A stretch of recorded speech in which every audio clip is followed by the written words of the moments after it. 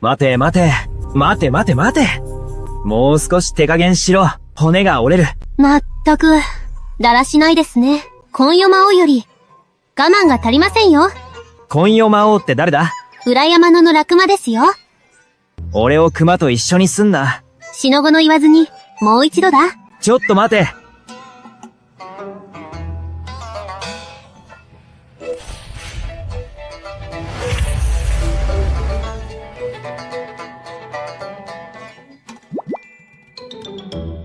ハリセイシ様、ジャク様。来ましたよ。こんなに激しいのか？聞けば守る淵は、虎の背に、熊の腰のような女を旦那様、さあ、寄ってらっしゃい。大変だ。誰か来て、おかみさん。大変です。どうしたの？聖子様が急死されました。なんだって？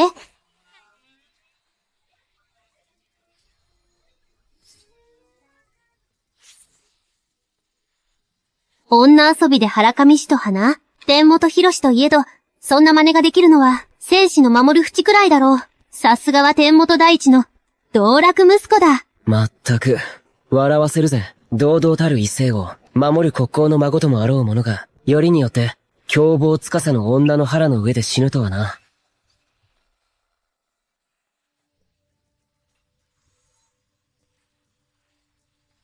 飛行機に乗っていたはずじゃ。ここはどこだ？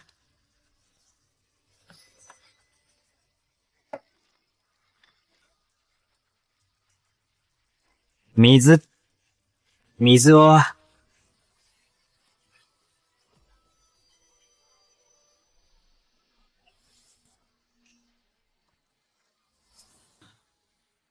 聖子様。聖子様、お目覚めですか？誰か、太を呼べ。今、俺のことを聖子と呼んだか。まさか、転生したのか？大義国公府の聖子に、父と兄は早くに戦死し、1年前、このバカな元の体種は、大義の南口なし王女に薬を盛り、祖父を戦場へ駆り出させた。自分の罪の身代わりにだ。自暴自棄になったこいつは、凶暴司に逃げ込み、6日6晩も女を飼い続けた。聖子様、さあ、早く横になってください。太、早く。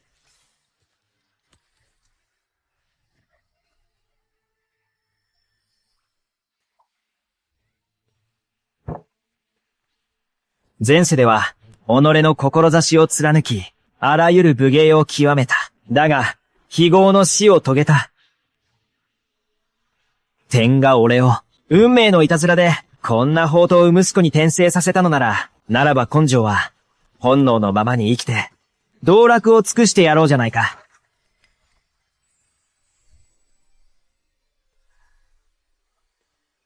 守る淵、薬よ。俺の婚約者か。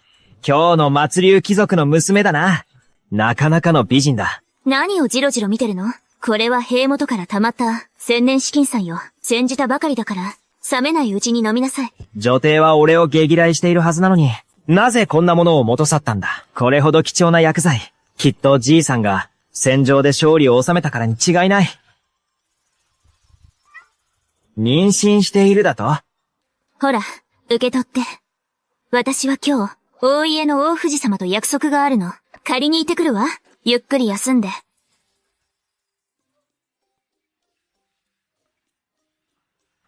おかしいな。この守る淵は、青の芸を6年も追いかけ回して、指一本触れさせてもらえなかったのに、なぜ妊娠なんてしているんだ？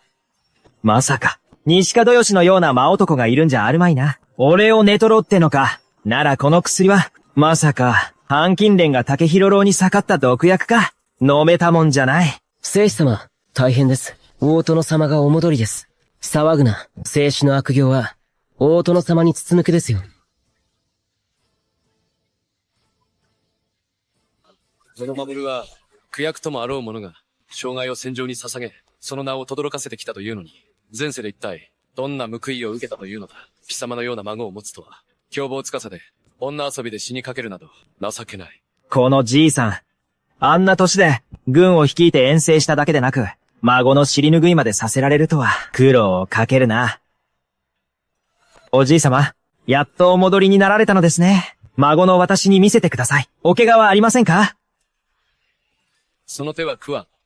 過ちを犯すたびに、決まって、園児よる、祖父思いの孫という茶番を。このじいさん、定石が通じないな。基準。は、このろくでなしを、連工房へ連れて行け。なのか、もう静止ろ。壁に向かって、罪を悔い改めろ。これ以上、外で問題を起こさせぬためだ。承知いたしました。旦那様。じいさん、俺はまだ体が衰弱してるんだ。連れて行け。待てってば、基準だったよな。いつもお前にはよくしていただろ。聖司様、どうか、この機会に、数日、ゆっくりお休みください。おとなしく。では、失礼します。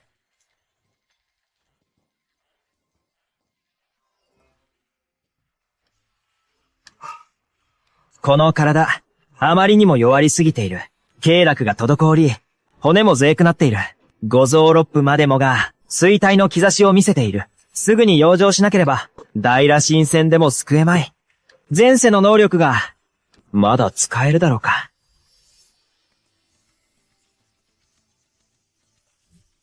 エキスジ系はやはり効果があるな。俺の体内にあるのは、強姦新鮮水か。この毒は普段、人水に溶け込み、平時は何も起きないが、過度に飲酒し、血流が早まり、さらに常時に吹ければ、毒が回り、命を落とす。はために計ろうによる。突然死に見えるわけか。道理で女遊びで死にかけたはずだ。だが一体、誰が俺に毒を盛ったのだ。聖司様。聖司様。お疲れ様でございます。それが、聖使用のために、美女を用意しました。まだ生娘ですよ。いや、拒絶は許しませんぞ。今は道楽者の生死を演じているのだ。裏で私を狙う者を見つけ出すには、この宝刀者のふりを続けるしかない。さすがは、この生死様を、いつも頼りにしているだけはあるな。よくやった。では、どうぞ、ごゆっくりお楽しみを。私はこれにて失礼いたします。精を出してくださいよ。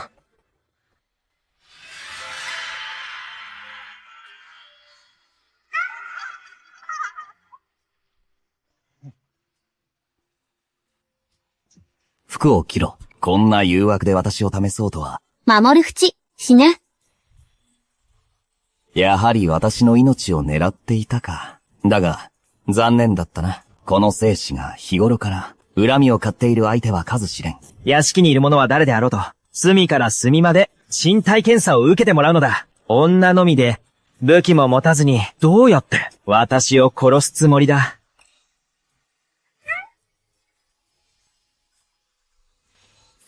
貴様、それをどこに隠していたんだ？まさかそんなところに探検を、臭いで殺す気か？黙れ。覚悟しろ。待て。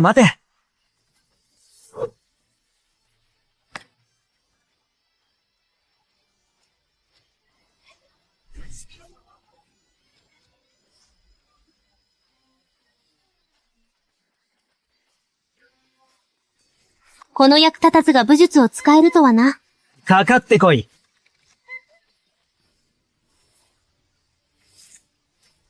助けてくれ。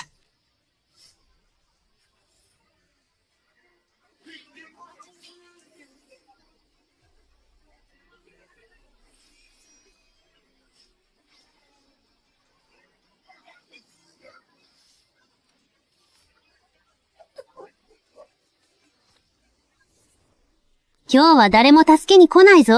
言っておくが、近寄るな。私は、大義の戦神。守は苦役の孫なのだぞ。私だって武術は死んでいる。それも恐ろしく強いんだぞ。この生死様が、馬にまたがり、槍を手に取れば、天地を覆すほどだ。また騙されるとでも思ったか。世間の誰もがしている。守る国王府の生死様は、文はなさず、武士も治めぬ。力なき軟弱者だとな。そんな木の棒切れで人が殺せるものか。もう息切れか。貴様のようなクズを殺すのは、私の手が汚れるというものだ。来世では、普通の人間に生まれるんだな。死ね。戦場では常に人となり合わせ、アチチは今回凱旋されたとはいえ、その身には多くの傷を負っているはずだ。これらの薬剤は、チンが直々にアチチのために、養生用として用意させたものだ。後ほど、おいも、守る国公府へ向かい。感謝いたします、平本。この機に乗じて、密偵を潜り込ませるつもりだ。平本は一国の主です。救護の御事であらせられる、アチチ、という御言葉は、真には、到底もったいのございます。老いぼれ狐め、アチチ。謙遜なさるな。アチチは我が大義の、屋台骨にして国の柱です。かつての旧古達爵の際、老臣が指示したのは、大使でした。平本が老臣に対し、わだかまりを抱くのも当然のこと。帝たる者、広い器量が必要だ。海が百の川を飲み込むがごとく、当時の出来事については、チンはとっくに忘れた。アチチも二度と口にする必要はない。よい、平本。アチチよ、少し語り合おうではないか。南口なしと守る淵の婚儀についてな。今は乱世、大義は傾きかけておる。辺境の諸侯は兵を抱えて自重し、国内の五世七坊といった名門も、不穏な動きを見せている。高庫の荒くれ友も、いかに反旗を翻す課金でおる。アチチには息災でいていただきたい。天元を慎めるために。この守は、区役に一息でも残っている限り、大義で勝手な真似は、誰にもさせません。平本、事態を打開するまで、あと1年の猶予があります。南口なし、ハチンの妹、守る淵持ちの義弟となる。成婚した暁には、奴の生涯の安泰を約束しよう。映画を極めさせる。平本、ご安心ください。超公主が嫁がれるのです。守る家としても、決して疎かにはいたしません。結納品は、辺境に控える30万の、守る、家軍の精鋭にございます。よかろ。ならば、アチチを引き止めはせぬ。戻ってゆっくり休まれるがよい。これにて失礼いたします。申せ、あの老いぼれめ、本当に死にゆくのか。おそらく、本当のことでしょう。辛い思いをさせたな。妹よ、守る家軍を手に入れさえすれば、守る淵のようなクズに、それに守る。国公府も、もはや生かしておく必要はない。穂先がなくても人は殺せるんだよ。東白虎天秋花を見たことないのか？さっき弱気を見せたのは、お前の油断を誘うためだ。刀を振るい、劇が生まれたその瞬間をな。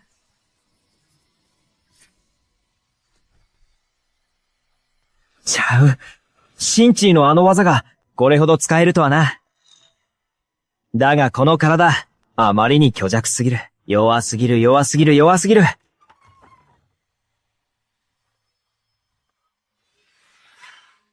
このろくでなしめ。女遊びをするならまだし、これほど変態だったとはな。死なせるほどやりやがる。おいじいさん、その目はなんだ？お前。どの目で？黙っていろ。往復将、家恥を外にさらすな。まずは連中を外へ出せ。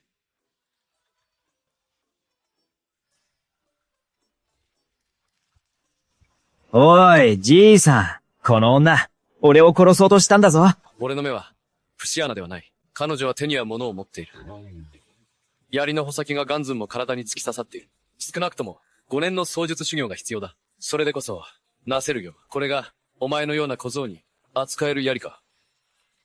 おじいちゃん、俺の姓は、守る。まさかドタル守る家、英雄の血筋だ。選定時期質の大事をたまった。勇は三軍を監視。まさに銀杏は白馬を照らし、殺屈たること流星のごとし。我ら守る家の末裔として、必ずや祖父の背を追い、両煙核に名を連ね、艦船に書かれるべし。こより英雄は少年に出ずと言うだろう。どこからパクってきた言葉だ。言い回しだけは立派なものだが。俺のオリジナルだよ。ふざけるな。何がオリジナルだ。お前の教養レベルを、俺が知らんと思うか。昔お前がいいんだ。雪のし、一枚。また一枚。さらに一枚。それでは熊が軍用退学になり、帝都中の笑い物になったくせに、よくもオリジナルなどと。今は重要な局面だ。お前は必ず、二つのことを約束しろ。一つは、青家との婚約を破棄すること。二つは、長公主と成婚することだ。青の芸がお前にとって、ハリエの娘に似ているのは知っている。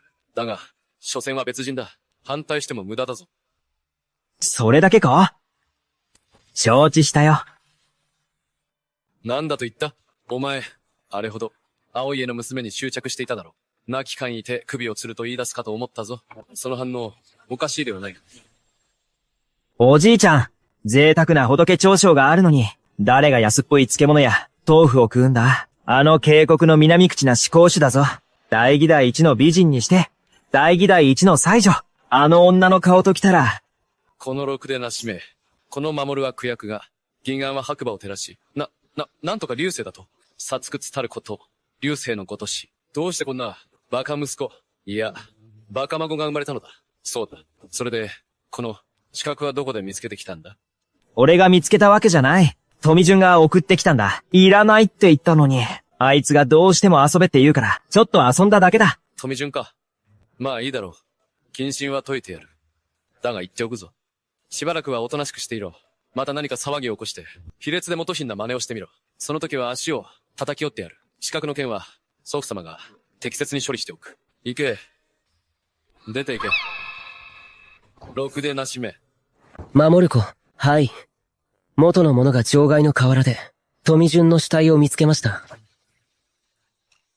口封じのための殺害でしょう。今後は、密かに守るのだ。生死の安全をな。は。元彼。さあさあ、腰に当ててください。お気をつけて。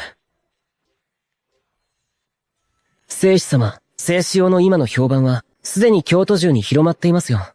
どんな評判だ？変態だという噂です。女遊びが過ぎて、女を死なせたとか。俺の評判も、こいつのせいで台無しだ。なんでもありません。基準、薬剤を探しに行くぞ。今から言うのをメモしておけ。はい。それから、凶暴僧へ連れて行け。聖子様、体があんなに弱っているのに、まだ凶暴つかさえ女を買いに？お体が持ちますか？問題ないさ。守る子、聖子様がお出かけになりました。栄一と守るにが同行しています。聖子様は、まず薬屋へより、それからまた義郎へ向かわれました。屋敷にはタイがいるというのに、外で何の薬を買いに行ったのだ。処方箋が2つありまして、タイが確認したところ、どれも精力剤の軽いでした。まさかあのろくでなし、補給しながら、放出するつもりか。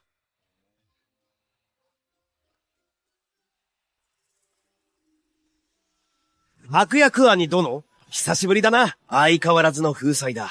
先週の弟よ。食う方ぶりだが、相変わらず色男を気取っているな。つーたたた。原作、紹介しよう。こちらは帰国慰問の門主。僕先週殿だ。僕、不意にお目にかかります。友よ、噂は本当だったか。戦場で深手を負ったというのは。私の命はあとどれほどだ。1年だ。だが私がいる限り、もう1年は持たせてやれる。二年か。あの出来損ないの孫が。いや、言うまい。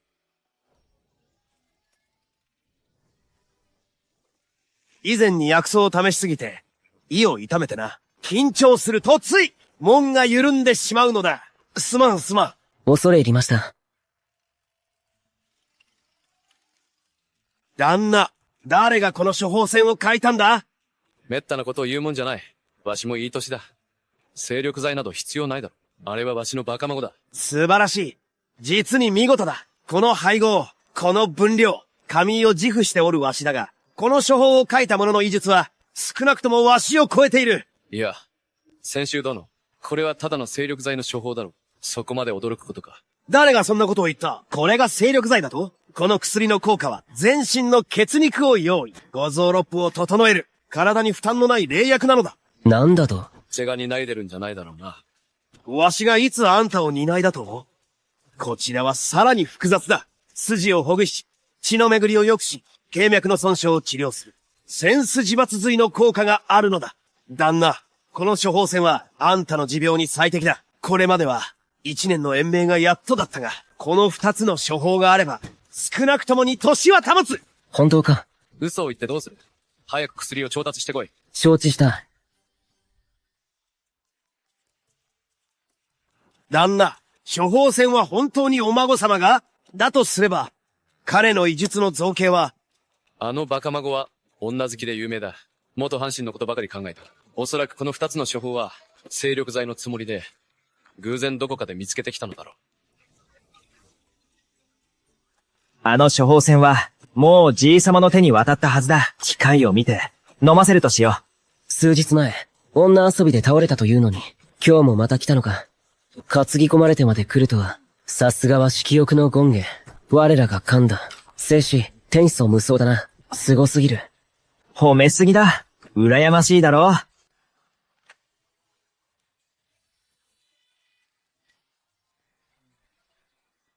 生死様、回復が早すぎませんか？当然だ。この生死は、生まれつき眼見なのだ。生死用のお越しだ。ですが、うちの娘たちは、皆、肌が白くて柔らかく、とても繊細なのです。生死様、どうか、お手柔らかにお願いしますよ。つべこべ言うな。さっさと女を呼べ。もちろんです。4人の看板娘が揃っております。どの子がお好みで？またよ、人道寺か？別のを呼べ。今日はもっと、刺激の強いのをな。生死様、お珍しいものがお好みで。ございません。アメーサ。はい。お母さん。アメーサ。はい。お母さん。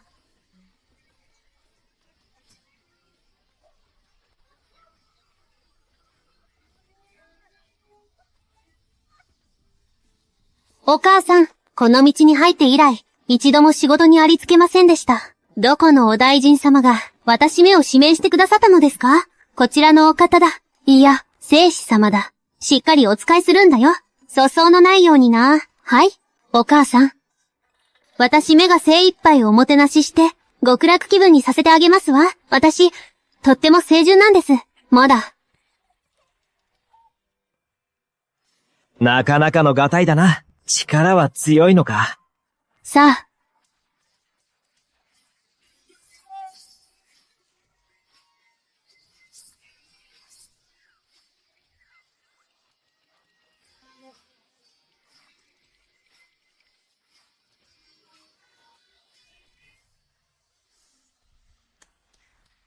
よし。お前に決めた。では、他派も尖らせます。さあ、行け。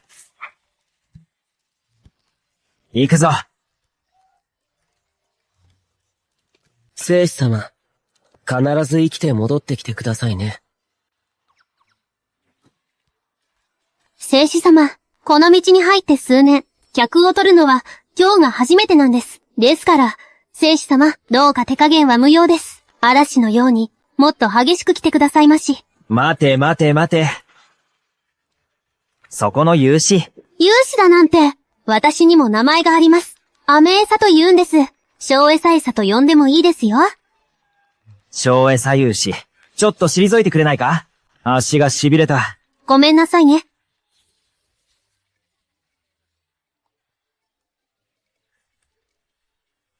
生死様。落ち着いて。早まるな。一つ聞くが、今夜音律はわかるか？麺打ちや魚の煮込みなら得意です。囲碁焼き譜はわかるか？味噌作りや虎退治ならできますわ。楽譜や譜面に従って、私の壺を、指圧してほしいんだ。図体ばかり立派で、何もできんのか？交代だ。お待ちを。壺のことでしょ？子供の頃、山で泥人形をいくつか拾いまして、そこに壺が書いてありましたわ。そんなに単純なものか。ならば試してやろう。14経血とはなんだ？361の壺が、12経脈と、特脈と任脈の上だ。例えば生命穴とか、大圧死穴だ。詳しいですね。風譜はどこだ？首の後ろです。団中は？ここです。湯穴も押してみますか？いや、いい。おみそれしました。お湯をにおけ汲んできてくれ。元にいる俺の部元が薬剤を持っている。それを入れて準備しておけ。行け。エサちゃん。俺が耐えられるかどうかだな。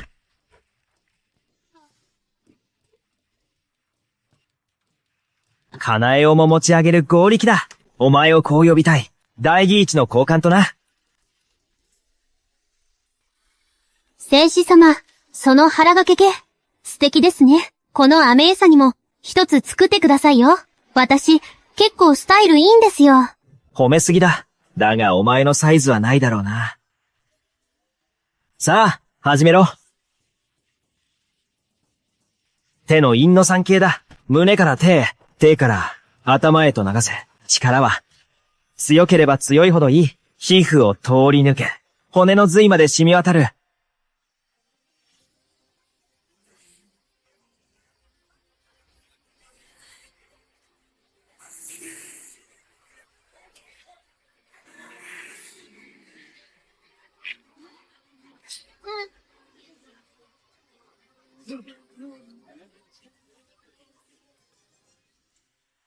待て待て、待て待て待て。もう少し手加減しろ。骨が折れる。まったく、だらしないですね。紺夜魔王より、我慢が足りませんよ。紺夜魔王って誰だ？裏山野の落馬ですよ。俺を熊と一緒にすんな。死の後の言わずに、もう一度だ。ちょっと待て。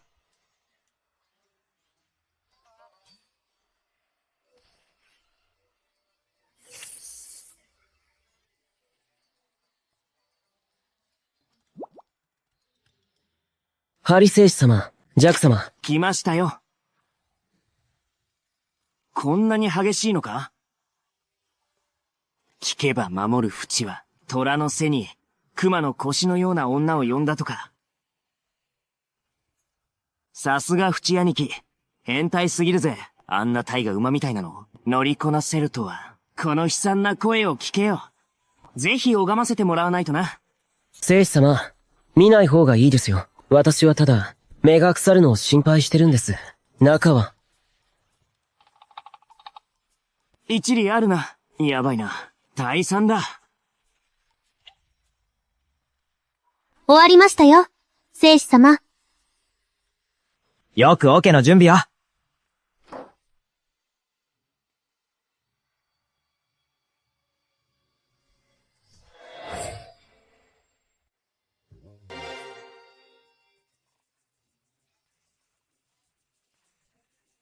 今度は尾使って、天中穴を刺激してくれ。聖子様、その、って何ですか？へそから花寸元の位置にあるものだ。それは、スケですよ。それは七寸元の位置だろ？俺が言っているのは、関寸元にある機械のことだ。これをって言うんですね。妙かと思いましたよ。確かに丹田は、膀胱のすぐ近くにあるが、だが、丹田は、膀胱の少し上にある。ちょっと待て。お前の歯すでに、液化する段階に達している。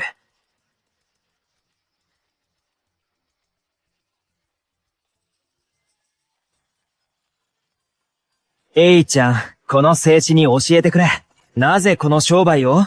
降りてお話しします。よせよせ。そこに立ったまま話せばいい。私はもともと、北方の漁師の娘でした。数年前、故郷家族に襲われ、村中の者が殺されました。私は山へ連れ去られ、幼妻にされました。その後、ある時逃げ出したのですが、誤って落ちてしまったのです。山あいの洞窟に、そこで偶然見つけました。経血が描かれた泥の人形を、再び賊に捕まった後、人形の図の通りに修行しました。すると力はどんどん強くなり、体格も、ますますたくましくなりました。その後、朝廷家族を討伐し、私は、人質のみとして、救出されました。ですが、アメーサには、親も家もありません。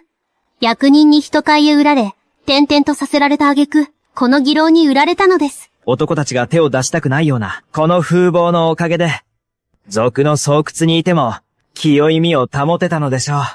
エイちゃん、気にするな。すべてはパマの導きだ。これからは、この生死が大事にしてやる。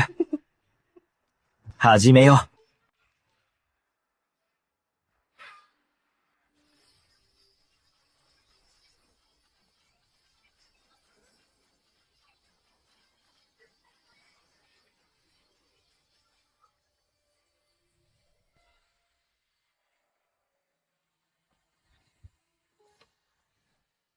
聖司様、ご無事ですか？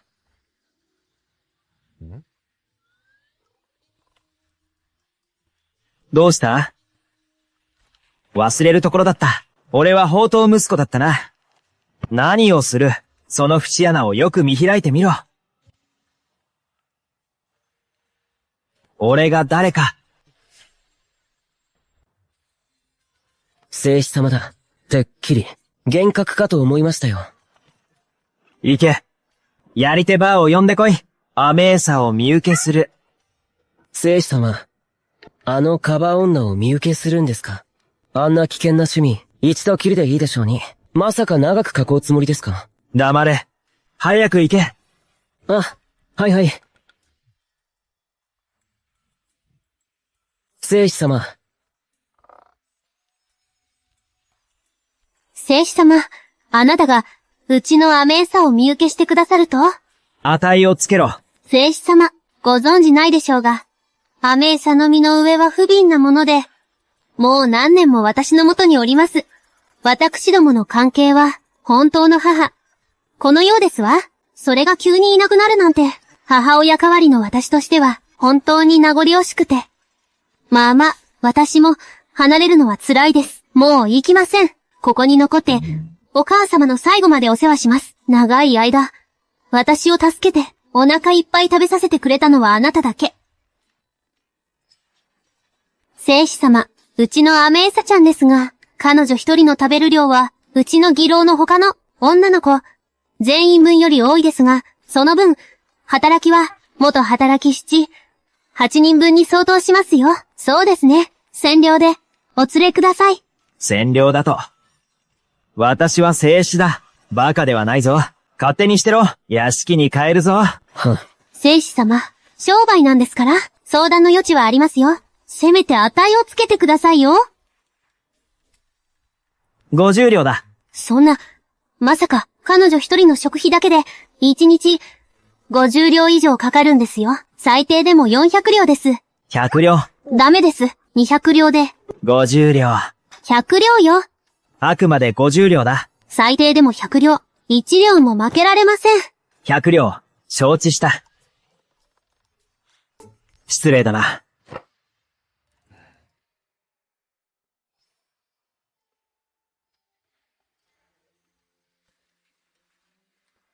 公主様、たった今報告が、守淵が今日また、議論へいたそうです。さらに、非常に体格の良い女を見受けしたとか、彼は。何が言いたい？公主様、あなたは平本の身の妹くん、尊いお身分です。あのような道楽息子とは、公主用の指一本にさえ、及びません。なぜそこまで妥協して、彼と縁組をなさるのですか？皇族の者に、選べる結婚などない。守る淵がいなくとも、ハリオ富士がいる。それに比べれば、守る淵は、まだ顔だけはマシだわ。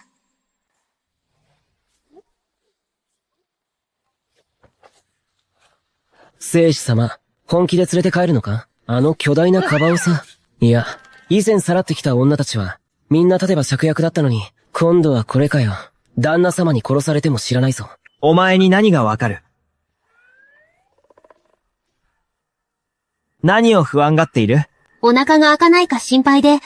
何を言うか。うちはなく、子も黙る守る国王府だぞ。食べ物に困るようなことなんて、もう二度とさせない。これからは、腹いっぱい食べていいぞ。満足するまでな。動けなくなるほど食べろ。働かなくていいんだから。聖司様はご存知ないでしょうが、私は一食で、重金の米を食べるんですよ。それなのに、働かなくていいなんて。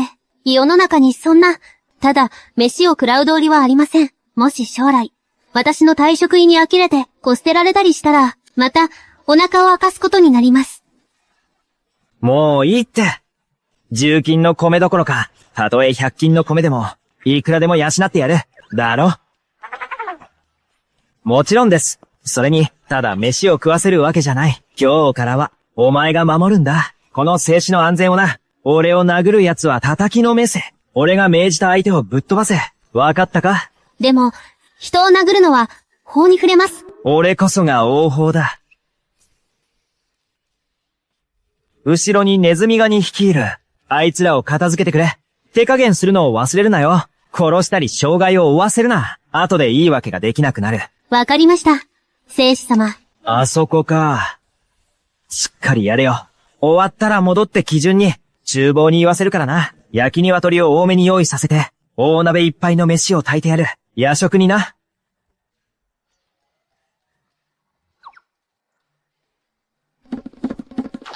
おい、そこの、これを運んでくれ。焼き鶏、ご飯。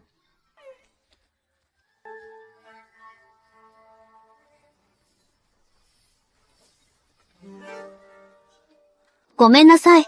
手加減しきれませんでした。焼き鶏だ。来ましたよ。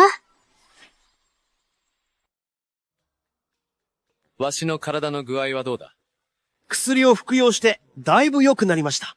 ですが、完治させるには、人形歌集と、千年齢棺島が必要です。さもなければ、2年後には、新鮮でも救いようがありません。いっそ手遅れだと言ってくれ。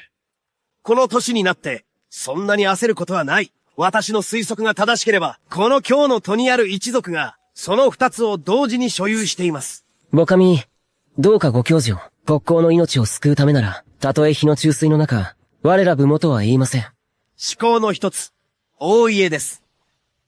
大家は墓荒らしのような、裏の仕事に手を染めてきました。今は兵元の金庫番として、絶大な信頼を寄せられています。奴らの手から、この2つの司法を手に入れるのは、至難の境ですな。それで、角本、少し返せないのですが、聖獣で一体何を見つけたのです。これほどの重傷を負ってまで、京都閉塞理由とは？我が子らが惨殺された証拠だ。あの出来損ないの、守る淵が、都でいつ命を落とすか心配でな。そう紐となされない。お孫さんにも長所はありますよ。どんな長所だ？言ってみろ。少なくとも、彼が奪ってくるのは美女ばかりです。何の慰めにもならん。国王様、大変です。聖司様がまた、義郎へ女を買いに。あいつが女を追わない日がある。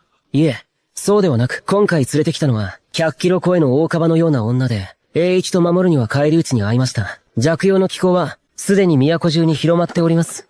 なんだと？おしまいだ。最後の長所すら消え失せた。麺、汚しめ。聖司様、これ全部、私が一人で食べていいの？その通りだ。遠慮せず。食え。ありがとう。聖司様、安心して。聖司様、これからは私がいる限り、誰にも手出しはさせない。指、一本たりともね。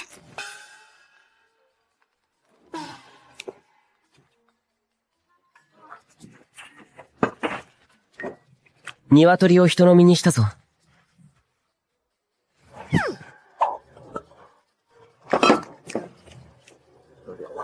落ち着け。ゆっくり食え。栄一と守にを死んましたが、命に別状はありません。残された木から推察するに、大宗師の仕業でしょう。かなり手加減されています。孔アメイサの身元は、調査済みです。素性は潔白でした。岡勢力が放った、F への密偵ではありません。そうは言っても、大宗師が偽情をしていたとは、にわかには信じがたい。腕は確かですが、いかんせん食いすぎです。一食でに、和取りし羽に、両陸ほんと飯一鍋ですよ。それがどうした？ただで超える大宗師に、飯を食わせるくらいで、損をしたとでも言うのか？しかし、それにしても、無頭槍で敵を仕留め、妙なる薬法を、二つも書き上げ、今度は義郎から、大宗師を拾ってくるとは、角本、お前の孫、ただものではないぞ。あの出来損ない目、運が良すぎるな。一度目は偶然、二度は運だ。だが三度目もそうとは限らぬぞ。ならば、あのバカ孫が、この先我々に、どれほどの驚きを見せてくれるかだ。原作、伝えておけ。今後、生死が何をしようとも、邪魔をしてはならぬ。事後に報告すればよい。は、国王様。何を騒いでおる。同派まだ死んどらんぞ。何を葬式のような面をしておる。申し上げます。国王、今朝。使用人が申すには、孔アメイサが、生死の部屋に入ってから、悲鳴が絶えぬのです。道理で金に興味がないわけだ。色欲が目当てだったか。おい、あんた、あの女、腕はなかなかのようだが、ドーラ二人が力を合わせれば、五分に渡り合えるはずだ。一緒に行って、掛け合ってみようではないか。孫殿を解放するようにな。決まりだ。まずは礼を尽くし、ダメなら力ずくだ。もし、あやつが分からずやなら、老いぼれ二人で、女子ともいじめたとは言わせんぞ。その通りだ。銅の孫を話せ。あんたたち、どこのじじいだ。静止の部屋に乱入するとは。バカ孫。おじいちゃん。おじいちゃん。落ち着いて、早まらないで。アメエさ。こちらは僕の祖父だ。おした方、おじい様、コウアメーサと申します。エルエルって呼んでもいいわよ。おじいちゃん。二人してどうしたの？銅派だな。もちろん、そちらの女傑に聞きに来たのだ。昼飯に何か食べられないものはあるかなと。好き嫌いはありません。出されたものを食べるだけです。よし、わかった。では、お二人とも、続けてくれ。行くぞ行くぞ。孫よ。達者でな。大丈夫だって。では、続けましょうか。早くしろ。暴れとらんわ。さあ行こう。手を離せ。おい、国王殿。まさかさっきの、あの強そうな女子を見て、ビビったのか。哀れな不知事。体中あんなに汚れて、あれはまるで、全身分まみれではないか。貴様に何がわかる？あやつらが何をしていたか、わかっておるのか？皇庫の噂では、世の中には、変態な遊びを好む女たちがいる。いわゆる、女王様ゲームだ。おいおい、経験豊富だな。残念ながら外れだ。彼女たちは経血を刺激し、薬欲でセンス、自伐髄を行っているのだ。あの汚れは、お前の孫の体内の不純物だ。どうやら不知事は、武道をやり直すつもりらしい。だが、惜しいことに、長年怠けていたせいで、筋脈が滞っている。センス自伐髄をなそうとするなら、この痛みに耐えねばならん。骨を削り筋をえぐるような痛みにだ。常人には耐えられぬはずだが、不知事は並外れた根性の持ち主だ。さすがはわしの孫だ。決してただものではないわ。おい、囲碁に付き合い。三打勝負と行こうじゃないか。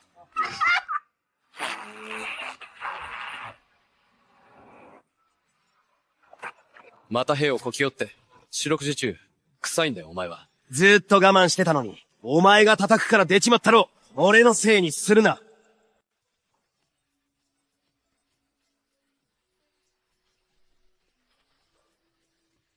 お疲れ様。少し休んで。アメーサちゃん、スイカでも食べなよ。聖司様、本気でこんな遊びを続けるのですか？聞き及んでおります。国交覚悟とは辺境軍である。30万の守る家軍を結納品として、差し出し、超公主との縁談を取り決めたとか。あのじいさんは、本当に俺のために苦労してるな。天才一宝を見つけ出して、長生きさせてやらないと。しかし、もしあなたがこんな遊び方に慣れてしまったら、将来超公主は容赦してくれませんよ。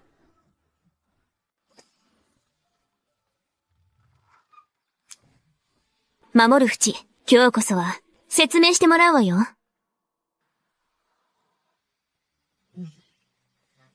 このハレンチ感、入浴仲なら、なぜそう言わないの？早く服を着なさい。外で待ってるから。ほら、行くぞ。聖司様、承知しました。青様をお待たせしてはいけませんね。すぐに着替えの用意を。戻ってこい。お前はこびるのが癖になってるな。他の男の種を仕込みながら、俺の前で清純ぶるような女だぞ。聖司様、性格が変わりましたね。以前のあなたは、忠実な犬のようだったのに。そうだったか。ええ。お前が言った通り、それは過去の話だ。それに、あんなあざとい女が、俺にふさわしいと思うか。用があるなら早く言え。聖司様、もう我慢ができません。翔エサちゃん、門を閉めてくれ。承知いたしました。聖司様、大家の小稽古が、酒によっては苦情しました。彼が言うには、彼はこう言いました。青嬢様は夜な、王府ジオの部屋に出入りしており、しかも一晩中入り浸っていると、おまけにあの喘ぎ声ときたら、通りの通行人にまで聞こえるほどだそうです。聖司様、青のゲイは、結局のところは、リグンニクスの代わりにはなりません。なぜあなたが彼女に、これほど従順なのか分かっています。ですが、ハリ軍主への申し訳なさを、青のゲイへの保証にすべきではありません。この基準、彼女はふさわしくないと思います。それに、彼女があなたを騙して、国交府の多くの産業を奪わなければ、青い絵が今日のような繁栄をつかめたはずもありません。安心しろ。彼女をどう懲らしめるかは心得ている。後で会いに行こう。来たの？いいえ、まだです、お嬢様。守る淵。いい度胸ね。うちのお嬢様を、これほど長く待たせるなんて。基準、口を叩け。かしこまりました。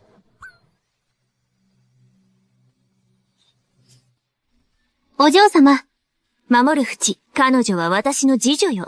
一体どういうつもり？たかがも突破次次郎の娘の、女子が、この静止に向かって怒鳴るとは、不相も甚だし、何をもたもたしている。連れて行け、叩き続けろ。あ、お嬢様。お嬢様。彼のあの軽蔑に、道ためは何なの？守る淵は私の言いなりだったはずよ。きっと私の気のせいだわ。守る淵。今日来たのは、あなたに説明を求めるためよ。昨日のあなた、女を遊び殺したそうじゃない？しかもあんな悪趣味な、太った女を相手にするなんて、私の顔に泥を塗ったのよ。私だけじゃない。父様もひどくお怒りよ。だからこうしましょう。ええ。守る家の前門にある10軒の店を、父様への詫びの品としてよこしなさい。言われなければ忘れるところだった。半年前。お前の父親が出世のために各所に根回しをしようと、俺から3万両の銀を借りたな。明日までにその金を返してもらおう。もちろん、大義の最高金利を適用してな。1年の利息を含めて、10万両で手を打ってやる。あなた、私に金を返せというの？聞き間違いか。それとも言い間違いか？明日返さなければ、明後日は20万だ。明後日も返さなければ、その翌日は40万になる。もちろん踏み倒しても構わないぞ。俺が守る家軍を引き連れて、自ら青府まで取り立てに行く。守る淵、私に見放されるのが怖くないの？勘違いするなよ。地方から赴任してきた重視品管理の娘が、この数年、俺がいいよっていなければ、都の宝刀息子たちが誰一人として、お前をまともに相手にするものか、優しくされていた時に、大切にしなかったんだ。後悔するなよ。助けてくれ、淵兄。助けてくれ。淵兄、3万両貸してくれ。博打で負けたんだ。助けてくれ。誰だ？助けてくれ。淵兄、3万両貸してくれ。博打で負けたんだ。助けてくれ。誰だ？ハリ国公の孫で、帝都第二の道楽息子。ハリくれないセミの兄貴だ。もし当時、王女に薬を盛っていなければ、こいつは、俺の兄になっていたはずだ。青嬢様。あんたを見るたびに、妹を思い出すんだ。そっくりなんだよ。彼女は彼女。私は私よ。淵屋に緊急事態なんだ。助けてくれ。どうしてかわからないが、追加となって、大藤の野郎と勝負し続けて、金を売っただけじゃない。婚約者までかけちまったんだ。こいつと元の種は、帝都の道楽息子の中でも、副領法数だな。キャラを維持しなきゃな。何を見てるんだ。金を貸してくれよ。じゃないと、親父にぶち殺される。死ぬなら死ねばいいさ。18年後には、また立派な男に生まれ変われるさ。正気かよ。早く金を貸してくれ。金はないが、だが、勝ち分を取り戻す手助けはできる。冗談はやめてくれ。口兄、お前の博打が100戦。100敗なのは有名だろう。つべこべ言うな。案内するか。それとも帰って親父に殺されるか選べ。案内するよ。守る淵。明日も使用意できなければ、銀10万両をな。貴様の家の女という女を、すべて凶暴司に送ってやる。非償な役人である父親も含め、青家の男たちは全員、辺境をヘル系にし、消したいとして使い潰してやる。逃げ足の速い奴だ。どうしてこうなった？この清川正縁がこれほどとはな。1回は首郎、2回は正郎、3回は鳥羽、4回には骨董島であるとは。商売の規模が、実に大きいな。何を今更。まるで初めて来たような顔をして、この清川正縁は、大家の縄張りだぞ。至高に公の一家で、皇帝兵元からの覚えもめでたい。噂では先祖が、募金行為だったらしく、お宝野党品を裁く場所が必要なんだろう。募金行為か。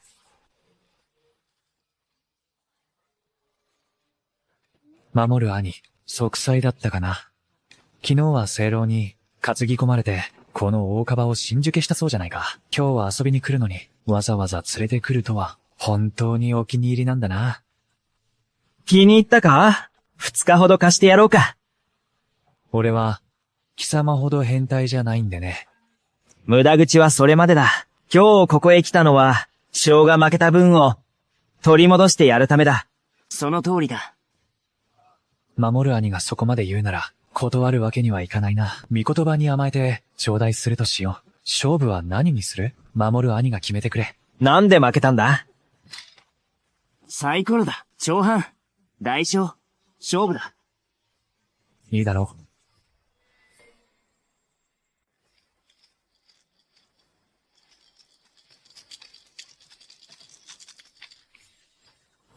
う。大か小さか、はったはった。大だ。大で行く。よし。ならば俺は、小だ。5、6、大だ。勝った。勝ったぞ。見たか？この俺にとって、こいつを任すのは、赤子の手をねじるようなものだ。すいすいとな。王府地ごどき。意のままだ。幸先のいいスタートだな。淵谷に。さすがだぜ。守る兄。まだ続けるか？当然だ。うちの将をいじめた報いだ。誰がバックにいると思っている。いいだろう。続けよう。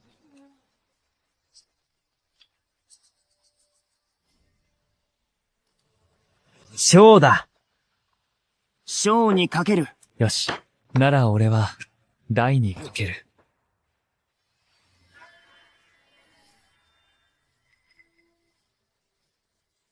4、5、6、大だ。元で森作も、すべて取り戻したぞ。守る兄。続けて。構わん。続けろ。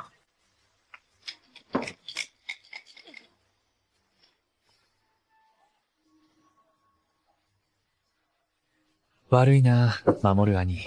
さあ、続けよう。顔だ。また勝たせてもらったよ。守る兄。悪く思うなよ。淵谷。なんて運が悪いんだ。踏んでも触ったか。お前を触ったんだ。正気かよ。それより金を貸せ。だろ？博打の借金を返したら、元の会へ。女遊びに行こうぜ。情けない奴だな。お前は。ダメだ。続行だ。おい、何をする？待て。今回は大きく出るぞ。1万両かけよう。俺のへそくりなんだぞ。黙れ。どうだ？その向こう水なところが欲しかった。いいだろう。続けろ。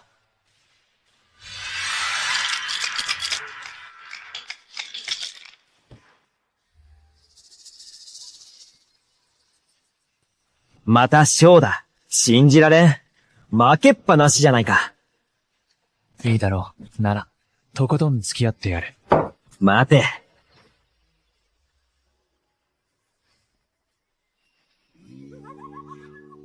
お前が開けろ。私が、清川正恵にそんな起きてはない。この静止の前で、掟を語ろうっていうのか？よかろ、来い。教えてやろう。掟とは何かをな。よくも俺を殴ったな。これは何だ？俺が節穴だとでも思ったか？ふざけやがって、イカサマをしてたな。ああよ。掟に従えば、博打でイカサマをしたら、どうすべきかな？手首を切り落とすべきだ。それは他人の掟だ。俺様が切り落とすのは、この手だ。お前たち、ぶち殺してやる。殺してやる。私の飯の種を傷つけるな。いた。10分だ。めでたいことは重なるものだ。これで左右対称だな。ご褒美を弾もう。ありがたき幸せ。役立たずめ、守る淵。暴れたいなら、場所を選べ。守る淵。ここは俺の縄張りだぞ。者ども、出会い。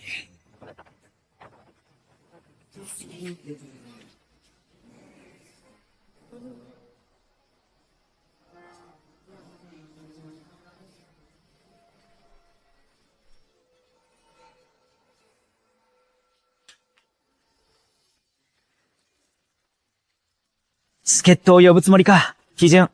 はい。戻って人を呼んでこい。こんなボロい場所、この静止のためにぶっ壊せ。守る淵。ここは、我が大家の、清川正縁だぞ。認めたな。大家の持ち物なら、好都合だ。大家は、守ると針の静止を暗殺しようとしたな。しまった。守る淵の挑発に乗せられた。今すぐ兵元に謁見しに行くぞ。兵元が何と帰るかな。行くぞ。守る兄。針兄。皆兄弟じゃないか。落ち着いて話そう。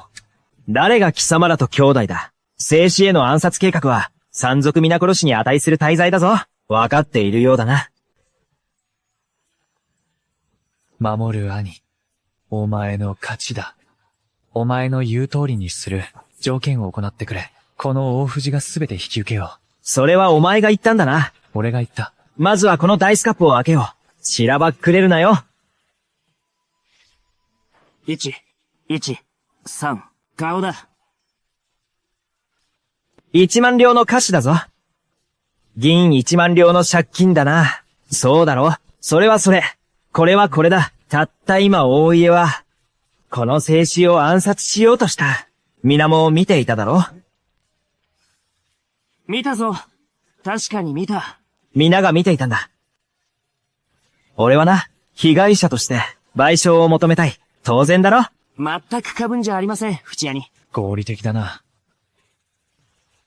この静止の命は尊いんだ。言いがかりをつける気はない。特別に賠償させてやる。0.0001 かけていい。お前はな、この賭場を、俺に譲ればそれでいい。守る淵。ふざけるな。その怒る顔が見たかったんだ。大家の大坊ちゃんは、賠償したくないんだな。いいだろ？別の条件に変えてやる。針と箔の借金を帳消しにし、さらに、この静止への賠償として、銀5万両を払え。精神的苦痛の慰謝料だ。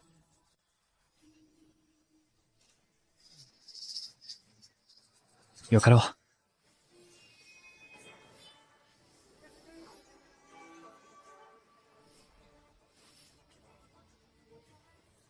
者ども、こいつを捕らえろ。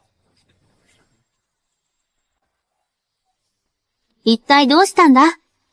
大君子。彼のことか。私の重慶でして、少々頭が弱いのです。どうか皆様、寛大なお心で、免じてやってください。ですから、蔡君子、治療費はすべて、私が持ちましょう。この催祖が根大の上限。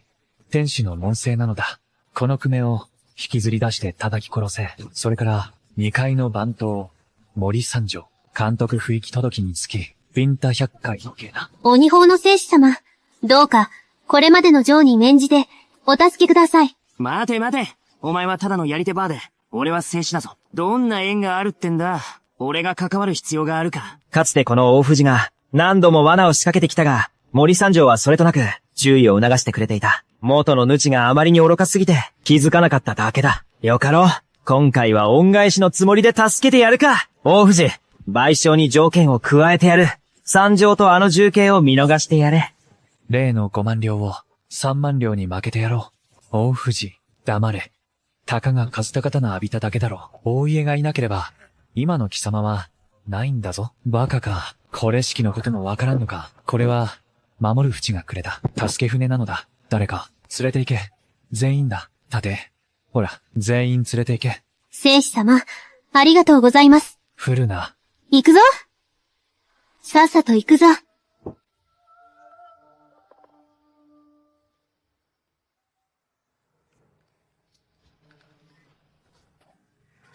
やんよ。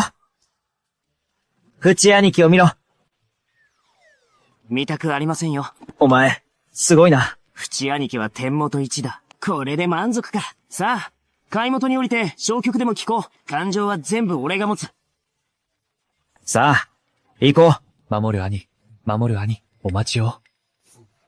今日は随分とついてるじゃないか。どうしてもやめるんだ。もうやりたくないんだよ。なんだ、賠償金を取り返したいのか。守る兄、針兄、身を言うとな、おした方には、この数万両なんて大した額ではないでしょうが、俺はそうはいかない。うちのお家は大家族でな、この程度のことが元手をすれば家徳を継ぐ上での大家当主としての汚点になりかねん。だから、兄貴分のお二人を助けてくれ。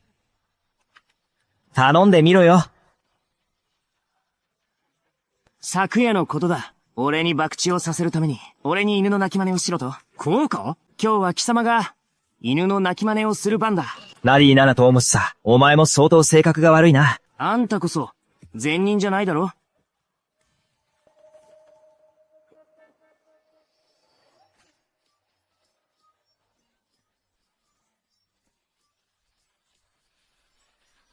都に口技に長けた者ありか。お前だったのか？僕だよ。僕だ。言ってくれ。なんで遊びたい？横木はどうだ？何でもいいぞ。ポーカーだと？まさかこの世界に、他にも転生者がいるのか？ジャック様、お二人の聖司様、私めは、ここ清川正縁の5万両だ。皆様のお相手をできて光栄です。モセ、なんで遊ぶ？テキサスか、作金家か？何をわけのわからんことを、統計をやろう。さあさあ、お前も一緒にやれ。人数が少ないとつまらん。やってやろうじゃないか。カードを配れ。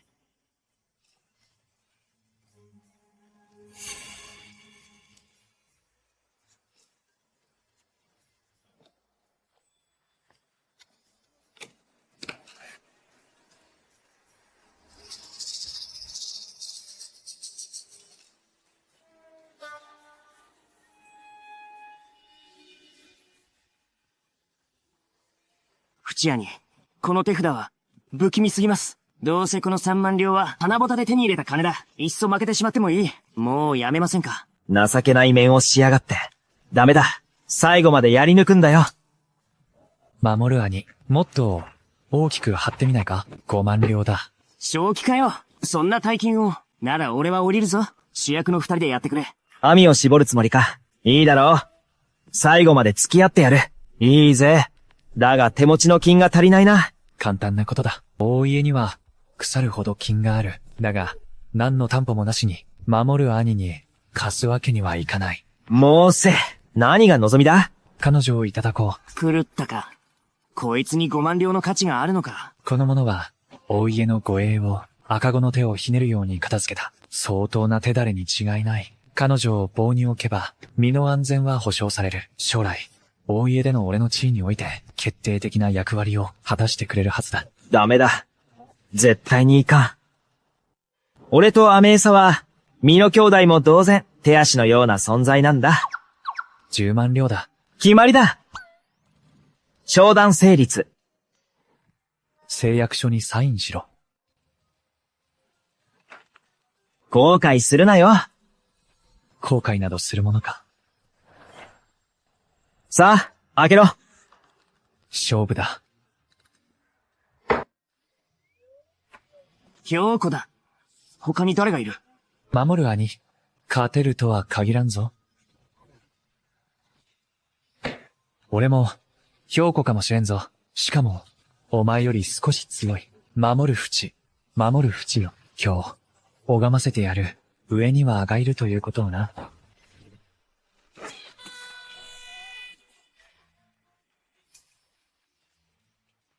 これを兵庫と呼ぶのだ。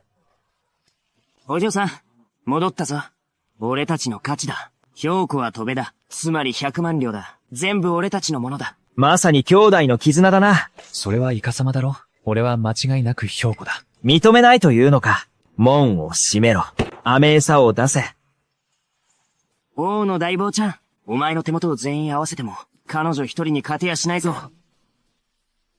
さっき王の大坊ちゃんから、銀10万両を受け取ったな。あいつに10万両返してやれ。そうだ。2両多めにくれてやれ。この間抜けのりしだ。噂を広めるなよ。この生死がケチだなんてな。淵兄さん、俺をバカにしてるのか。ほら、受け取れ。200両やるよ。俺、ハリナのおごりだ。太っ腹だな。守る兄さん、もう一勝負だ。今日このまま引き元があれば、大家での、家罰など些細なことだが、将来、どうやって競い合える当主の座をな、だろう。ハリ、2回での2人の支払いは、すべて俺が持つ。何をかける？ 100 万両車銀は、義郎の花魁より、ずっと魅力的だ。淵兄さん、吉兄さん。イカ様ができるのなら、二人で罠を仕掛けて、この清川正園を奪っちまおうぜ。お前、いつの間にか四国なったんだ。かなり冴えてるだろ。どうせこれから先、帝都では誰も、俺たちと勝負しなくなる。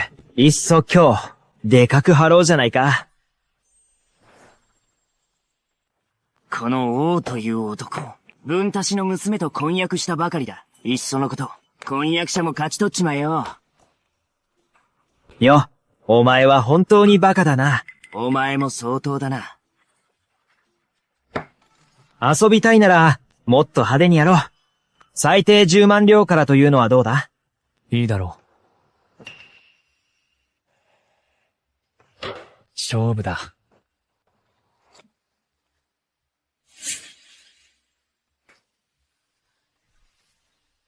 焦るなよ。俺の手札が見たければ、まずは100万両詰め。俺の清川、正代も、少なくとも、100増10万両の価値はある。100万両として計算してやろう。どうだ？土地の権利書をよこせ。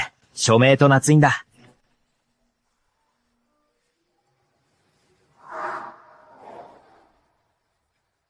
さあ。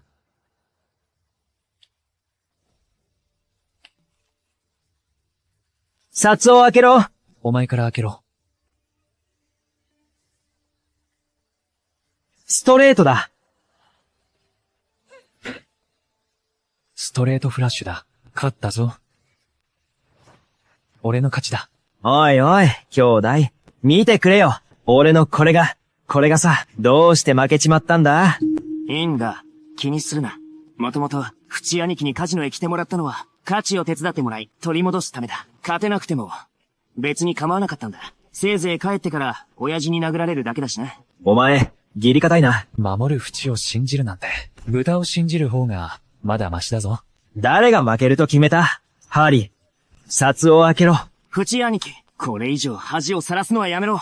見せてやれ。俺の札は、3カードだ。3カードだと？清川正園は俺たちのものだ。3カードは飛べつけだ。1000万両だぞ、淵兄貴。まさに命の恩人。八百屋も同然だ。じゃあ、これからは岐阜アガと呼べよ。イカ様をしやがったな。よこせ。もっと吠えてろ。踏み倒すつもりか？この静止を舐めるなよ。今すぐここを叩き壊してやろうか。いや、待て。今やここは、俺たち守る家の持ち物だ。おっと、岐阜へ。ハリ家の持ち物でもあります。だから、壊しちゃダメですよ。聖司様、買い元にはすでに、100名の護衛がおります。早く説明しろ。わかりませぬ。守る淵があれほどの手だれとは、イカ様のスレを心得ていたとは、しかも相当な腕前です。我々は奴に、無能なふりをした計略にはめられたのです。そうか。ならば、どうすればいい？俺の命など、1000万両差価値はないぞ。ジャック様。奴と勝負を続けるのです。今度は、ジャック様と聖司の二人だけで、勝負するのです。そうすれば、奴も、他人と札をすり替えることはできません。ジャック様が目を光らせ、ご自身の手札を死守し、奴にすり替えさせなければ、我々が必ず勝てます。これが最善の策です。そうだ。勝負を続けろ。俺の金はどうした？王殿、今は俺の金だ。淵さん、もう一度勝負だ。身一つになったと言ったな。何の元手がある？それに、清川正園さえ守る家のものになったんだぞ。命をかける。どけ。その犬っころの命に何の価値がある？淵さん、条件を行ってくれ。何だって受けて立つ。お前の嫁だ。昨日俺がここへ来た時は、俺の婚約者を賭けに乗せたんだ。だろ？今度は、お前の婚約者を賭けろ。文太氏の娘だ。あの文太氏か。朝廷で散々、我らに家に嫌がらせをしてきた。文太氏の娘が、たったの50万両の価値があるか？正気かよ。それとも金箔でも貼ってあるのか。せいぜい3万だ。価値なんてねえよ。俺が、3万じゃ足りねえな。なあ、岐阜へ。俺が話をつけてやる。しっかり頼むぞ。兄弟、こうしよう。あの安男の際、婚約者をな。つまり、お前の妹だ。それも俺たちにかけろ。せいぜいに万事戦だ。お前のお袋さんは33,000。2番目のおばさんは4万5千だ。何を言ってやがる。まだそんな趣味があるのか？わかってないな。亀の兜。頼年の甲だ。何がわかるってんだ。そんな変態みたいなこと言うな。どけ！お前ら、大家は、募金行為の家系だろ。霊棺芝を持っているはずだ。フチさん、あれはもう毒だぞ。あんなもの、何に使うんだ？やはりあるのか。今日ここまで、周到に策を練った甲斐があった。はぐらかそうとするな。霊棺芝は毒物だが、特殊な処理を施せば、死瓶をも蘇らせる薬になる。白骨に肉をつけるほどの名薬だろ。じいさんの寿命を伸ばすのにちょうどいい。そんなにすごいのか？俺の一存では決められない。なら交渉決裂だな。待て待て、かける。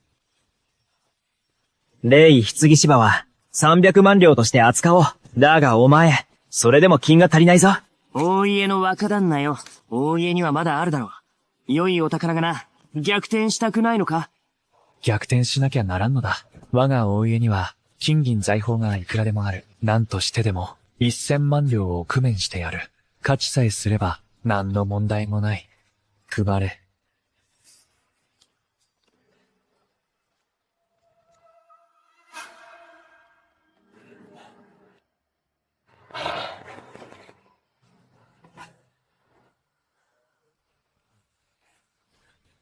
ゾロ目だ。身の3カード。守る淵。どうやって俺に勝つ気だ？喜ぶのはまだ早い。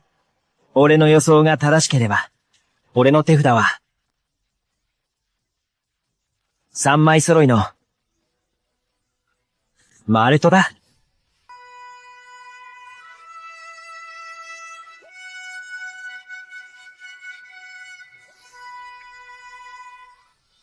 騙したな。王くん、私はただのディーラーですよ。陥れただなんて、人気気が悪い。旦那様にご挨拶を。若旦那用にご挨拶を。時勢をわきまえる者こそ英雄だな。若旦那。聞くが、彼は適任だと思うか？我がさんが糸幕上の、総支配人に。それは不適当かと。すべては旦那様の仰せのままに、3000両を褒美として取らせよう。者とも。この身ぐるみ剥がされた、一分なしの、大家のやつをつまみ出せ。金もないのに居座るんじゃねえ。アメイさん。参りました。行くぞ。騙したな。旦那様、若旦那様、お心遣い、感謝いたします。では、失礼します。いけいけ。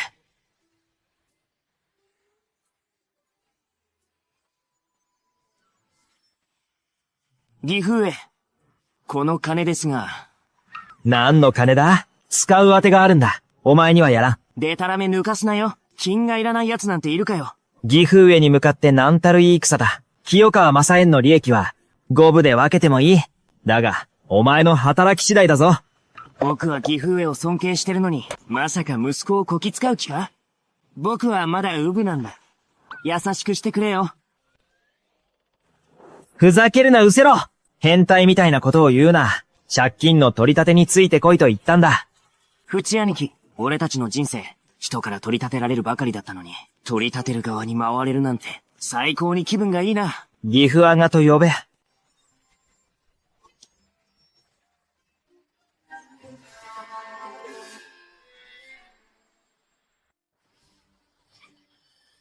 何の用だ？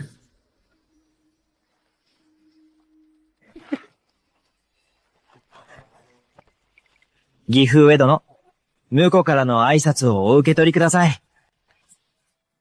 でたらめよ。誰が貴様らの義父だ？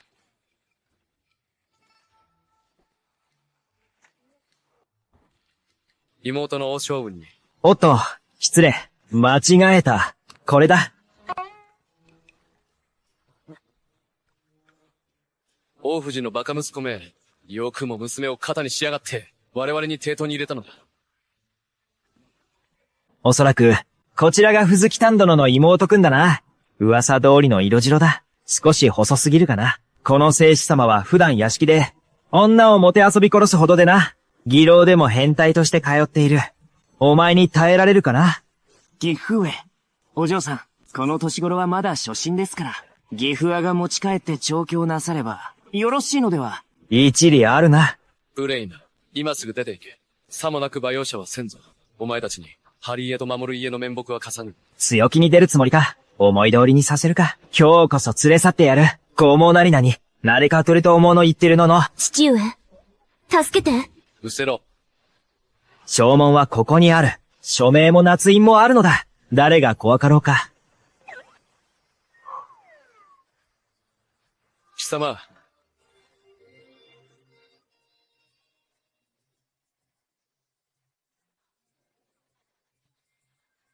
誰かある。こやつらに銀銭料を渡せ。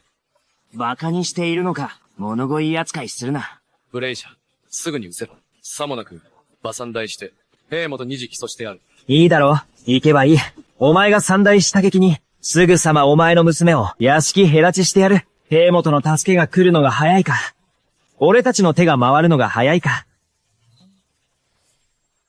この老いぼれめ、今日中に金を払うか。娘を差し出すか選べ。さもなくば、この身売り証文を、凶暴司へ渡すまでだ。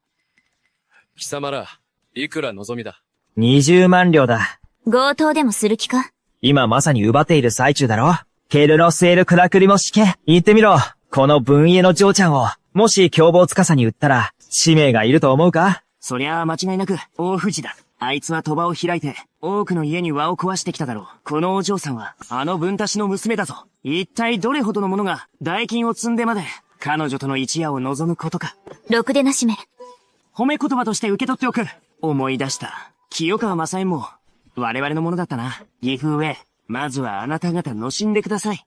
よせ、お前は本当に、親孝行だな。やはりお前が先に遊べ。お先にどうぞ。義父上こそお先に。いっそ一緒に遊ぼうぜ。一緒に遊ぶか？清川正縁は、大家が盗品を裁く場所だぞ。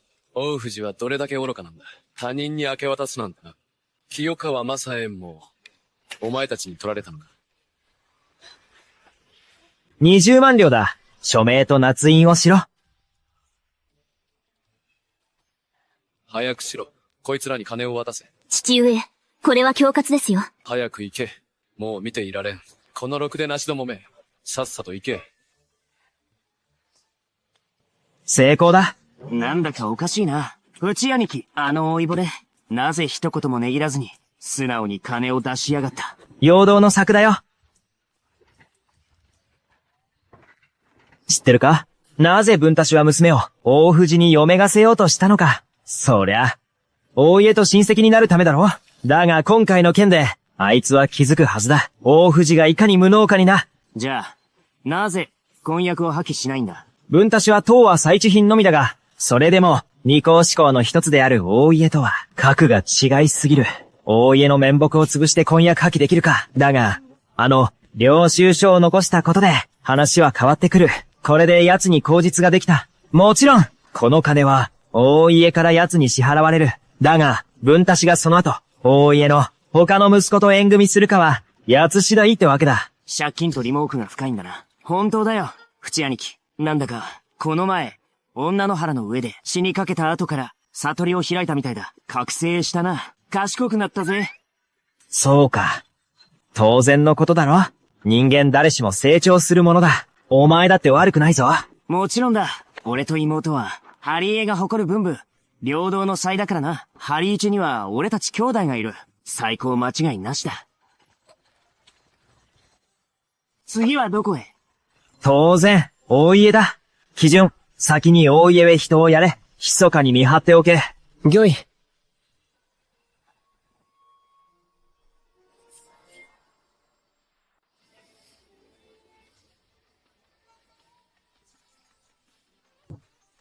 ここで狼藉を働くのは誰だ？守る淵と針、お前ら、兵を連れて我が大家に何の用だ？そいつを捕らえろ。ブレイ社主。この鉄手のヒラム的の終わり満金がお相手だ。貴様ら、控えおろう。こいつ、強そうに見えるな。勝てるか？図体がでかいからといって強いとは限らん。今日教えてやる。このアバズレめ、武道の天才とは何たるかをな。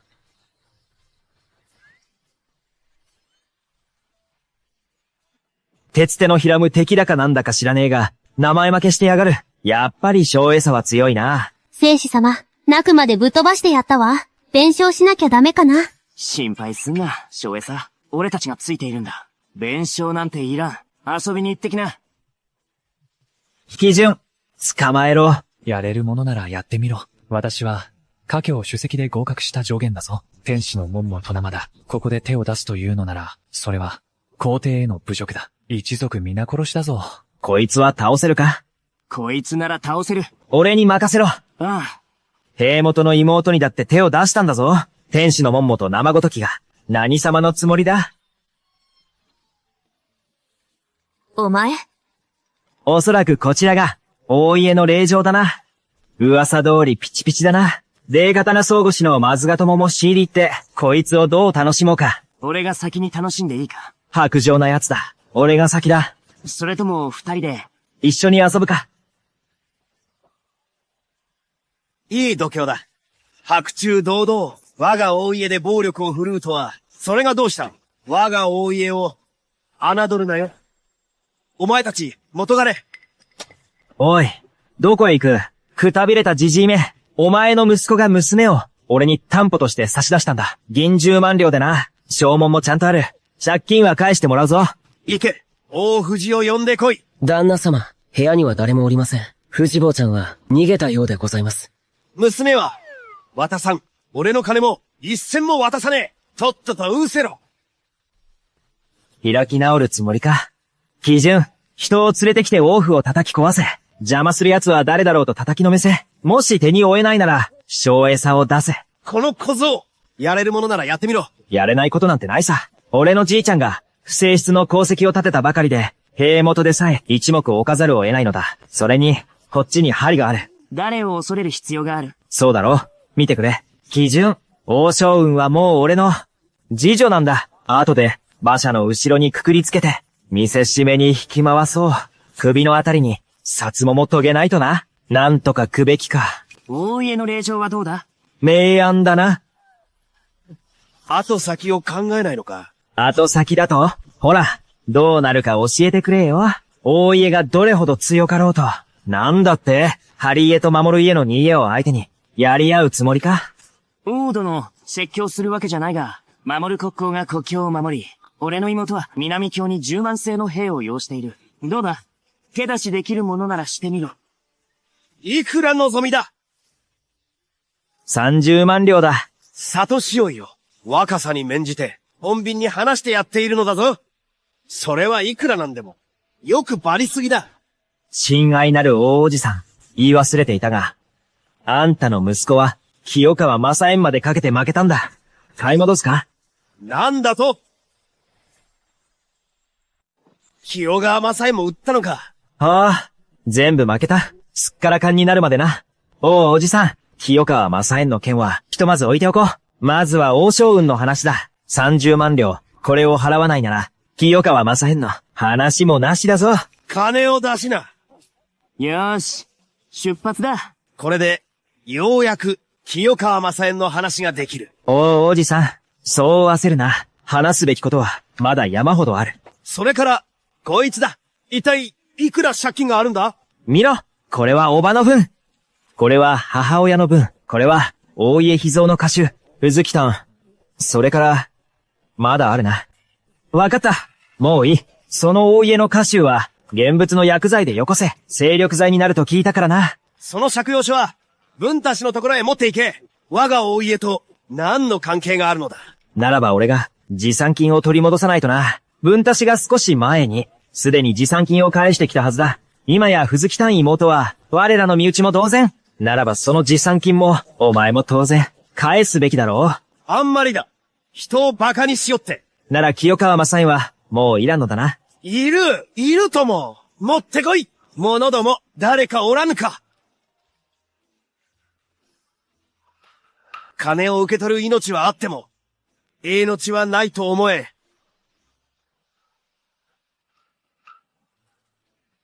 良いものだな、基準。さて、これで話ができるな。清川正恵について。焦るな、王のおじさん。息子さんはまだ別のものも負けたんだ。他に何を負けたというのだ。霊棺芝だ。そんなものはない。負けた本人に請求するがいい。我々、大家にそのようなものはない。しらばくれよってのか？ならば、探すがいい。好きに探せ。探させてやれ。邪魔をするな。聖主様、先ほど執事を尾行しました。指導の中に、大家の宝物庫が指導後元にあるはずです。甘えさ。はた。大家の指導へ行け。大家は代々の墓嵐だ。からくりりや隠し通路は、奴らの18番、直接ぶち壊せ。その方が手っ取り早い。基準。お前もついていけ。良いものがあったら、残らず生死の元へ運べ。精を出せよ。うまくいったら、夜食に焼き鶏を20羽やろう。旦那様、この老いぼれの不注意のせいで。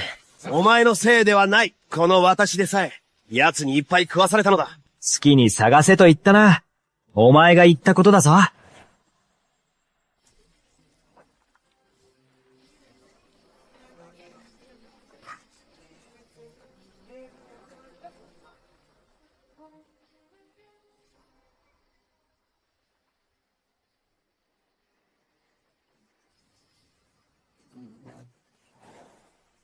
これは、前朝の猛暑、右分法廷の実法放棄刀だ。良い立ちだ。甘えさ。お前が持っておけ。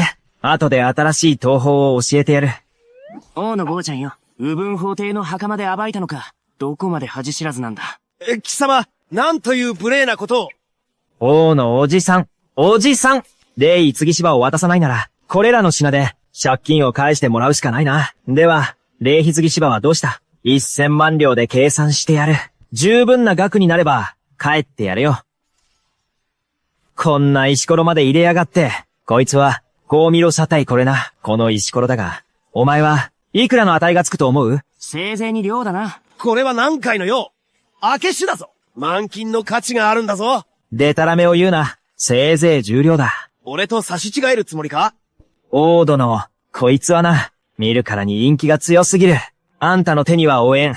まともな方法で手に入れたものじゃあるまい。なあ、俺がこれらをすべて持ち去って、兵元に訴え出る勇気はあるか？それとも、人を連れて F に押し入るつもりか？そもそも、この霊棺芝は、元はといえば、息子が俺に負けた分だ。これを渡せば、持ち主に返すようなものだろう。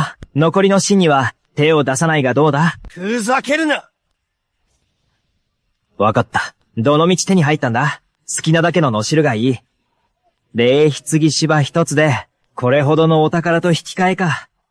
安いもんだ。誰か、書斎の隠したな。兵器、霊棺芝を持ってこい。急げ！は？老いぼれめ、死ぬほど悔しがってるな。毒がある。これだ。行くぞ。どうも。大藤を探し出せ。囚人監視の中で、あいつを殴り殺してやる。それから、旧門に連絡しろ。金に糸目はつけん。守る淵も、あの共犯者も、あのクソデブもだ。八つ先にしてくれるわ。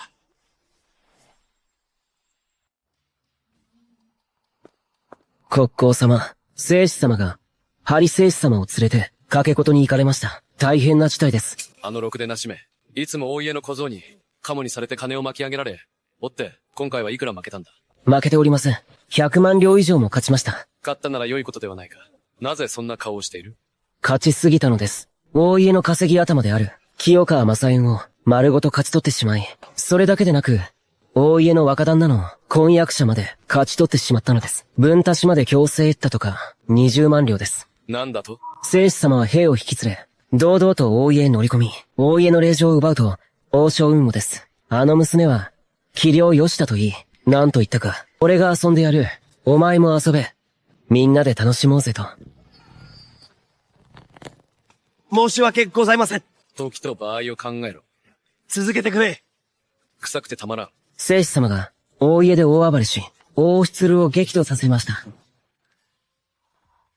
大使と大家は、絶対に黙ってはいないでしょう。幸いにも、あのろくでなしが契約書を握っていたので、どうにか理屈は通っています。ハリ家まで巻き込みましたしな。さもなければ、わしも尻拭いに苦労したわ。旦那様。旦那様。聖子様からの伝言です。こちらの神話、必ずご自身でお分けくださいと。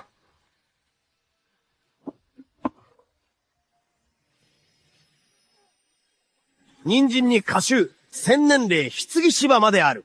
あんた、この二つがあれば、少なくとも、寿命10歳は伸ばせるぞ。あのろくでなしめ、これほどの大騒動を、わしのために起こしたとは、この老いぼれのために。プチよ。大きくなったな。見違えたぞ。あのろくでなしは、他に何と言っていた？聖子様は、薬は必ず、直接お渡ししろと。薬は、命に変えても守り、薬をしつえば我ら文字がいせよと。それから、用意してほしいと。20羽の鶏を。20羽ではずくなすぎる。厨房兵って、好きなだけ、好きなものを食うがいい。いくらでも食うがいい。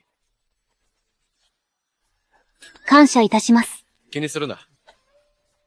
国王、ハリ王様をお呼びしましょうか。ご相談なさってください。王位への落とし前の付け方を。まだ、何の説明がいる？わしが5年長く生き、大義を5年長く守る。それ以上の説明がいるか？ 10分だ。10分過ぎる。10年でも10分だ。先週よ。お主の腕を疑うわけではないが、兵元は疑り深い、お法をゆえな。5年というのが多すぎず、少なすぎず、ちょうどいいのだ。あのろくでなしはどこだ？兵を連れ、清川正院へ向かいました。牢院に行くとかで。そういうところはわしにじよったな。いい娘は半額だなんて言って。実に情けない。そういうところは、私にじなかった。鳥でも食ってろ。姫様、守る淵の件は騒ぎが大きすぎます。王都分の領家は、決して黙ってはいないでしょう。いっそ、兵元に、婚約の撤回をお願いしましょう。泥沼に、足を踏み入れる必要はありません。出現いたしました。どうかお待ちください。私を思ってのことだろう。気にするな。密かに人を出し、守る淵を見張らせて、確かめたいのよ。あのドラ息子の仮面が、いつまでもつかしら。それはどういう意味で？おい、そんなに急ぐな。手を見せて、話せ。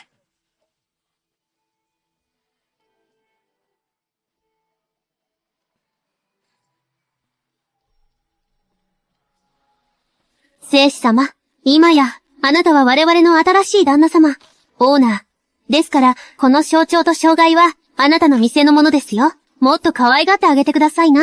あまり酷使して体を壊しては、あなたのために稼げなくなりますからね。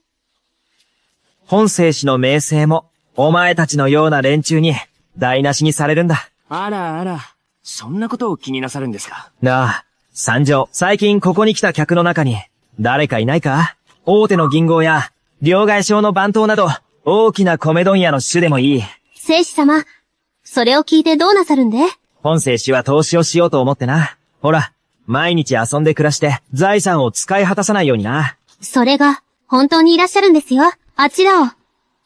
失礼する。沈殿、お待ちを。お役人様。金を受け取っておきながら動かぬとは、金を食らって仕事をせぬ。強欲な教官名。あれは誰だ？あの方は、江南から来た陳万蔵、陳番頭です。今日へは、両替商の支店を出しに来たのですが、ご覧の通り、相手が金を受け取るだけで何もしないもので、あの方も腹に据えかねて、それで怒鳴っておいでなんです。聖子様、どうか多めに見てやってください。商売は場をもって尊しとなすですから。構わん。呼んでこい。かしこまりました。小安、今夜、四大花魁はお前のものだ。さあさあ、早く。ありがとうございます。義父上。さあ、行こう。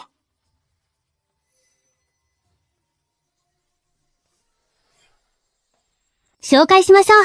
こちらの方が、我らが清川正縁の新たな種だ。東家、誠に申し訳ございません。今日は、少々の見過ぎてしまいまして、言葉が過ぎたかもしれません。ですが、決して騒ぎを起こすつもりはございません。構わん。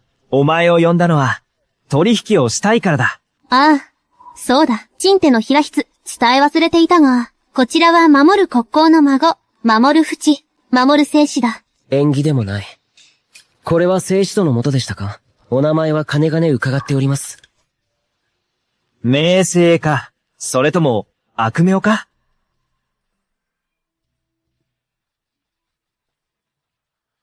まあ、座れ。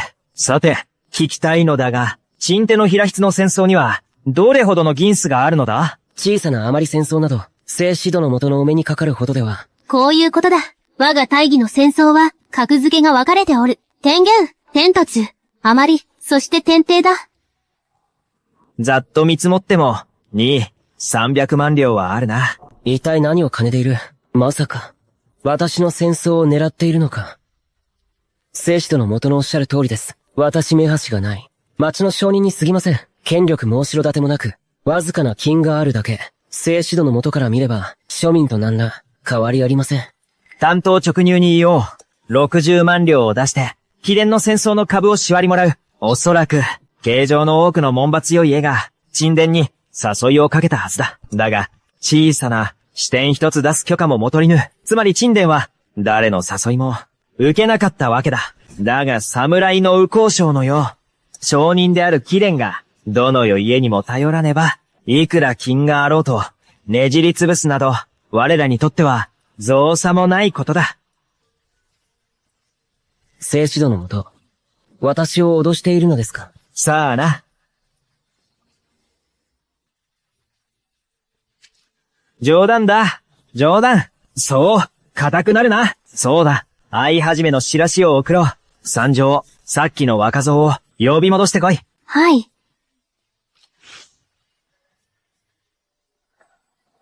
聖指導のもと、お呼びでしょうか？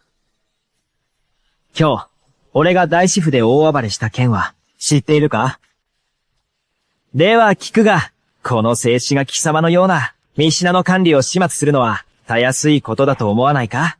たやすいことでございます。ならば知っているか？この、英雄高両が解除が、この聖子の商売だということを。聖指導のもと、英雄高両が解除がどのもとの、お商売だとは存じ上げず、聖指導のもと、どうかお許しください。すぐに戻って人かじを書き、直ちに承認いたします。それでいい。行く！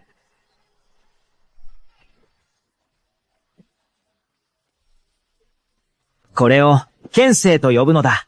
気分がいいだろう？そのはずだ。この教の徒ではな、官位があるかどうかは重要ではない。才能があるかどうかも重要ではない。重要なのは、俺たちの後ろに、聖城がいらっしゃることだ。さもなければ張り王に。後ろ盾に張り家がいなければ、とっくに死んでいるだろう。800回は死んでいるはずだ。どうだ？協力の件は、考えてくれたか？立っても構わない。この聖子も無理強いはせん。支店の人かについては、君への顔合わせの挨拶代わりだ。聖子様、民間の両替しはこれほど多いのに、なぜ私を選ばれたのですか？ヘリだろうな。大変です。ハリ聖子が亡くなりました。本当に死んだのか？序章。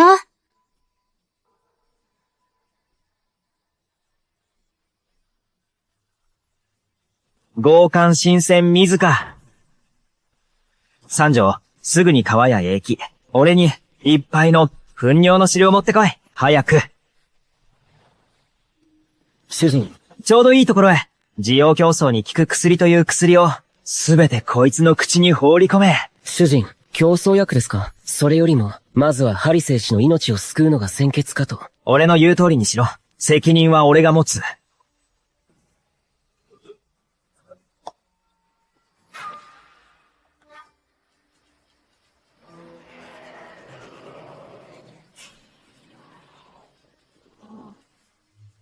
竜銀鏡は違法か？今日のことは口外無用だ。さもなく倍の地はないと思え。私、孫天いつが誓います。決して一言も漏らしません。しかし、聖子様、お願いです。どうか、竜銀は、理法を教えていただけませんか？お前の働き次第だ。口をこじ開けろ。流し込め。聖子。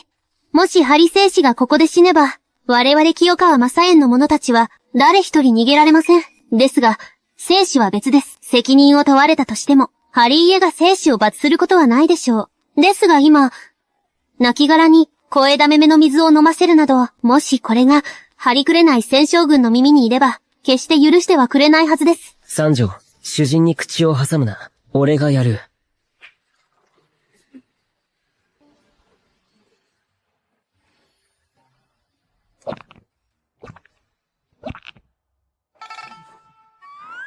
まだだ。もっと。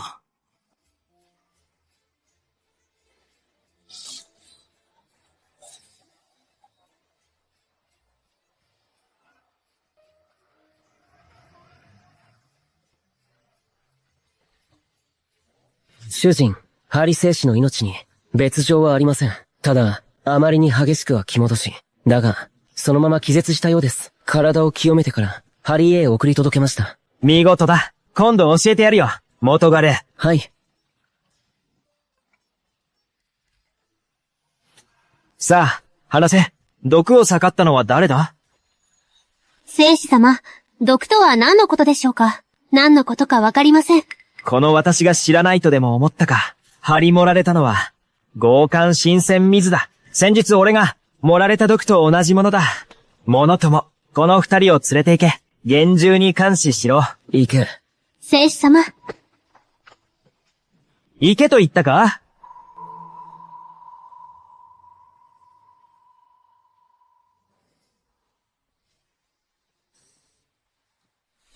聖司様、なぜ私をそのように？毒を盛ったのは私ではありません。お前だとは言っていない。何をそんなに怯えている。だが、ハリー編を見た。お前の反応から察するに、お前の仕業ではなくとも、無関係というわけではあるまい。誠に存じ上げません。痛い目を見ないとわからないようだな。その程度の変装術で、大藤のようなアホは騙せても、この俺の目はごまかせんぞ。素顔を晒せぬ理由があるようだな。指名手配犯でも隠しているのか？京都府院をここへ、呼んで参れ。聖司様、どうか、勤労をお許しください。なんだと？最初から、お前の視線が気になっていたが、やはりそうだったか。仇になると見せかけて、いい仲になっていたとはな。今日中には兼ねば。ならば俺は。いけません。話します。花魁の象徴です。勤労を盾に私を脅したのです。強姦新鮮水を出すよう言われましたが、本当に知らなかったのです。彼女が狙っていたのが、あなた様だったとは。毒はどこで手に入れた？去年、ある客が来まして、散々飲み食いした挙句、金がないと言い、この新鮮水の処方を、代金代わりに置いていったのです。なるほどな。主犯ではないにせよ、共犯であることに変わりはない。この私に毒を盛ったのだ。今日ここで、二人を殺したとしても、文句はなかろう。聖司様、知っていることはすべて、お話ししました。どうか、約束を守ってください。勤労を助けてやってください。それほどの価値があるのか。彼は今に至るまで、お前のために一言も発していないぞ。聖司様はご存じないのです。勤労は、才毒を盛られ、声を奪われたのです。彼の手も、再叩き折られたのです。だからあの日、彼は再暗殺しようとしました。ありふれた話だな。つまらん。いいえ、勤労は、本来なら、今年の上限になるはずでした。現在、主席となっている、強度に対する先天論という論文は、彼が書いたものなのです。大家が試験の直前に、細工をして、勤労の回答用紙を再物と、すり替えたのです。勤労は皇帝に直訴しようとしましたが、道中で運悪く、また再遭遇してしまい、あのような無残な姿になったのです。その後、幸いにも、兄弟子の塩もい没が、助け出してくれ。私のところへ運ばれてきました。塩もい没か。その通りです。塩もい没様は、清川正縁の常連客でした。そして省庁は、彼が毎回指名する娘だ。強姦新鮮水。省庁、青野毛、高村金、森三条、大家、塩もい没。さすがは聖剣の章を学んだお方だ。この尺型な殺人の刑、実に見事な手際です。勤労、あなたには上限の差異があります。それに引き換え、私は、ただの、汚れは出た風神のみ、私はいつ死んでも構いません。惜しくはないのです。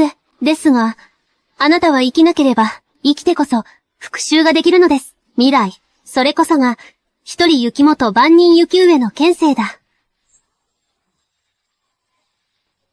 聖子様、殺すなら、私を殺してください。この件は、勤労とは無関係です。上限の才というわけか。チャンスを与えないとは言わせないぞ。盤面を用意しろ。盤上を戦場に見立てて、一局、勝負だ。俺に勝つことができれば、二人とも解放してやろう。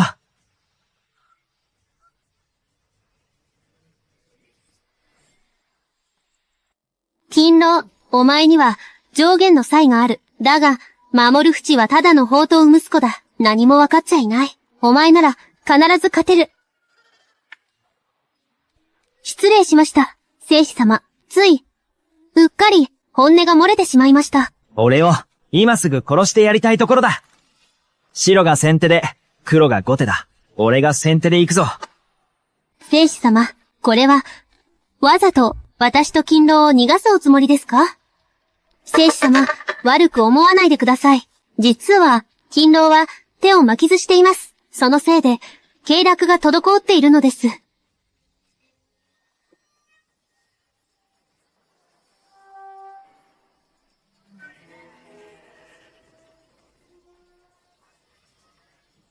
試してみろ。右手を直してやったぞ。この一局。俺に勝つことができれば、二人を解放するだけでなく、さらには完全にお前の病を完治させ、お前を再び喋れるようにしてやろう。この守る淵、ただの道楽息子ではなかったのか。まさかこれほど、凄まじい医術を持っているとは。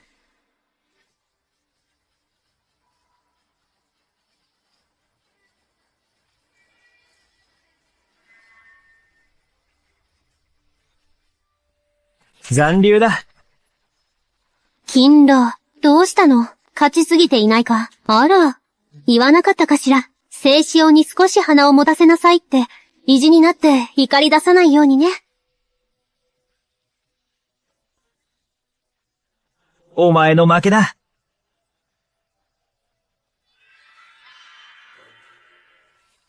聖子様、勤労が言っています。心底。参りました。手話がわかるのか？実は、私の母も口が不自由でした。それで、幼い頃に少し覚えたのです。聖子様、木は人を騙せません。なぜ宝刀息子のふりをしているのですか？守る家の功績は、主君を降下すほど大きい。もし俺が、宝刀者の聖子でなければ、おそらくはかの草は、とっくに背を越していただろう。お前がかのために死を覚悟したことで、お前の人となりが見えた。そしてこの盤上で、お前の能力を見せてもらった。料金は清田くんで済むという。俺に使えろ。聖子様、王位を簒奪するおつもりですか？一つ聞くが、お前はこの天元をどう思う？天元は誰のものか？広大なる天元、王の土ならざるはなく、地の果てに至るまで、王の真ならざるはなし。この天元はもとより、一人のためのものではない。民草のための天元なのだ。だが今、民は、途端の苦しみにあえぎ、生活は困窮を極めている。すべては良い衛門罰のせいだ。この狂った、弱肉強食の世界を変えるには、良い衛門罰を、根絶やしにするしかない。おじ上、今日は釈明を聞きに来た。あの二人のガキめ、文たちのクソじじいを、散々ひどい目に沿わせた挙句、大家までぶち壊しよって。そのくせ、我が張り一には一銭もいらん。挙句にこの不始末を、守る家と一緒に背負いわされるとは。さらに、ひどいことに、守る淵の野郎、張糞尿を飲ませやがった。いや、おい、御殿、確かに、金は渡しておらんが、だが、清川正縁の株の半分は、張り家に譲ったはずだぞ。知らなかったのか。なんだと、張り野郎。あのガキめ、俺に黙ってやがったな。わかったぞ。あのろくでなしめ。配当を独り占めする気だな。帰ったらただじゃおかねえ。それから、糞尿の件だが、まさか、うちの方と息子が、張り飲ませたわけじゃない。じゃあ誰なんだ？新家の中に免じて、守る淵の仕業なら、説教だけで済ましてやるが、他の奴なら、骨の一本のこらず、へし折ってやる。俺じゃ、加点から、紅セミを読んで叩きのめさせる。いや、先週殿の記名でし。孫て。貴殿の弟子だと、すぐに呼べ。今すぐここへ来させろ。ぶち殺してやるから見てろ。まあ、待て。落ち着け。すぐにやってくる。いいだろう。ここで待たせてもらう。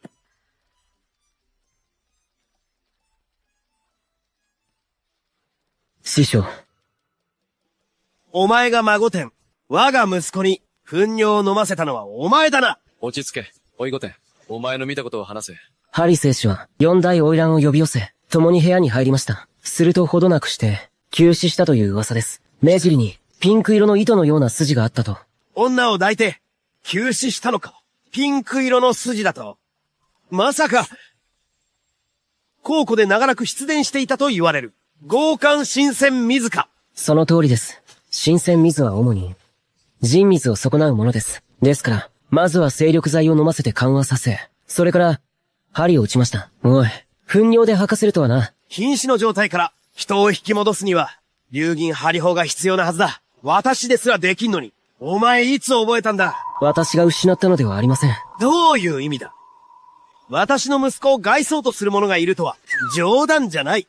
ハリエの後継ぎを絶やす気か。こうしてはいられん。紅セミを呼び戻して、徹底的に調べさせなければ。おい。そんなに早まるな。落ち着け。いいだろう。白状しろ。一体、どういうことなんだ。師匠、お願いですから、困らせないでください。言わないと誓ったんです。お前が救命していたとき、誰がそばにいた？旦那様です。つまり。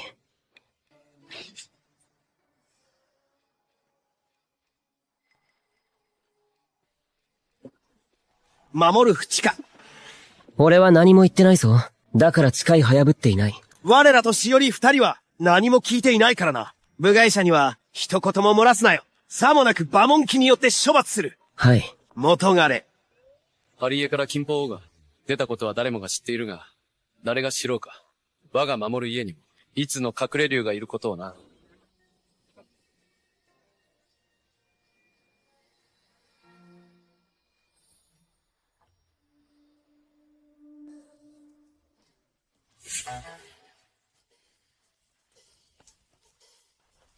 王さん、この者たちを厳重に見張っておけ。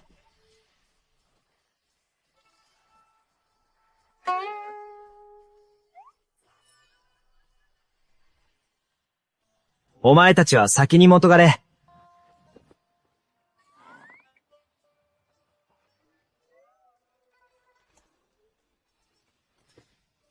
もし我慢できなくなっても、ほどほどにしておけよ。シミットだけは出すな。聖司様、私は至って真面目な人間です。よかろう。貧困法制な、隣の王さんだな。言いたから物を手に入れてやったぞ。これはですね。これは、魚に川というもので、またの名を、魚の浮き袋と言います。通常は、需要競争に使うものです。聖司様、私の体は、至って竹しそうです。こんなものは必要ありません。ですが、これは、凶暴司や、義郎の女たちの常備品でして、水でふやかしてから、頭に被れば、否認になります。本当か？聖司殿、この横暴、確かに体が少し弱っておる。この需要競争の白が必要なのだ。頂戴いたす。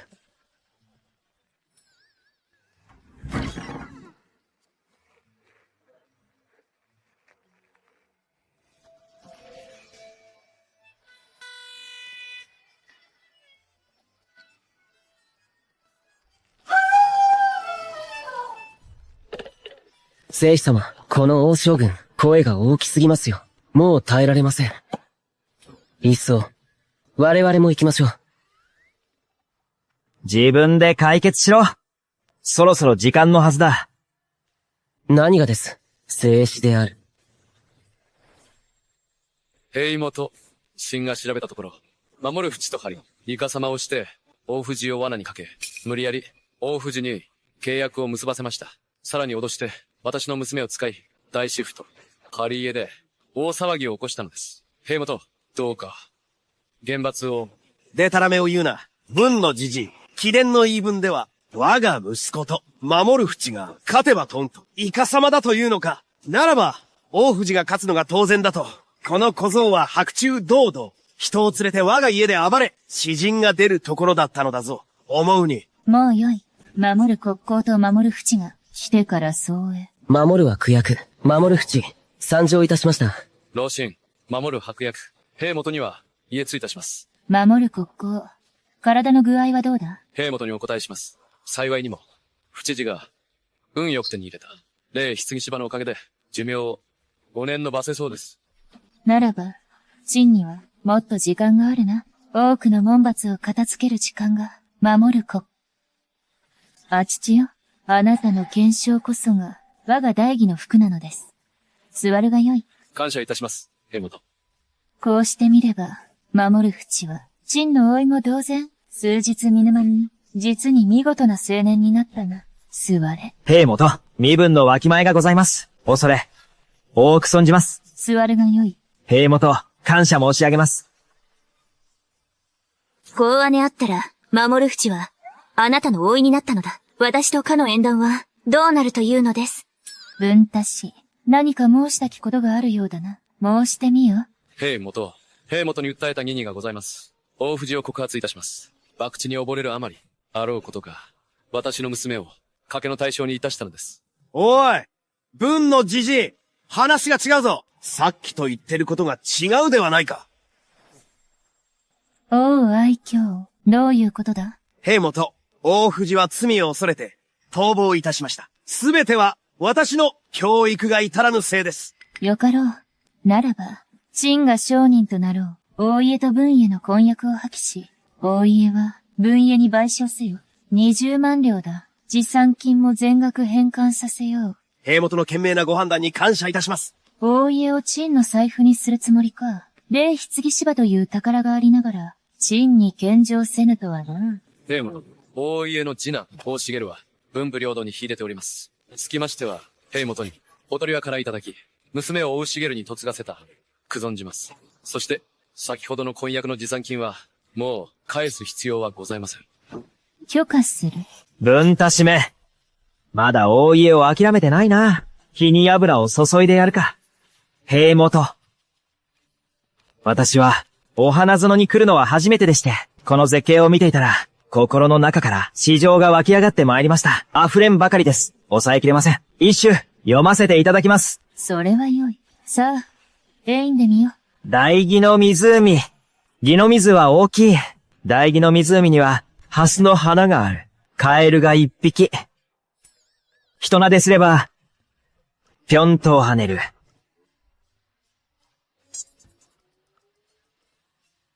これは、いや、冗談ですよ、冗談。私、守る淵、学が浅いもので、お粗末様でした。黙れ。このバカ者が、さっさと帰るぞ。恥さらしめが。兵元、どうか、老臣の無礼をお許しください。おじいちゃん、これはきっかけですよ。だが、この引きガエルは上限だぞ。だが彼は上限なのだぞ。文才に溢れているに違いない。彼にも一首読ませてみては。蓮の花を題材にした詩を。詩の形式は問わない。いいわね。同じく蓮の花で詩を作れ。さあ、読むがよい。上限殿。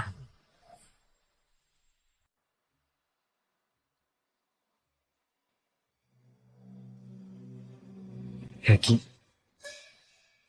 失礼ですよ。壁木は、破天に連なり、火には得てくれないなり、定々陽、夜らかに立ち、湖水の中にあり、その風情、蓮の香りは、池に満ち溢れる、聖画にして俗を出し、趣は、尽きることなし。良いぞ。大したことはないな。サイヤにはさすが上限だ。実に見事な文才だ。この程度の詩なら、義郎の公爵士が作るものと、全く同じではないか。兵元お怒りを、お慎めください。最上限が得意とするのは、厚木軍旅の題材です。優雅で柔和な作風ではありません。何しろ、貴殿が上限となった論文は、確か、先天楼であったな。そうだろう？私を理解しているのは、守る兄だけのようだ。ならば我らも、軍旅を題材に、死を一首よ。私の祖父であり、大義だ。石の戦神、守る白役を代とするのはどうだ？私が再び、呼び水として先に読もう。水岸に灯火を掲げ、剣を見る。夢に変えれば、角笛が陣営に響き渡る。800里の牛を部元に分け与え、50弦が災害の曲を奏でる。戦場の秋、平を転ず。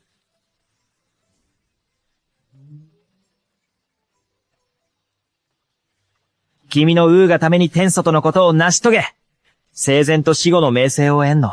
哀れむべし。城、神、小鶴を。これが私のバカ孫の作れる詩なのか。この詩の名は、ハジンコ、大最古守る淵が、大義第一の戦神、守るは区役に送る。良い詩だ。この詩は、我が奥義の分断に、名を刻む傑作だ。確かに見事なしだ。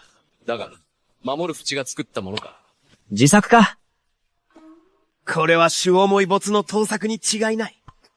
最上限、秘伝の番だ。さあ、どうした？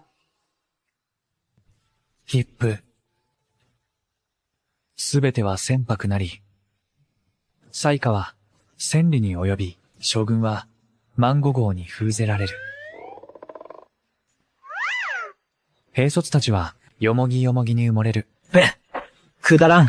かろうじて詩と言える程度だが、これでは合詩さえ、合格できまい。最上限がいかにして、この、千天楼を書いたのか。者とも、砂板を持って参れ。真のあ父と、上限楼に、水煙させる、千天楼に。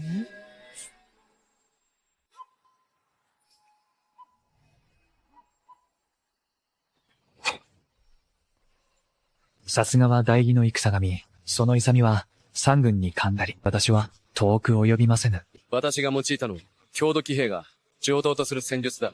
千天楼は読んだ。実に、優れた兵法謀略の論説だ。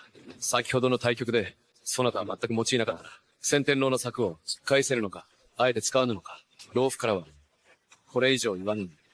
この犬畜証明、不正を働き、兵元を欺き、我が娘の思いまでももてあそぶとは、兵元、このロードに、あやつを仕留める機会を、領地刑に処させてください。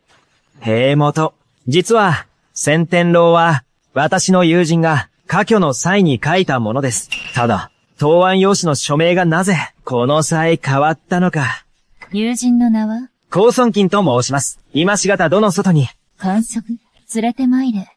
はっ。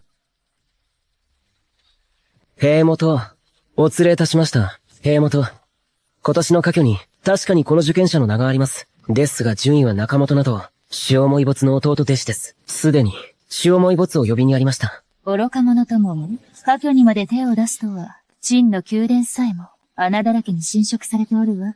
高尊金、千天楼、秘伝が書かれたものか。兵元、まさしく我が勤労の作にございます。もってのほかだ。科挙でまで不正を働くとは、貴様ら、謀反でも起こす気か。兵元、森三条は、義郎の癒しき女。その証言など、到底、信じられませぬ。者とも、彼女を連れ出せ。ここでひざまずくなど、皇室への侮辱ではないか。でたらめを言うな。神話は父屋を知っているか。義郎にこそ義理堅い者が多く、英雄は往々にして、非戦並みから出るものだ。この意味がわかるか。ハリーエの祖母くんとて、かつては芸妓であったではないか。守る淵。この野郎、話すなら自分のことだけにしろ。ハリーエを巻き込むんじゃない。いや、ハリのおじいへ、ハリーエの先祖のサイ君は、見事な芸妓であった。癒しき身なれど、優れた人徳と先見の名を持ち、天元に名を馳せ、江南一の美女と謳われた。だが、天寿を全うできず、非業の死を遂げたが、しかし、その他をは歴史に刻まれ、名声は永遠に語り継がれるのだ。老いぼれめ、この言葉を覚えておけ。中君愛国の志さえあれば、職業に寄せなしだ。よく言った。軍と民が心を一つにすれば、第二が兄弟になれぬはずがなかろう。兵元は私を分かっておられる。聞こえたか？寄せなしだ。待て待て。貴様に言わせれば、先祖が芸妓だったことが、誉れに聞こえるではないか。ご先祖様も鼻が高いな。きっと、死思い没が、知恵をつけたに違いない。守る淵。もう茶化すのはやめろ。この詩が高尊金の策だと、どう証明する？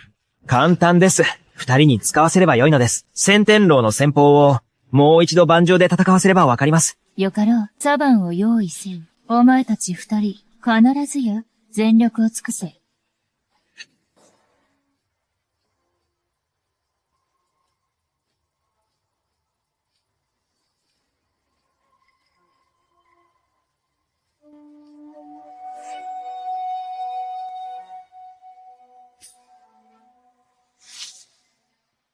不届き千万、上限を名乗る者が、まだこれほどいるのか。採用な無能な穀潰しが、誰も白状せぬのだな。者ども、勅命を戻す。過去20年に、マウサに合格した文人すべて、役職に関わらず、再試験を行え、もし不合格ならば、不正とみなし、法に乗りりきり首に処す。例のと、それはいけません。それは我が、大義国の根幹を揺るがすことになります。兵元、蔡、天道へ送り、後日、処刑されるのがよろしいかと、公孫金に改めて、上限の地位を授けるべきです。官職に就く者は、我が大義の面目である。公孫金は体に不自由がある。もし官職に就けば、兵元の威信を損なうことになりませぬか。真も同感にございます。これこそが、根深くはびこる門罰よ。この害虫どもを一掃せねば、陳はいかにして貢献を集中できようか。お前たちの目には、陳はいかに公孫金を保証すべきか。お前たちの目には、いかに保証すべきか、公孫金黄金千両、屋敷さんと、両電六ね。それで10分でしょう。兵元、うちの勤労は、並外れた再起の持ち主で、兵法や謀略、遅刻や国のすべてに精通しております。これほどの人材が、どうして損なうことがありましょう。国池の威信を。控えよ。千言なめ。ここに立てるだけでも、すでに過分な高音であろう。それを、お前ごときが口を挟む場ではない。口頭へするとは、つまみ出せ。切り首に処せ。たわいを、三条が間違ったことを言ったか？公孫金は立派な人物だ。それがこんな無残な姿になり、お前らと来たらどうだ？どいつもこいつも声太り寄って、私服を超え、やし放題。お前らのようなやからこそが、国体を損なうというのだ。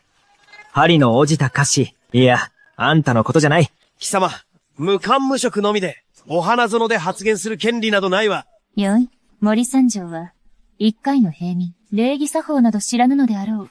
それに初犯だ。罪は問わぬ。兵元、なりません。これは、我が国の威信に関わります。重罪を犯したとはいえ、死罪は免じても、罰は与えねば、逃れられません。どっちの味方だ。秦はこう考えます。上刑30回に処し、見せしめとすべきかと。秦も、同感です。許す。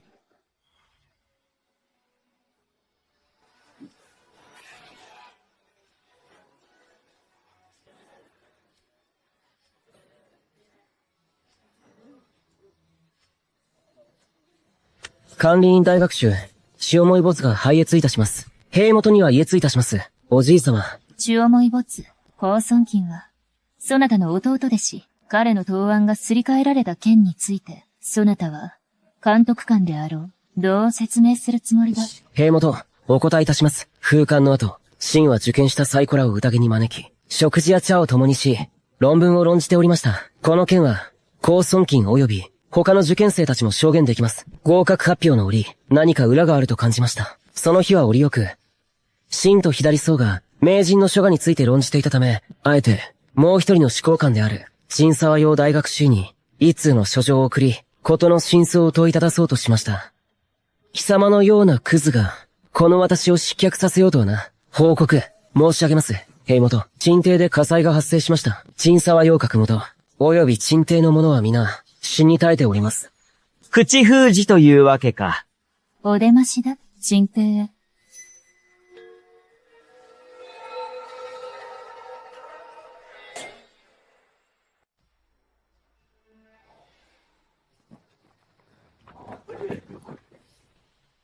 申し上げます。兵元、すでに判明いたしました。出火元は、陳閣も、都の書斎でございます。陳閣元の遺体には、外傷は一切ございませんでした。以上のことから、陳閣元の死因は、自ら火を放った自我。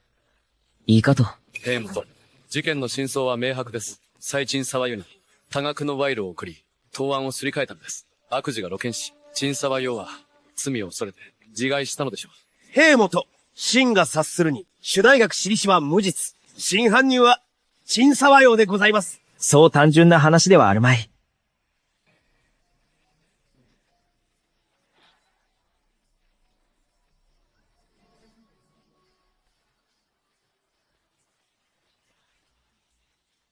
生きたまましょう。死したなら、航空内に大量の排圧室があるはず。だがこの遺体にはそれがない。つまり、死んだ後に、焼かれたということだ。生死は、我ら、六王疑問の操作能力を疑うと？その通りだ。貴様。兵元、何名か剣和し、生卵の白身と、持ち込め。そして、巣を買わせてください。何をする気だ？剣士だ。許す。守る生死。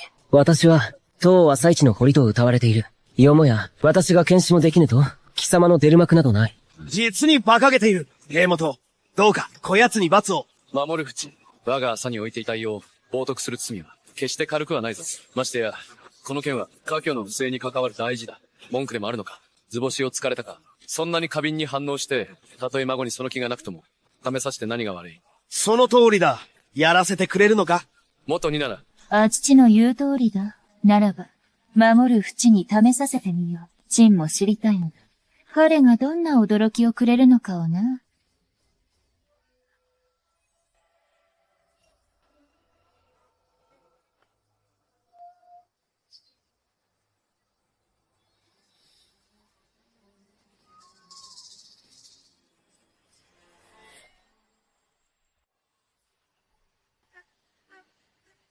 持ち込めの吸着力は極めて強い。遺体に毒素が含まれていれば、この持ち込めは黒く変色する。この遺体は死んだ後に焼かれて炭になったものだ。体内には毒素もない。聞きたいのだが、彼はどうやって死んだのだ？それは、知らぬのか？それとも言えぬのか？先ほど調べたが、肋骨が2本折れている。うち2本は肺を貫き、1本は心臓を貫通している。果たして、どのような手法で、これほどの傷を負わせたのか？随分と詳しいではないか。神保よ、説明してもらおうか。兵元、守る生死は常々不真面目で、不学無術な男、剣士のような専門的な知識を知っているはずがありません。ですから、兵元におかれましては、誠に受けませぬよ。そうか。では巣を用意し、遺体の発見現場に散いてください。必ず見つかるはずだ。事件当時の血痕がな。どういう意味だ？陳腐の火災で、血痕はすべて焼き尽くされたが、巣を使えば、分解できる。血液中のタンパク質をな。それで血痕を浮かび上がらせる。この手法は、名付けて、現地法だ。守る淵ですら知っている方法を、神保であるお前が、まさか知らぬとはな。兵元。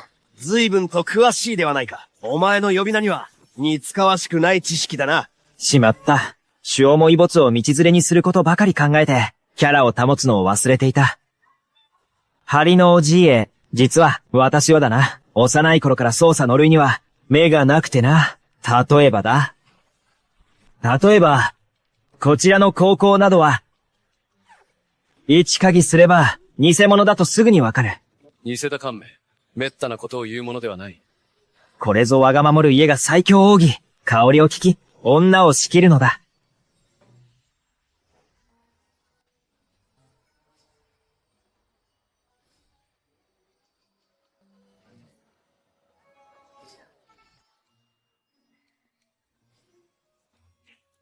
超公主殿のもとに、ご挨拶申し上げます。超公主殿のもと、婚約者の前で演奏するとはな。さすがは大義一の美女だ。道理で昔我慢できなかったわけだ。何を見ている？見ているのは、子供の名前まで、もう考えてあるんだ。衛星というのはどうかな。この大馬鹿者が、衛星は、我らの一族の先祖だぞ。おじ上、お宅のお孫さんの頭は、どこかおかしいんじゃないか。何を笑っている？恥ずかしいと思わないのか？構わないさ。言えないの言うことは絶対だからな。この女たらしが。違うんだ。俺の姓は守るだ。子供の姓を問うにはできない。正確じゃないな。大義一の美女と、大義一の才女。そんな女子こそ、この大義一の最古である俺と、実にお似合いだ。なんだか、2年前より小さくなったか？守る淵よ。やはりな。そなたは確かに陳に多くの驚きをもたらした。将軍の家慶太る守る家は、英雄の墓場。かつて、陳の父が、すでに来た郷土を平定した。だが、南郷土が未だ残っている。そこでだ。そなたに平権を授けよう。陳のために、南郷土を奪還せぬか。まずいな。女帝に隙を見せてしまい、探りを入れられ始めた。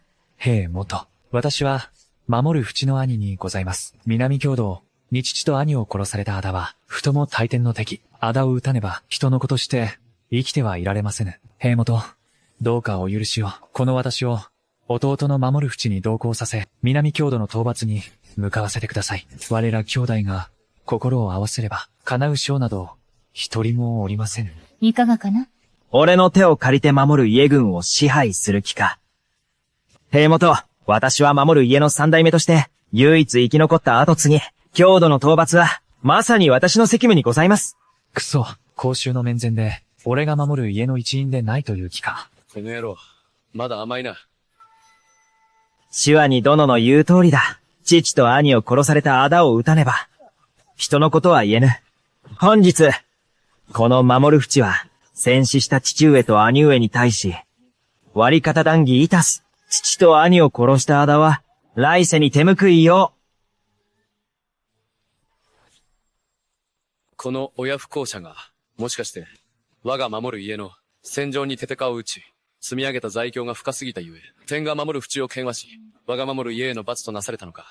あ父よ、案ずるなかれ、守る淵を見るに、裁きに関しても、心得があるようだ。勅命を伝えよ。直ちに守る淵を六扇門の副指揮使に任ずる。商法法権を授け、先山構想の権を与える。試験回答のすり替え事件を調査せよう。兵元、守る淵はまだ若く、重責を担うには力不足か。文のじいさん、兵元の凍ることに、いちいち反対しよって。兵元、ご安心を、この私が必ず役を、城を守り抜き、この世に二度と、冤罪が起きぬようにいたします。私のコルーマと、この剣の名を永世天と改めましょう。よかろう。陳を失望させるなよ。観光する。兵元をお見送りいたします。お前はまだ青いな。兵元は、お前の手を使って、戸の水をかき乱し、門閥勢力の掃討を始めたいのだ。わかっています。ならば、なぜ引き受けた？都の闇がどれほど深いか分かっているのか。ジーナジュエ、兵元が混乱に乗じて利を得ようとするなら、私はその傍らで便乗して実権を握りたいのです。あなたは鎮国将軍であり、忠誠を誓うべきは大義、兵元個人ではありません。それにジーユエもご高齢だ。この守る国公府も遅かれ早かれ、私の手に渡るのでしょう。この機に乗じて権力を握るつもりか？よかろう。一度だけ機会をやろう。もししくじれば、30万の守る家軍、お前の嫁入り道具にしてやる。おとなしく、として生きろ。公主様、お聞きしました。あの守る淵という男、実にけしからぬ奴です。最古塩も没の死を盗作しただけでなく、刺繍タフを我が物にし、そればかりか、大衆の面前で公衆用に恥をかかせるとは、挙句の果てには、父や兄と割り放談義するなどと、でたらめを申しておりました。私はあやつに合わせて、芝居を失ったまでだ。花を持たせてやったのさ。さもなく馬強のような振る舞いは、演じきれなかっただろうからな。公主様、それはどういう意味で？人の気性や本性は隠せても、だがシーカは嘘をつかぬ。塩もい没は才に溺れ、豪気し不遜な男。胸には野心を抱き、何よりも、名声を重んじる。これほどの佳作を彼が守る淵に譲るはずがない。守る淵。守る淵か。あの陰流が。果たして、どれほど世を驚かせるのか。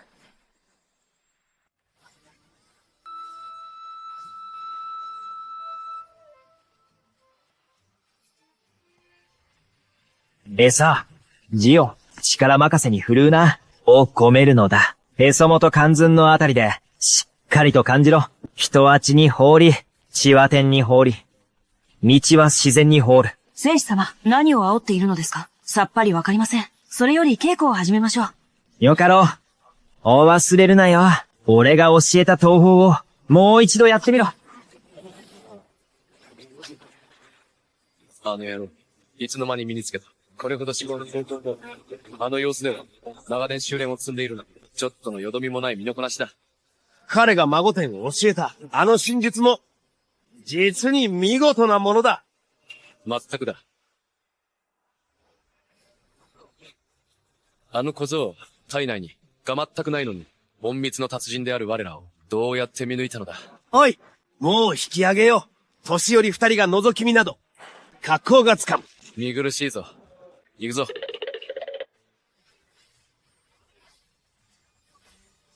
今の東方で、どれが一番簡単だ？最後の寸手が一番簡単です。デタラメを言うな。最後の3手が最も難解なのだ。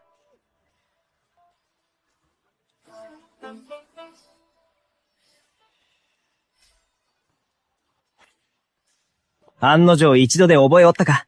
田植えに豚の餌やりまりやりでしょ？十数年もやってきたことです。一理あるな。では、少し休め。後でしっかり励むのだぞ。はい。聖司様、ご教授いただいた真実、まさに神業でございます。まだまだ序の口だ。ほんの入り口に過ぎん。精進するがいい。勤労、手が動くようになったのか。良くなったようだな。聖司様、感謝いたします。声が出るのか。私は、聖師に感謝を、長年の寛容を直してくださり、さらに感謝すべきは、上限の夢を砕いてくださったこと。おかげで間近に、門閥、良い絵ともの、醜悪な本性を見極められました。立ちなさい。直すと約束しただろう。安心せよ。この世の門閥どもは、守る家と、ハリー家の、二家を除いて、すべて滅ぼさねばならぬ。その時が来れば、高官の地位も厚遇も、お前の思いのままだ。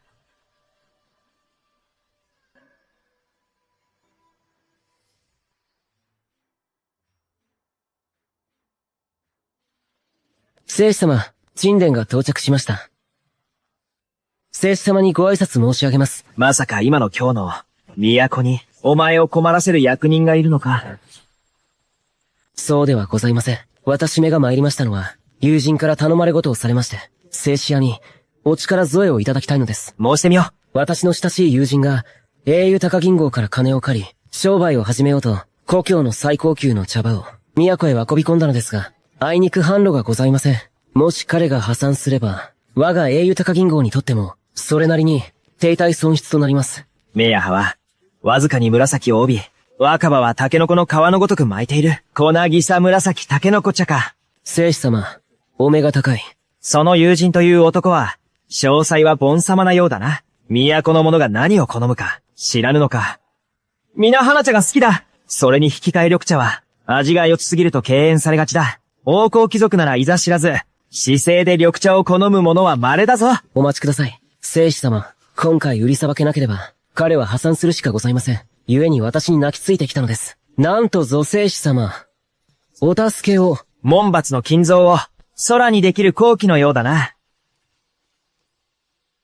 すぐに玉の箱を用意せよ。この茶葉を美しく包装し直すのだ。これより、この茶の名を玉茶と改める。お茶と呼ぶ方が、よくはございませんか。聖使用のお力があれば、造作もないことかと。今回は表には出ぬ。あまりにえげつない作ゆえ、差し物祖父上でも、俺を久しいきれまい。それは案ずるな、茶を売るという。その友人に伝えよ。茶葉はすべて私が買い取る。準備が整い次第、この茶を一箱、なんと、300両で売るのだ。一度に10は購入した者には、3日後に3000両をそのまま全額返還する。その翌週からは毎週、茶一箱につき、手に入るのだ。金10両者、利息がな。聖司様、これでは赤字になりますよ。奴らが狙っているのは、我々の出す利息だが、俺たちが狙っているのは、奴らの元本だ。それにこうして、高いハードルを設ければ、一般市民は参加できないし、巻き込まれることもない。今回のターゲットは、家門閥の連中だ。聖司様、それはどういう意味で？俺の言う通りにしろ。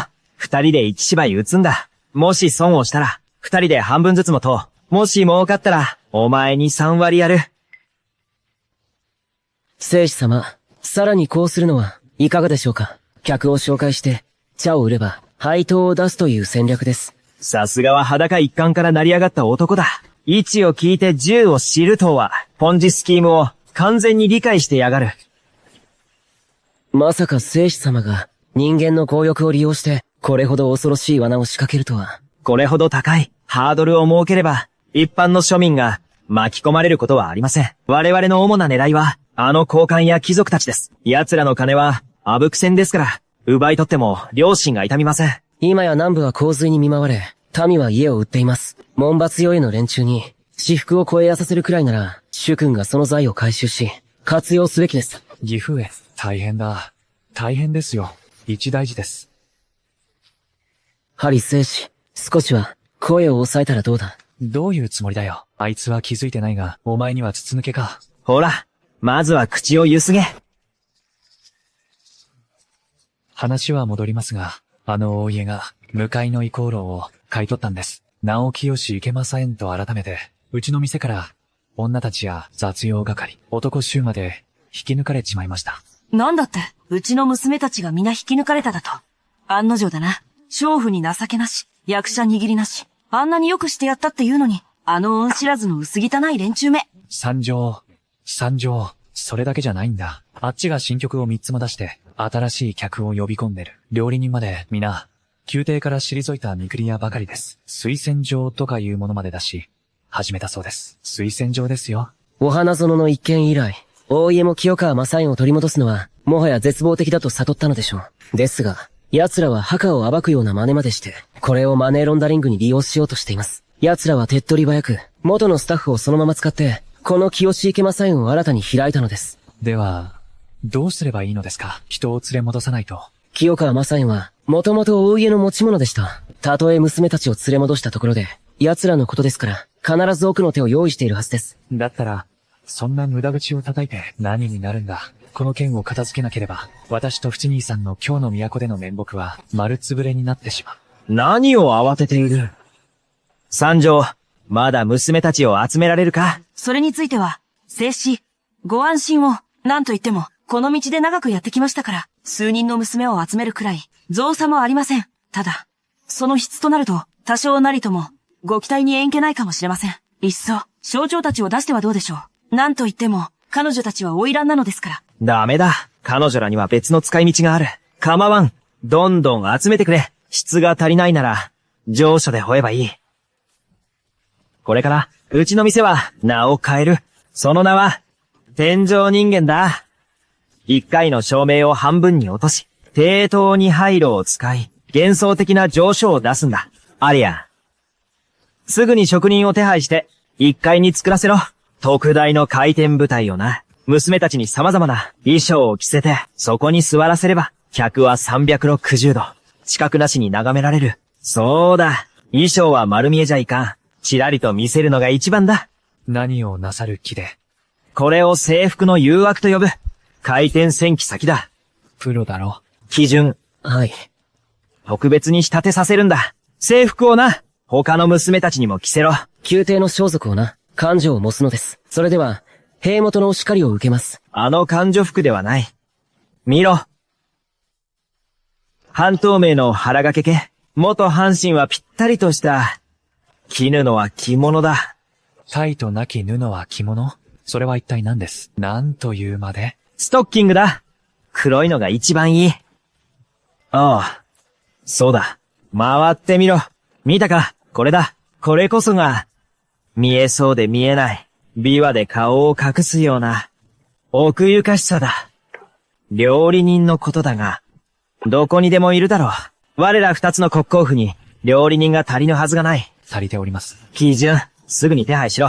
これらを買い集めてこい。昆布、干しエビ、椎茸だ。干して粉々に砕け。細かければ細かいほど良い。料理の際に、入れれば旨味が増す。良い。待て。料理人は解決したが、演目がまだ決まっておらぬ。向こうの店から移してきました。大人気だそうです。聖司様、この詩の文学的次元は、非常に高いです。奈良の文人にかけるものではありません。高いか。塩もい没は大家と結託している。これは好機だ。無病の埋木だ。塩もい没が書いたと丸分かりだ。この静止が、今日自ら死を書こう。向こうがさん首なら、俺は、5首だ。グレンの香りハウセ。敷物は秋色を帯びる。薄絹を軽く脱ぎ、一人小舟に乗る。雲間より誰が文を届けるのか、ガンガ列をなして帰る頃、西の楼閣に勝が満ちる。戦士様、これほど見事な死が、生死用のお考えとは。創作だ。生死様、金は上限でありながら、不遇を囲ち、心を引き裂かれる思いでした。しかし生死様は、これほどの天元大地の才を持ちながら、対局のために、その才を隠しておられたとは、これでは、まるで帝中の主、部元として、胸が痛みます。照れてしまうな。友よ、そのおべっかは、少々大げさすぎないか？決してお世辞ではありません。生死が今日お書きになったものは、大義の分断の歴史において、その序列に並べれば、間違いなく実施にいる名作です。何を驚いている？私は言ったはずだ。こんにちは。ごくビヨムとな。生死様、この5つの詩は、どれもここに類を見ない名作です。これが世に出れば、世間は生死様がこれらを、死重い没から盗作したと思うでしょう。それでは、あの子供の名を挙げることになりませんか？構わぬ。お前は知らぬだろうが、私が待っていたのは、今日という日だ。どうせ世間の目には、この私は、評判など気にせぬ男だ。好都合だ。あの死重い没のために、天文山16曲のうちの1曲を仕掛けてやる。旗を上げて誘い出すのですな。生死様、あえて悪名を得て利益を図り、後日、噂を自滅させるおつもりか。今日、死重い没を高く持ち上げれば、あの日、彼はそれだけ無残に落ちる。これは要望山16曲の、上帝の刑ですな。意味はよくわからぬが、お世辞の言い方は見事だな。お前の知能指数では理解できまい。知能指数とは何です？わかったらさっさと仕事に行け。これから大家の連中と実力勝負に出るんだ。生死様、ご自身で指揮は取らないのですか？私はいかぬ。お茶の剣が大きくなれば、後始末をさせる誰かが必要だ。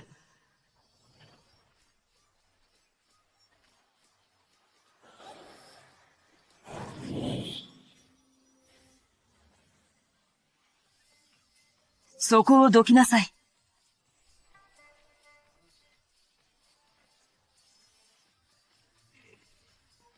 なからアリを生み、目の前で出し抜く。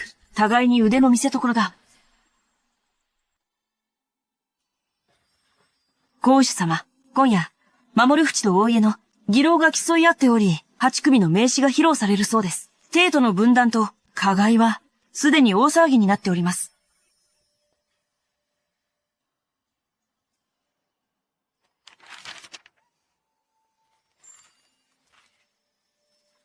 名を伏せたのは、私を試すつもりか。これらが誰の手によるものか、皇主様にはお分かりになりますか？最初の3首は、死重い没が書いたものね。意図的に隠してはいるけれど、本質までは変えられていない。だが、後の5首は、間違いなく他人の手によるもの。私にも見当がつかない。世間では、この5首は守淵の作だと言うけれど、到底信じられないわ。この8首は、すべて主題最古の作です。この守淵は実に厚かましい。昨日の今日で、あろうことか奪うとは、主題最古の詩を。いや、違う。この5首は、決して死重い没の作ではない。ですが、世間ではそう噂されています。死重い没が義弟である。守淵のために、エインだと。やるではないか。守淵、これほど深く己を隠していたとは。姫様、どういう意味ですか？大家と守る家は、因縁の間柄。死重い没は守る家の義理の孫だが、大家に加担している。この噂が広まれば、大家と死重い没の間に、亀裂が生じる。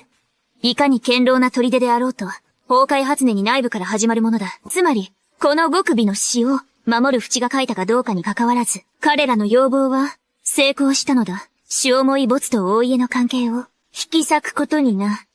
ますます面白くなってきた。死重い没。この2枚仕め。王殿、これらは、断じて拙者の作では、ございません。お前が書いたのではないなら、守淵が書いたとでも言うのか？シルクタイツ、戦記先、回転部隊。あんなハレンチな真似。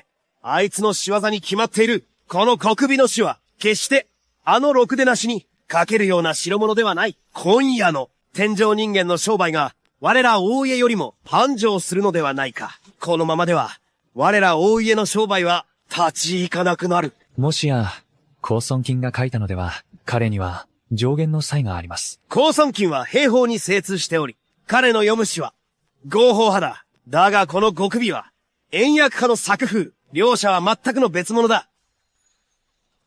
塩も異没。忘れるな。守る家の二代目と三代目が戦死したのは、すべて貴様のせいだ。貴様が首謀者なのだ。今後もし、またこのようなことが、起きるようなことがあれば、貴様を、のたれ死にさせてやる。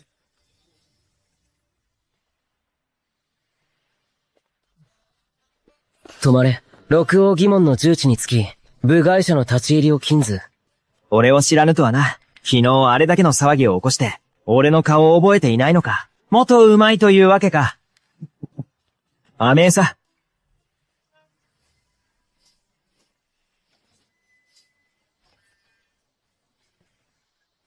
守る生死、随分と威勢が良いな。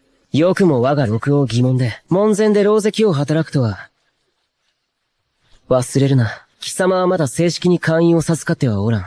今は、まだ我が六王義門の副指揮士ではないのだ。奴らが阻むのは、職務ゆえ、当然のことだ。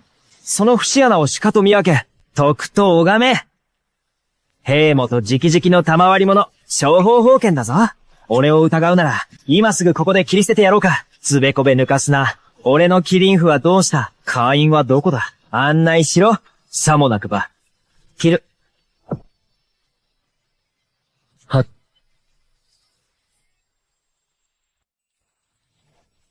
道を開けろ。わかっているぞ。お前たちの中には、俺に対して、不満を抱いている者が多いだろう。ならば、挑戦の機会をやろう。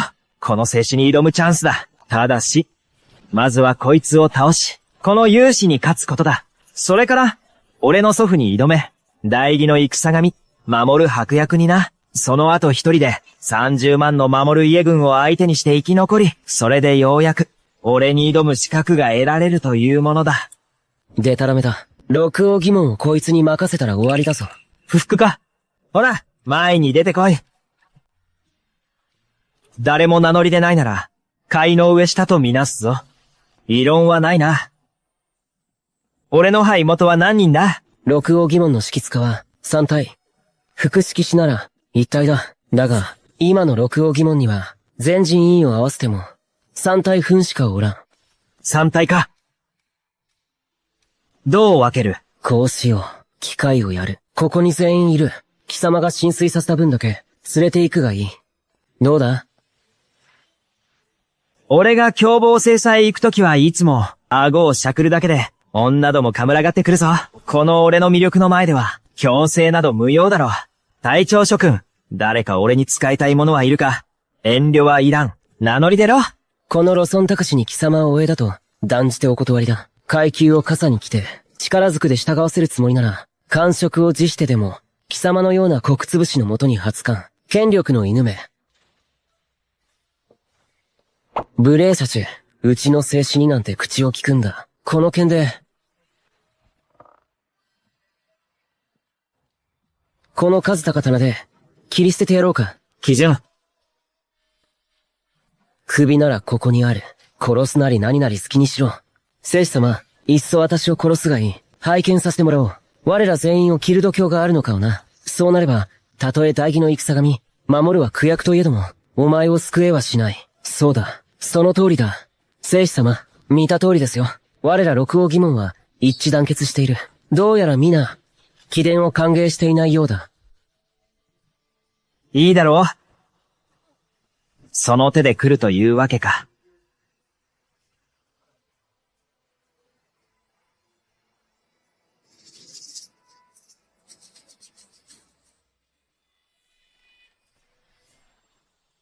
この本性死に従う者は、毎月の報給を5倍にしてやる。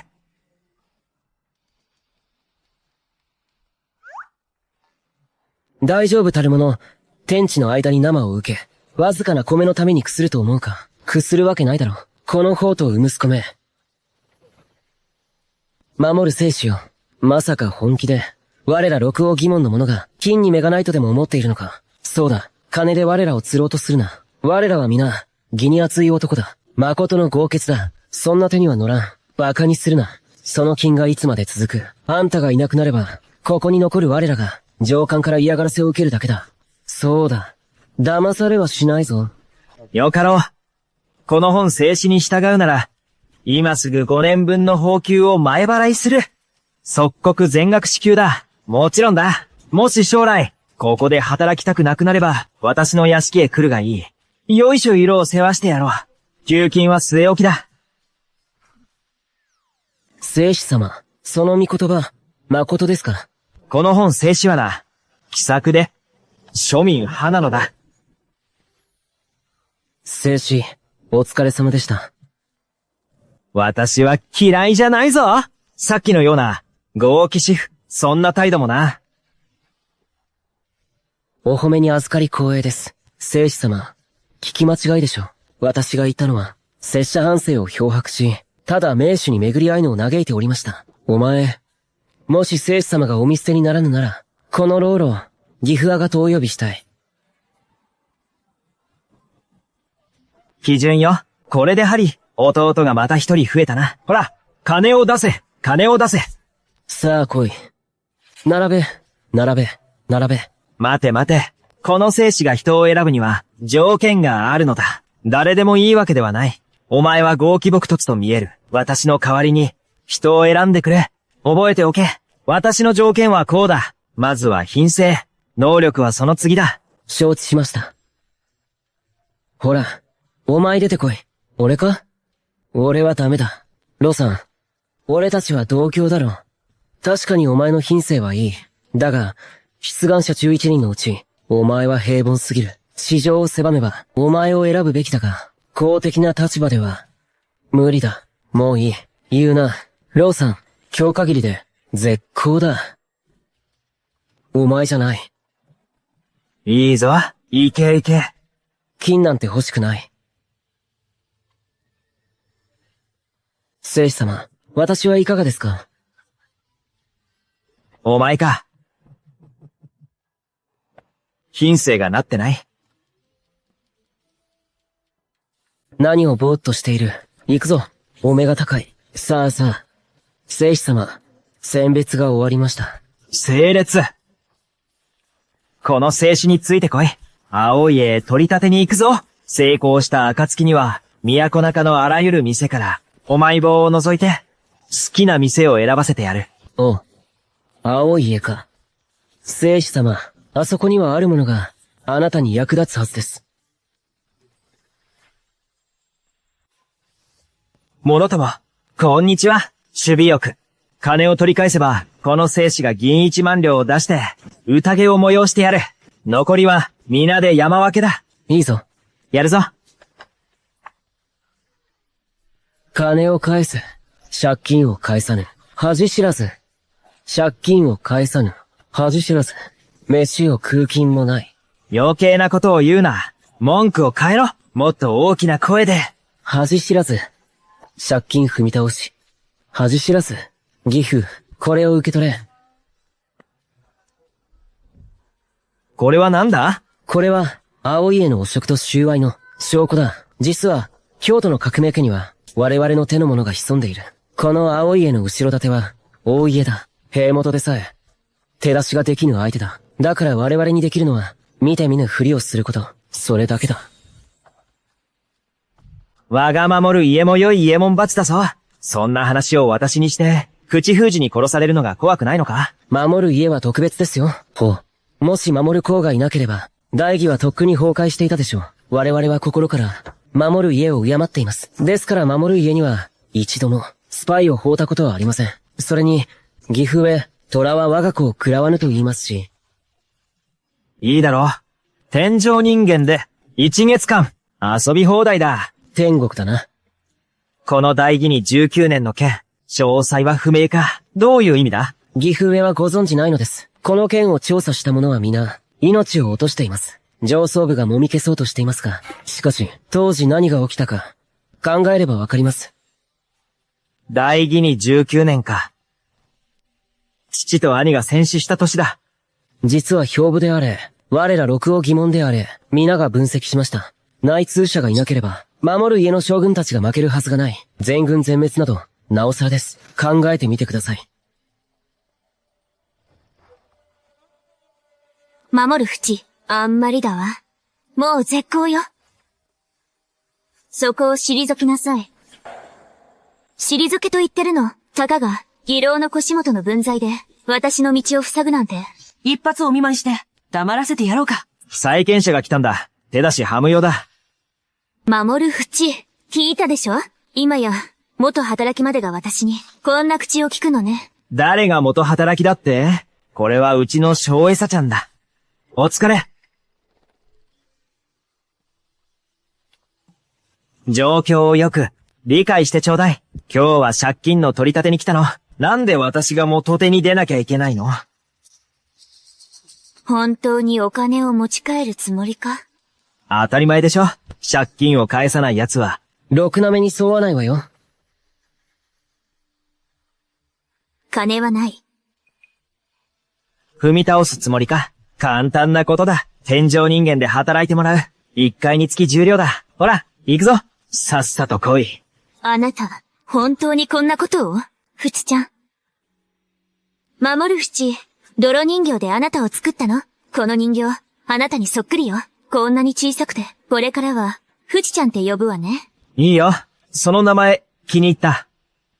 そんな内情まで知っているとはな。普段から相当俺を調べているようだ。その仕草。ずいぶん練習したんだろうな。まさか、何か感づかれたの？私は、どういう意味かしら？お前はただ、彼女に似ているだけだ。だが、結局お前は彼女じゃない。この顔がもったいないな。物とも、中を捜索しろ。金目のものはすべて、借金の形にはこび出せ。は。やめて。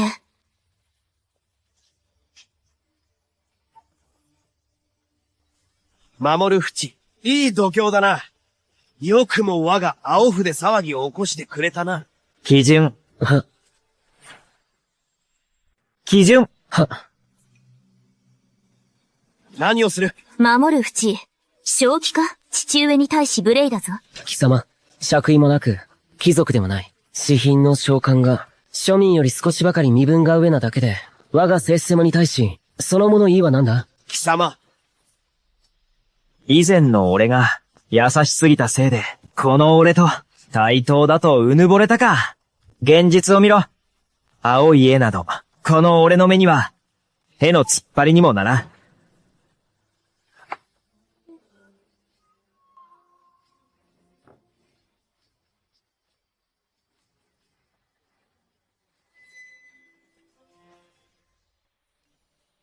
青い絵の宝物庫には良いものが、たくさんあるな。これは、見るからに、善意は千の、巨匠の名作だ。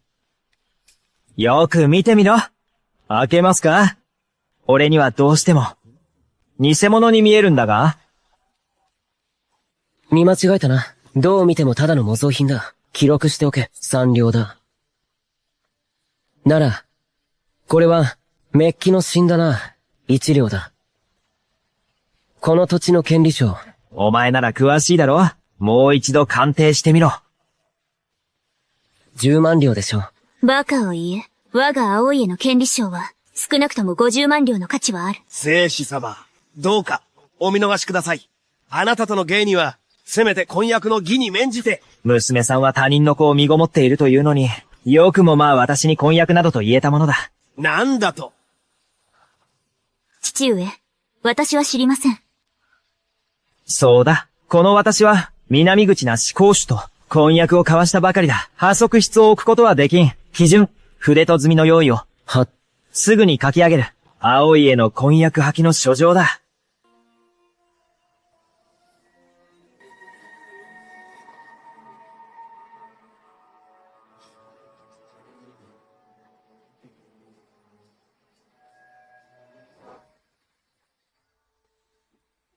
守る淵。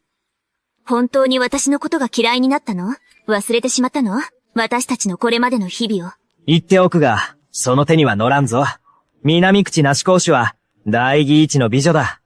極上料理とお前のような漬物、どちらを選ぶかなど、迷惑だろう。浪人、物友を呼べ。これらを運び出せ。邪魔立てする奴がいれば、守る国公府に文句を言いに来い。かかれ。守る淵。青の芸は行き場を失うはずだ。人をやって監視させろ。誰と接触するかをな。承知しました。物とも、天上人間へ行くぞ。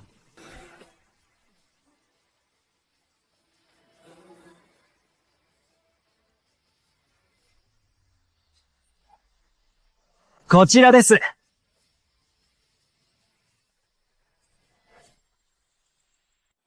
義父へ、どうぞ。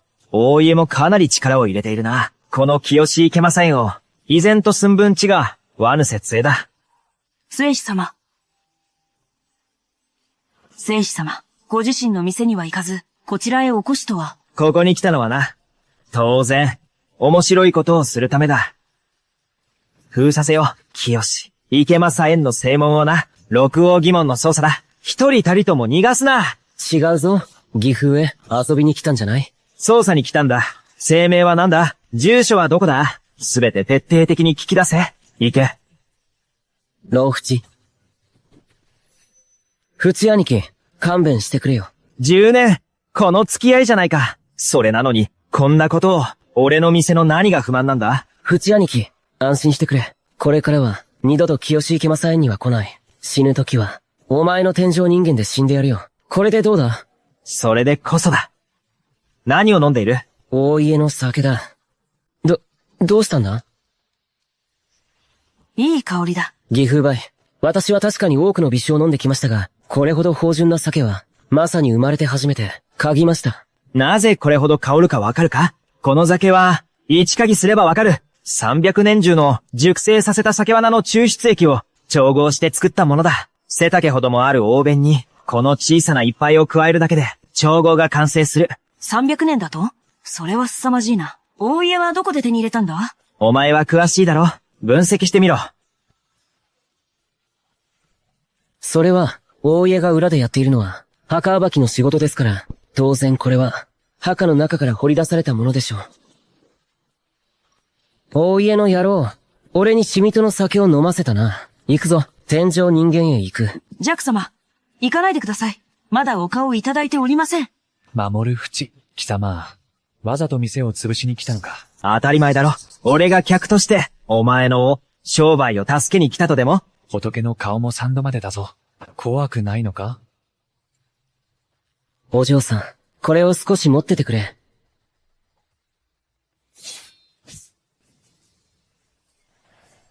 お前の兄貴すら叩きのめした俺だぞ。お前などへでもないわ。徹底的にやるつもりですね。俺を相手にする資格がお前にあるのか？者ども、この聖司様は今、ここを疑っている。清池政園が朝廷の重要指名手は違反をかくっているとな。六王疑問に戻って持ってこい。一層塩かきをな。一人ずつ照合しろ。守る淵、あまり無茶な真似はよせ。俺たちは仲間を連れて、捜査に来ただけだ。死刑を乱用しているわけでもない。何の非があると言うんだ？義父へ、抜かりありません。聖司様。聖司様、往復将が申しております。花魁たちが会いたがっていると。ようやく我慢できなくなったか。ここでしっかり見張っておけ。義父へ、いつまで調べればいいんですか？こいつらが倒産するまでだ。貴様。よくも俺の商売を邪魔しやがって。申し上げます。兵元、公主様、守る淵が六王疑問の捕獲を引き連れ、借金取り立てを口実に、青家の財産を強引に奪った挙句、職権を乱用し、大家の清川正園を圧迫しております。お前はどう思う？守る淵は明らかに我慢の限界でしょ？だが興味深い。この状況をどうだはするつもりか。こんな夜更けに陳を訪ねてくるとは、何事だ？兵元と取引をしに参りました。守る淵、ふざけるな。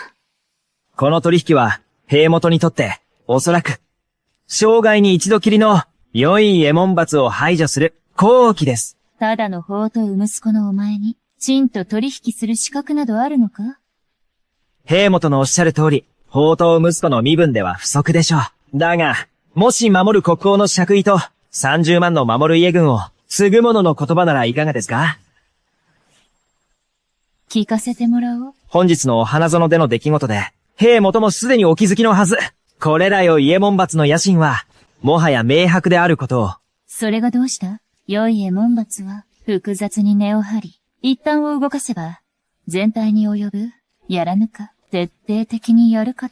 もし、私が排除する策を持っているとしたら、張り家と守る家を除く、すべての門閥をです。守る淵、兵元の前でデタラメを言うな。さもなくば、不敬罪に問われるぞ。兵元にお聞きしたい。守る家を信じていただけますか？まさか度である守る家は、英雄の家系だ。陳は、当然信じている。ならば、兵元、私に面子の静止を賜りたい。3、4月以内に、門閥を、すべて根絶してみせましょう。もしできなければ、私、守る淵はこれより先、二度と朝廷に関わりません。30万の守る家軍も、すべて兵元にお返しします。もし、守る淵の言葉が真実なら、彼はどの門閥よりも、恐ろしい存在となる。果たして陳は、彼を生かしておくべきか。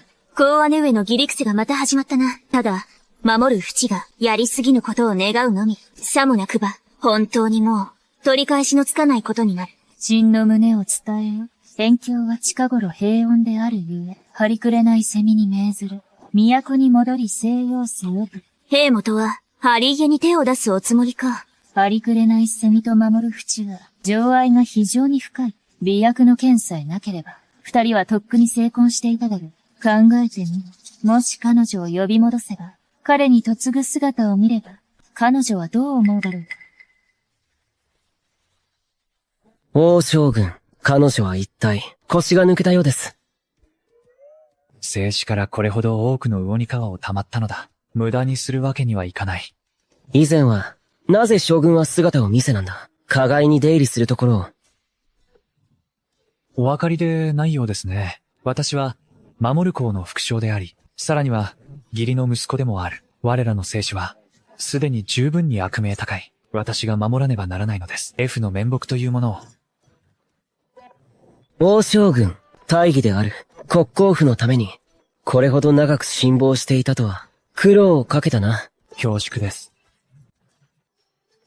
聖子様、ようやくお越しに話します。何でも話しますから。あなたへの毒殺も、ハリ聖子への毒殺も、すべて主の仕業。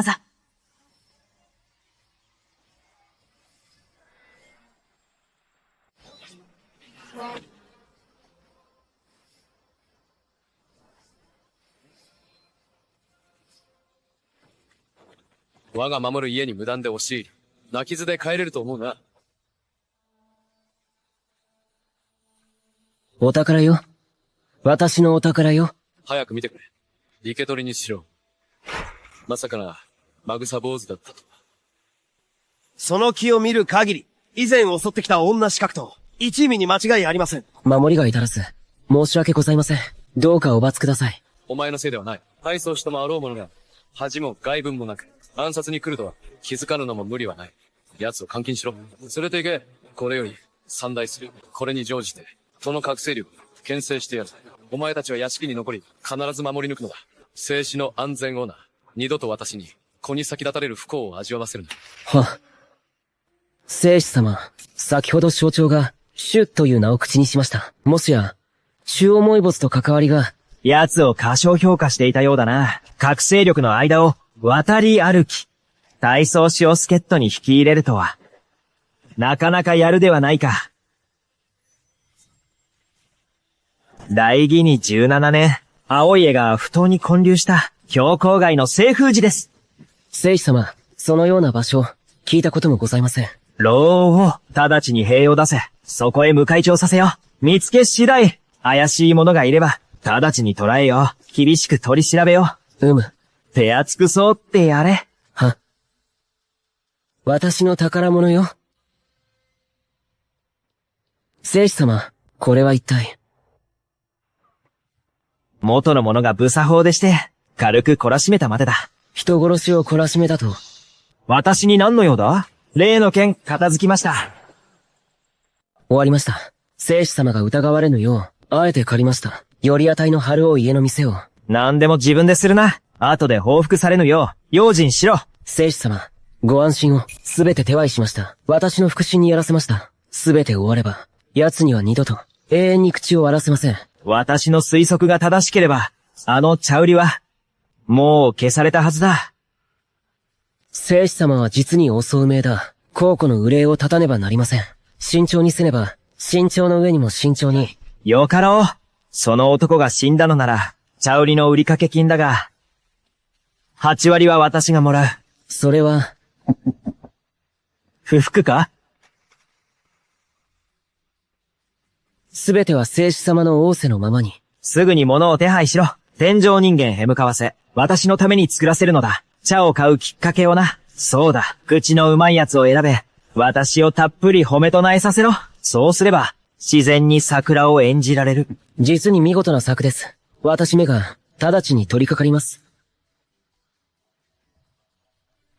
聖子様、あの男は、裏切りの層があります。非常すぎる男ゆえ、重用すべきではありません。慈悲深き者は兵を引き入れず、義理堅き者は罪をなさず、裸一貫での仕上がった者に、まともな奴などおらぬ。あの男、まだ死んではいないはずだ。おそらく、どこか秘密の場所に身を隠しているのだろう。主君を牽制するために、いつの日か、事態が露見した時、奴は必ず姿を現し、主君に牙を向くでしょう。珍万蔵を監視させろ。できれば、例の茶売りの友人も、探し出すのだ。基準。聖子様。張り伝えろ。3日の街中のドラ息子ども全員、天上人間部屋集めろ。こう伝えるのだ。聖子自ら先祝いをするとな。清川正園の閉店をな、酒を振る舞ってやる。承知しました。網を引き上げる時が来たな。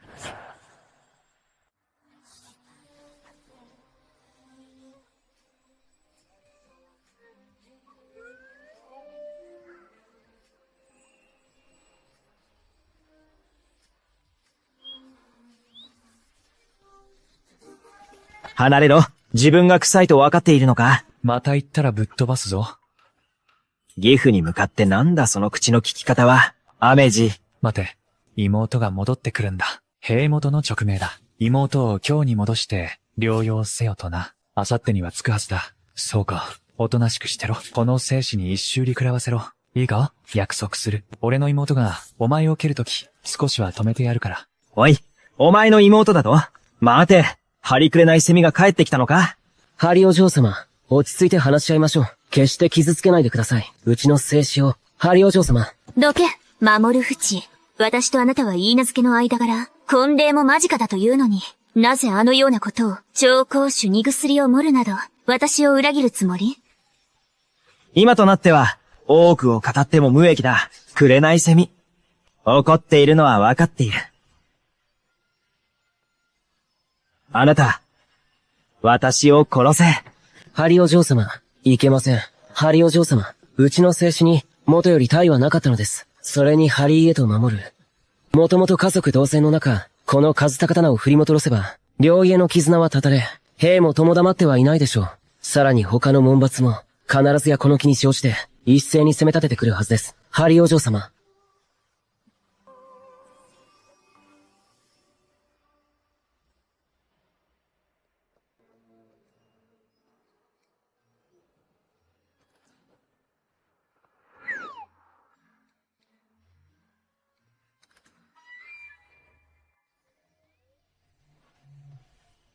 本気だったのか。死ぬかと思ったぞ。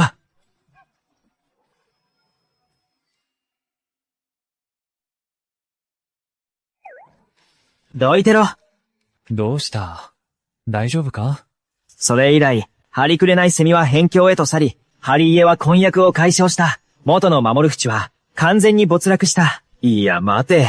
守る淵とはりくれないセミの思いを考えれば、あのような真似は到底できるはずがない。もしや、裏に何か事情があるのか？清池正園が潰れたのは、朗報だ。だが、これをまた他人に、ただ、食いさせるなど、どれだけ損をするんだ？いい加減にしてくれ。そんなに情けない顔をするな。今夜は俺の合図を見て、動けよ。約束する。大もう消させてやる。本当ですか？俺がお前を騙したことがあるか？数えきれないほどあるだろう。あっちへ行っては行ってこい。今夜はしっかり合わせろよ。聖子様、都の弱様たちが、ほぼ全員揃いました。よし、三条。もし戦争をお前に任せるとしたら、やれるか？開口無理すぎですよ。私にそんな才覚はありません。学んでおけ。そう遠くないうちに、特大の戦争を、一見、お前に切り盛りさせてやる。聖司様、困らせないでください。私は本を読むと、頭が痛くなるんです。将来のことを考えたことは、お前は、今、萩郎の序章で、口の聞けない男の相手ならいいが、だが将来高尊金が、期待の軍師になった時、お前は彼に釣り合うか？その時は身を引きます。言いながら、彼を支えるわ。なぜ自分を磨いて、共に歩み続けようとしない？お前が足踏みし、彼だけが進歩すれば、二人の心は離れてしまう。俺にできるのは、お前にチャンスを与えることだけだ。しっかり掴み取れ。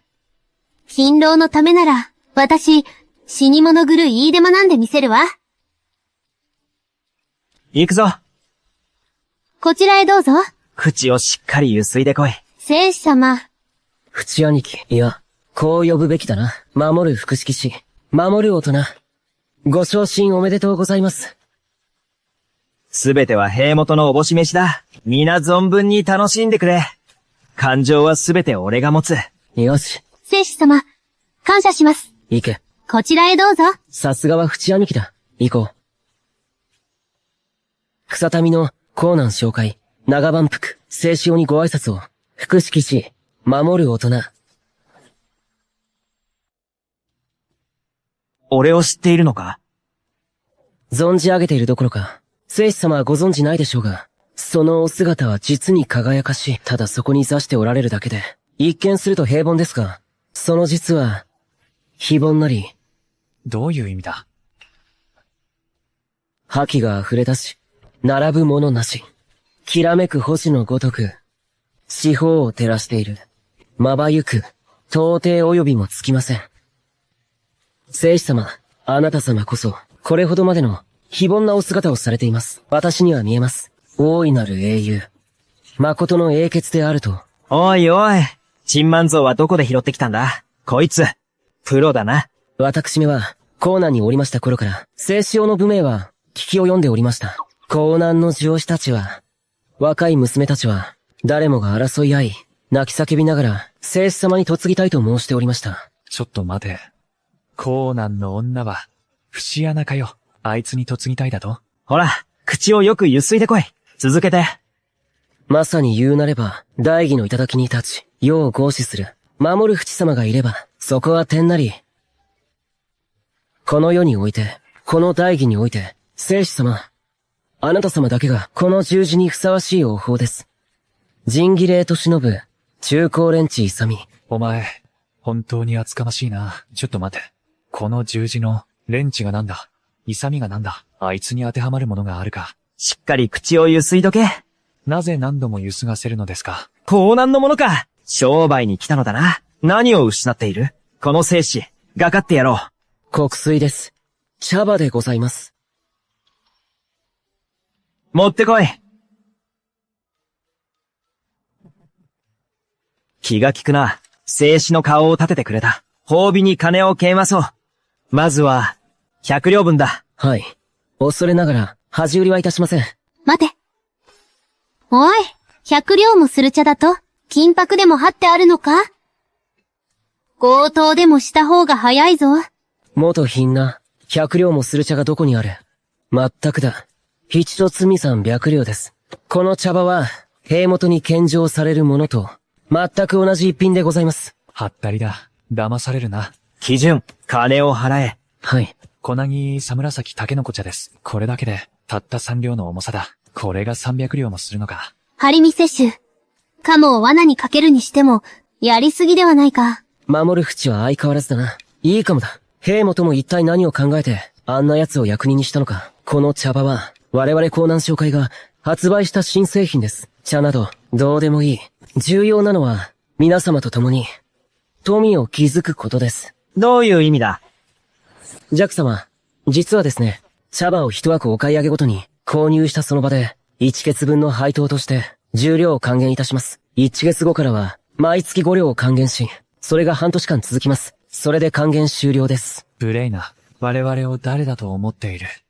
騙すつもりか。メスアウもございません。朝廷の一箇所もございます。見せろ。本当に朝廷の一箇を得ているのか。チンマンゾウ、いい度胸だな。朝廷の一箇所を偽造するとは。この印は、少し怪しいぞ。この一箇所は、本物ではありますが。だが、合点がいかぬ。一体どうやって儲けるつもりだ。ジャック様、ご説明いたします。茶葉の売り上げはすべて、投資資金に回されます。この還元金は、皆様への利息なのです。共に儲けましょう。お前が逃げたらどうする？皆様は大義における屈指の名門よ。家の方々、私が逃げたりすれば、すぐに捕らえられて、切り首か、八つ先か、五体バラバラにされるだけです。その通り。そこで、ジャック様、これも何かのヘリ、弱用の紹介客であれば、一か小買うごとに、私から5両を即座に還元し、1数後からは、2両5銭を半年間お支払いします。いかがです？これはいい商売だ。基準、まずは100箱注文だ。金を払え。はい。100箱もか。そんなにか。こちらを。この1000両は、ジャック様への還元金です。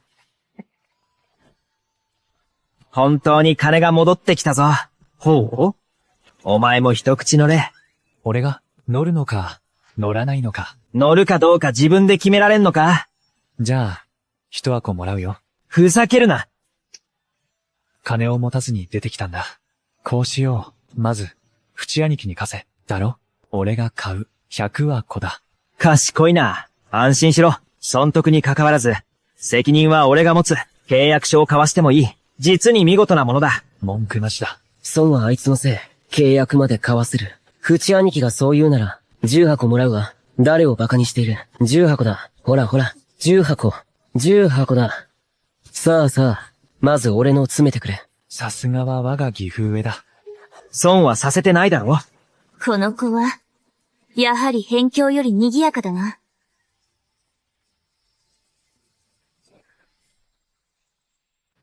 妹よお前は、明日もドラぬのか。私を指図する気か？しゃんとしろ。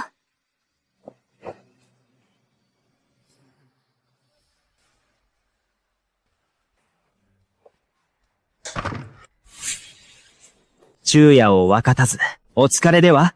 守る生死が、皇子様と婚約されると聞き、掛け算じました。守る生死は今や、都の時の人ですからな。商売のやり方が、独創的であるだけでなく、六王義門の副式士にまで任じられ、超高主王の未来の婿殿とは、実におめでたい。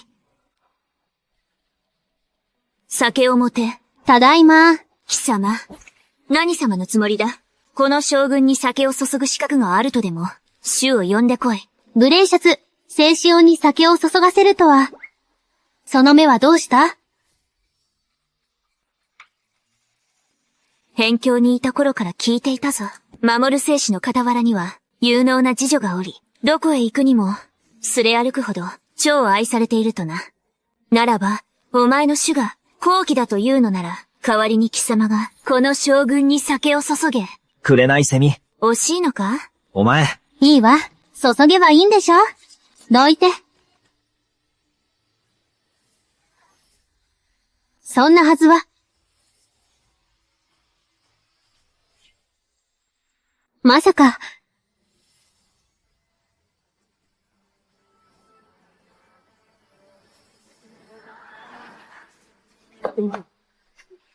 聖子様、負けました。この程度か。構わん。奴は5年前からすでに、体操しか、この2年の辺境警備で、さらに腕を上げたようだな。構わん。起こしてやれ。泣くな。立ちなさい。くれないセミ。わかっている。過去のことは。確かに、君に申し訳なかった。こうしよう。俺たち2人で、やり直さないか？いいだろう？その通りだ。妹よ。もう騒ぐのはよせ。私がいつ騒いだと？騒いでないさ。皆の者、聞け。私が今回帰郷したのは、必ずや夫を見定めるためだ。我がハリー家はまさかどの家系？勇猛な武将にはこと書かぬが、足りぬのは文才あふれる者のみ。これほど多くの者が、今宵集まっているのだ。はっきりと宣言しよう。私の心を動かす。死を読める者がおれば、身分の規制を問わず、この先の、この張りくれないセミの夫だ。なんだと。張りくれないセミは、辺境で20万の兵を率いる身、その夫になれるのなら、人生大逆転も同然だ。今夜は来た甲斐があった。ハリー家の後ろ盾があれば、今日の都でも屈指の名家になれる。妹よ。そんな大事な決断。親父、殿に相談したのか。父上が私を止められると。まあ、無理だろうな。お前の結婚は一生の問題だ。あまりに軽率ではないか。お前と南口なしコールチの、結婚ほど軽率なものはないわ。私への腹いせのつもりか。なぜ貴様に復讐など、うぬぼれれるのも大概になさい。ハリ将軍、私が、失せろ、そこをどけ。その程度の額で、よくも顔が出せたな。でたらめを、これ以上妹を侮辱すれば、足をへし折ってやる。将軍が口にされたのだ。まさかハリーへともあろう者が、二言はあるまいな。どうしてわかる？ここにふさわしい者が、おらぬと決めつけるのだ。そうだ、そんな振る舞いでは、未来の義弟を怒らせるぞ。そうだ。誰がお前など選ぶか。私の義弟になりたいだと。身の程をわきまえろ。足を叩き折ってやる。もういい。遊びたいというのなら、最後まで付き合ってやろうじゃないか。天元の誰もが知っている。淵兄貴がエインだ。大義水海の死は、分断切っての笑い草だとな。淵兄貴、あんたには超講師がいるだろう。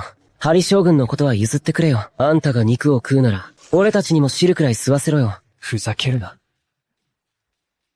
台を出せ。いいわ。では、お前の目に映る私を題材にしろ。そんなに簡単か。脳みそはついているのか。ハリ将軍は、類稀なる美人なだけでなく、冷徹で果断な将軍でもあるのだぞ。夜虫には、その両面がなければならん。さもなくば、美と、たけしのいずれかを、極限まで描き出す必要がある。見たところ、ハリ将軍は、わざと守る淵を困らせようとしているな。何しろ、二人の仲を知らぬ者などいないのだから。もし書けないなら、さっさと失せろ。書けないなどと誰が言った？麗しき人があり、ひとたび見ては忘れられぬ。さすがは今日の都一の宝刀息子だ。口を開けば美人か。その程度の文才なら、美人の死などやめて、家に帰って像でもついておけ。一日会わねば、苦しいほどに思い焦がれる。大鳥は高く舞い上がり、視界にて王を求む。されどい都市記人は、東の垣根にはおらず。今を言葉の代わりとして、この胸の内を語りかけよう。いつになれば思いは届き、この私の方向を揺やしてくれるのか。大鳥よ、ふるさとへ帰り、誓いを巡りて、その王を求めよ。未だ巡り、会えず、術もなきまま、今宵、いかにしてさ。とらん、この、高き、広間で。これを本当にあんたが書いたの？即興でいいんだ。大鳥九王だ。彼は、本当に変わった。この大鳥九王の調べが、ハリ将軍のお気に召すかどうか。まあまあだ。これで一件落着だな。虫がいいわね。せいぜい殺さないでおいてやるだけよ。皆の衆、聞いたか？張りくれないセミはもう、この生死を許したのだ。これからは、今後誰であろうと、張りくれないセミに手を出す者は、この俺が真っ先にぶち殺してやる。聖司様、ハリ将軍がお戻りです。西風司令にいるはずでは？聖司様、守る公がお呼びです。ハリ聖司もご一緒に。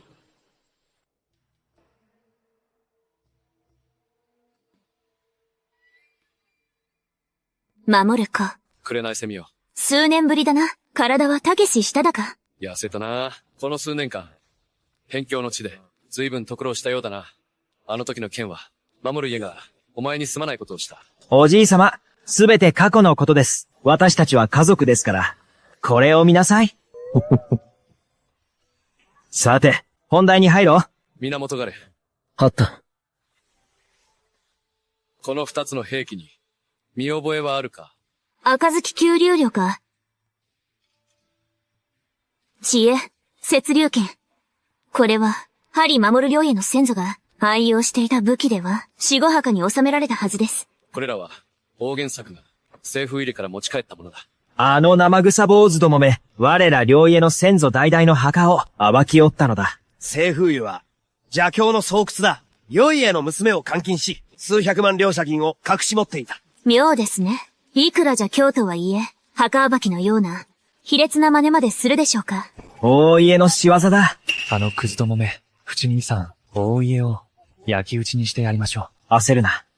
大家の命運もあと数日だ。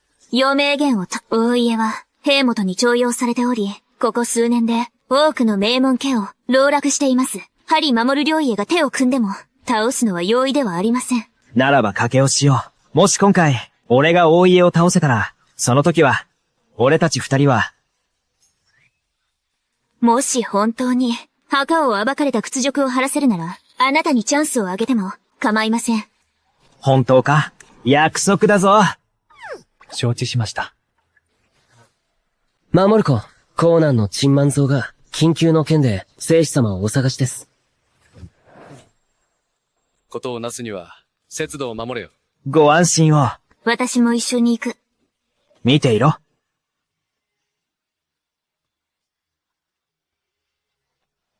老家、お前の孫。女の扱いに関しては、なかなかのものだな。そこは私に似たので。若かりし頃のわしも、かなりの男前でな、美目秀麗、凛々しい姿だったのだぞ。老家、冷静に考えてくれ。あんたの若い頃は、戦火が絶えない時代で、山賊の親玉だったじゃないか。その風貌といえば、鋭い眼光に、立派すぎる髭、せいぜい竹々しいと言える程度だ。それが、男前とか、凛々しいとかとは、無縁だろ？違うか？最近のわしは、退屈でな。腕が鳴るわい。行くぞ、わしに付き合い。少し体を動かそうではないか。それはちょっと。相談しとるんじゃない。それから貴様もだ。こんな男前の将軍。見たことないか。それと、青家から連れてきた者たちを、しっかり見張っておけよ。また手抜かりがあったら、その足を叩き折ってやる。はっ。笑いたきゃ笑い。なんだその卑猥な笑いは。ここは将軍府だぞ。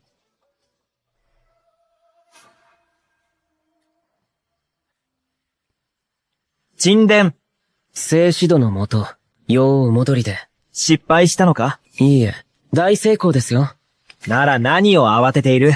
実はですね、大藤が行方不明になり、大茂が皇帝儀として、当主の座を狙っています。清池政への剣を台無しにされた彼は、別の手段を使って、損失を埋めようとしているのです。当主に、再び認められるために、それで、超万福の妻と、子供を人質に取り、脅しという枠で、配当を増やすよう迫っています。大家の名を、担保にして、出資者を集める気です。控えめに見積もっても、1000万両は集まるかと。なんだと？大茂のやつ、狂ってたか？思考は、奴らが自ら、罠に飛び込むのを待っていた。超万福が願える心配はないか？ご安心ください、聖子。彼の妻というのは、田舎の義郎から雇った女で、子供は、道端の難民の中から拾ってきた子ですから。なんと不憫な。構うものか。聖子様、相手は、あの大家ですよ。それがどうした？俺たちの最初からの狙いは、奴らだ。よー、伊右衛門閥の連中だよ。思い切りやれ。むしり取れるだけむしり取れ。そうだ。帳簿をよこせ。聖子様、ご確認ください。4800万両か。一体何をしてかしたんだ？この私よ。何も分かっていない。道楽息子だと思っているのか。聖子様、お怒りを慎めてください。部元が取り違えておりました。こちらが本物です。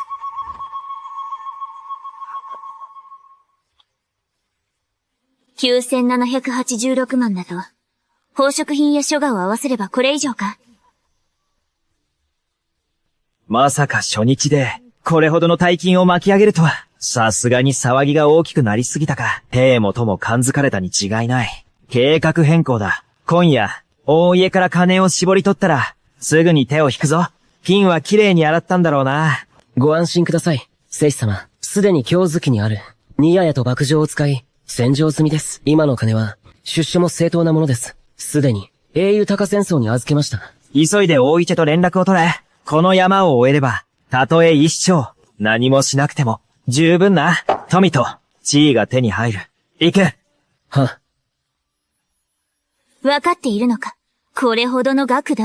一歩間違えれば、守る家は滅びるぞ。朝廷にそんな禁じ手があるか。確かにないが。だがよ。伊右衛門閥の連中を馬鹿にするな。泥棒を捕らえるには証拠が必要だ。奴らに証拠はつかませない。主君、確信しております。今夜が明ければ、今日の戸は、大騒ぎになるでしょう。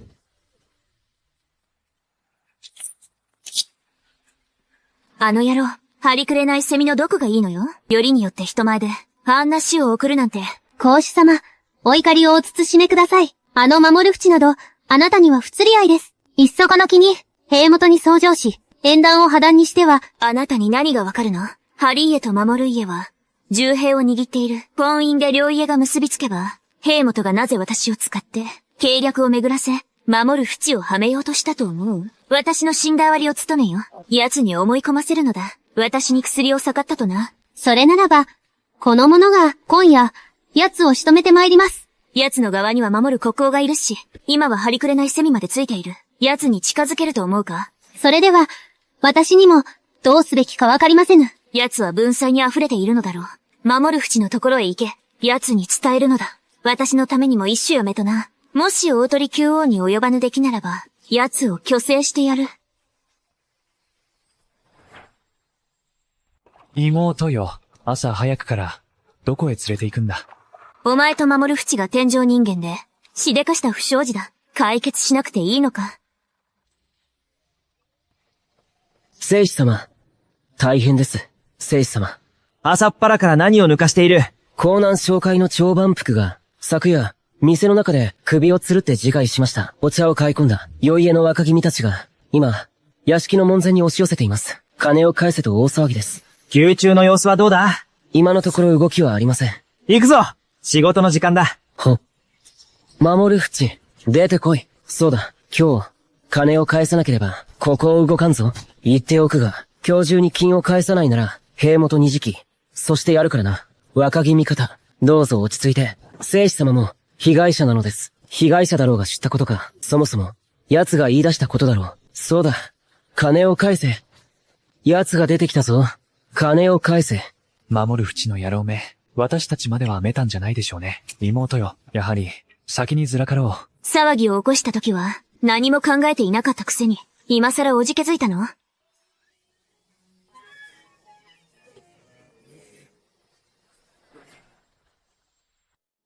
守子、聖司様がお姿を現しました。年のため、私が兵を率いて、火星に参りましょうか。張りくれないセミは来ているか？ならば案ずることはない。この件は、あまりには門が大きすぎる。都中のあらゆる良家が関わっている。兄上、先に参内して、兵元に報告すべきでは。焦ることはない。あの出来損ないの孫が、どこまでやれるか見ものだ。しかし、万が一、ハリー家との婚約を破棄した後で、ハリー家のことを案じておった。守る家と対立することをな。故に、あえて控えめに振る舞ってきたのだ。だが今は違う。両家は、元の鞘に収まった。この大義は我々が守り抜いてきたのだ。奴らごとき、恐れるに足らん。無謀の衆どもが。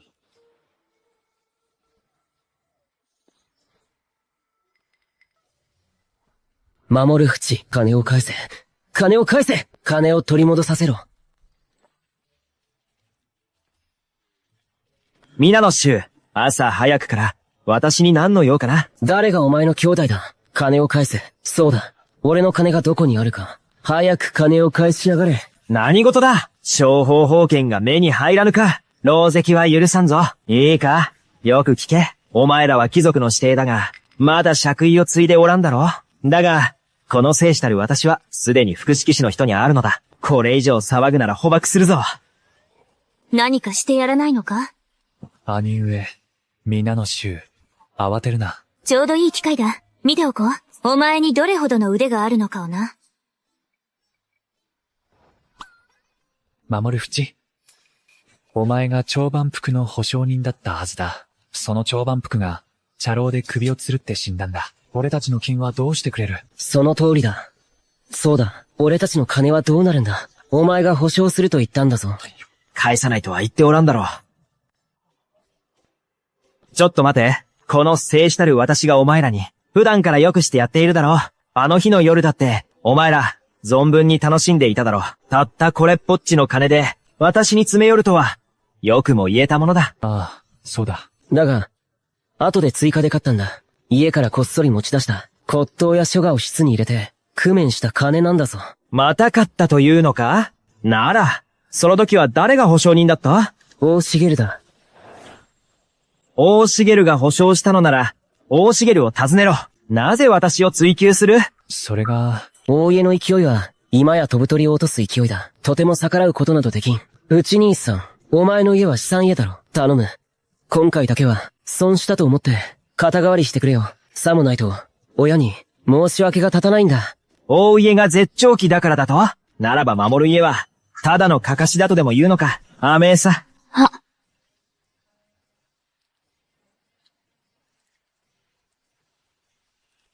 金が欲しいなら、いいだろ。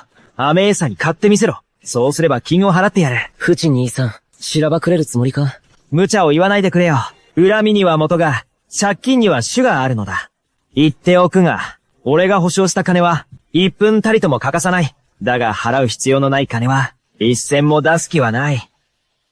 義風のさ、玉茶の件ですが、兵元が激怒されており、神ほどのガヤに伏せ、捜査ができず、案件があなたに回されました。ちょっと待て。なぜ彼まで、お前をギフと呼ぶ？お前は黙っていろ。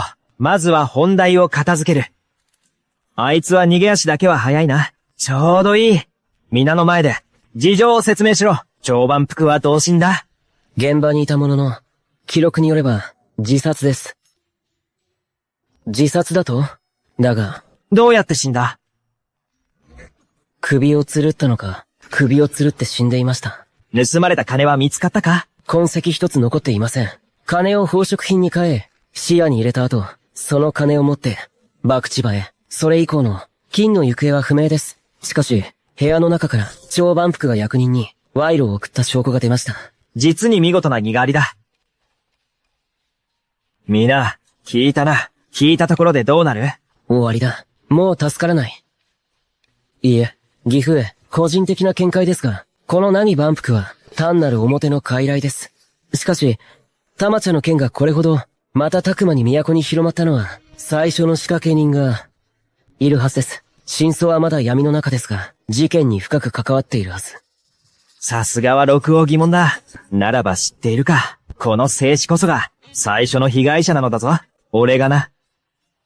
ならばその、収賄役人から当たりましょう。ですが、義父へ、失礼、役人たちの背後には、名だたる門閥良家がいます。動く前に、良家の方々に報告すべきでは？何が必要だ？六王はむみなれば、正しを尽くし、君の憂いを担う。何を恐れることがあろうか。皆、安心しろ。この静止が、必ず闇名様の金を取り戻してみせます。賄賂を受け取った役人のリストに従い、家宅捜索だ。今回の件、大家が最大の保証人です。奴らと無関係なはずがありません。その通りだ。そうだ。皆の衆、俺が大家へ案内してやる。そうだ、行くぞ行くぞ大家乗り込め。義父へ。では、私は何をすれば？まず大家へ行ってみ張っていろ。一人たりとも逃がすなよ。それから六王疑問に人をやり、大家の資金洗浄の証拠を持ってこい。承知しました。行くぞ。大家へ向かうぞ。君の禄をはめば、君のことに忠実たるべし。君の憂いを分かち合えば、何を恐れることがあろうか。明日の丁義で、陳は守る。淵の相乗下級、百貫に回覧させるつもりだ。おそらく明日の丁義までは待てませぬ。あの方々は、今にも訴えに来るでしょう。兵元、一大事です。守る淵が六王疑問の堀を率い、玉茶の店から押収した、役人リストに基づいて、片っ端から家宅捜索をしています。何件行ったのだ？五品の承継、四品の御師、三品の通世志士、通世師、それに、十味品の自衛棟梁までもが、連れ立って大家へ向かいました。鮮やかな手際だ。守る淵め、百貫を道連れにする気か。帝都がこれほど賑わうのは久方ぶりだ。出御だ。大家へ参るぞ。この愚か者が、以前から言っておいたはずだ。この玉茶には裏があるとな。それを勝手に使い込みよって、800万両だと。やめて、父上。叩かないで。私が悪うございました。私だって、裏があるとは、睨んでいました。ですが、この配当金があまりに魅力的だったのです。こっちを向け。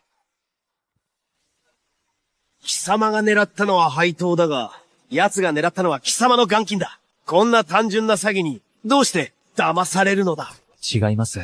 父上。他人は騙しても、俺のことは、騙さないと思ってたんだ。一応、策は講じていたんですよ。あいつの妻子をさらっておいたんです。まさかこんなことに。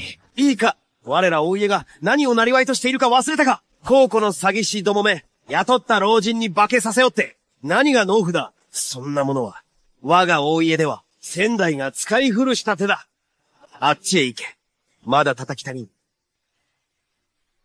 畜生め。旦那様、大変です。守る淵が金位守るの群れと、たまちゃんに騙された若旦那たちを連れて、乗り込んできました。あの母子を探しに来たようです。行け。奴らを片付けてこい。そうではなく。王子さん、お子さんを叩いてお遊びですか？本官は直命により、玉茶詐欺事件を追座している。ついては、王子さん、便宜を図っていただきたい。里し追いの捜査なら、叔父として協力するのは当然だ。だが、我が大家も被害者なのだ。見ればわかるだろう。こうして息子を折檻しているところだ。王子さん、数千万両砂金をくれるなら、俺のじいさんを、天上人間で接客させてもいいくらいですよ。何がお前だ。長番服の妻と娘を、大家が密かに連れ去り、保護している。間違いありませんね。そんな事実はない。信じられぬなら、捜索するがいい。探してみたら、すぐに見つかりましたよ。義父へ。大家に忍び込めとの仰せ通り、ちょうど見つけました。奴らが口封じのために殺そうとするところを、幸い間一髪で、二人を救出できました。よくやった。我が息子よ。王子さん、この店は、大家が長番服に貸したものだ。俺の友人である若旦那たちも、あんたの息子の大茂が保証人になったから玉茶を買った。そして今、大家から見つかった。長番服の妻と娘がね。こういうことではないですか？長番服は、もともと大家側の人間だった。彼は自らの死をもって、大家に、1億両者、銀の収益をもたらした。彼の遺言は、妻子に生涯、映画を極めさせることだった。だが、あんたはなぜ彼女たちを殺そうとしたんだ？でたらめを言うな。白昼堂々と、私に罪をなすりつける気か。いいだろう。牢に、奴を連行しろ。厳しく取り調べよ。王子さん。これは、清川正恵ですね。元天守の供述書。それに、貴様ら大家が長年、清川正恵を利用して、資金洗浄をしていた証拠だ。どう説明するつもりだ。皆の衆、見たか。大家はお前たちの金を奪い、さらに清川正恵を通じて、まるで流れ作業のように、汚れなき金へと洗浄したのだ。今や証拠は明白だ。そうだ。見てみるがいい。今、大家に隠されているのは、お前たちの金で買い占めた金銀財宝だ。実に見事な計略だ。大家も、人目に触れさせられぬ副葬品で埋め合わせるとはな。王殿、我らに言えば、親子代々、家族ぐるみの付き合いではないですか。なぜ身内を陥れるような真似を、そちらが先に不義を働いたのです。こちらが不実になっても、恨まないでください。皆の衆、お宝を探せ。行くぞ。止まれ。よくもそんな真似を。誰が手を出せるか見ていろ。王殿、皆に捜索させてはいかがですか？もし何も見つからなければ、証明もできます。大家の潔白を、その時は、この守る淵ガチャを献じて謝罪しましょう。お前ら、さっさと失せやがれ。強情を張るのは無意味ですよ。言っておきますが、私には兵元よりたまった、商法宝剣がある。もし拒むなら、怖くないのですか？知ったことか。剣だ肩からだか知らぬが。お前は愚か。たとえ兵元がお見えになっても。何もできやしない。兵元には家ついたします。そなたらは皆、名門の意であり、高官の地位につき、皇室の顔としての威厳があるはず。この場での騒ぎ立て、なんたる集体か？おう愛嬌。先ほど何か申し上げであったが。私が言いたいのは、もし兵元が自らお越しくだされば、いかなる命令がもとろうとも、我らは尽力する所存です。兵元、捜査は道理に基づき、法にて切っております。あらゆる証拠が、大家を指し示している以上、なぜ我々に、立ち入り捜査をさせるのですか？もし何もなければ、大家の潔白も証明されましょう。兵元、大家は忠義を尽くしております。我らは潔白にございます。彼らがもし、隠し部屋から品を探し出せば、我が大家が破産してしまうではないか。兵元、今回の玉茶事件の被害者は、非常に広範囲に及び、大義のあらゆる、門閥強い家や官僚の家系が含まれています。もし事件を解決できねば、その結末は恐ろしいものとなるでしょう。守る淵よ。守る淵。守る淵。貴様は決してやってはならぬ。門閥良い家を盾にして、兵元を脅すとはな。探せ。陳は信じている。大愛卿が潔白であることを。その必要はありません。岸田がすでに、大家の書斎で、お待ちしております。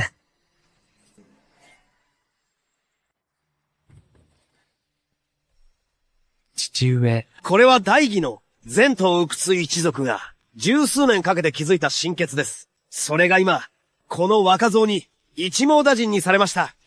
兵元、事件解決です。これは一番の手柄と言えますか？先ほどのあの言葉に免じて、禄をはみて、君に正しを尽くす。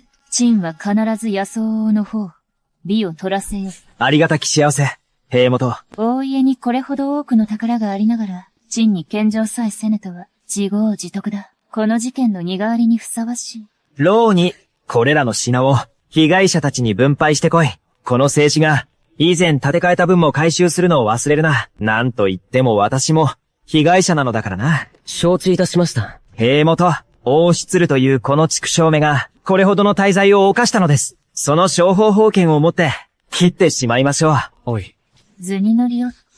待て、大愛卿は常に忠義を尽くし、国に仕えてきた。陳は信じている。彼が自ら、このようなことをするはずがない。これは私に死んだ義割を探せということだ。兵元、我が大家は無実でございます。大家の書斎から、これほど多くの、出所不明の宝飾品が見つかったのだ。これでも大家には、関係ないと言い張るのか。ここにいる全員が、町人になれる。この玉茶事件の続きは、すべて大茂が、皆を騙してきたのだからな。もし彼が何も過ちを犯していないなら、大殿も彼を罰したりはしないはずだ。だろう。つまり、この黒幕は、大殿でないとするならば、それはもう、大茂しかおらぬ。兵元、大藤が失踪して以来、我が家には、この子一人の跡取りしかおりませぬ。兵元、天元の民草も、そして門閥良い家たちも、皆が見ておりますぞ。者ども。は。直ちに大茂を天牢へ連行せよ。明日の正午に処刑に処す。父上、助けて。我が息子よ。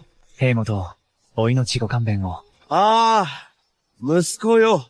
お前、陳について参れ。守る淵。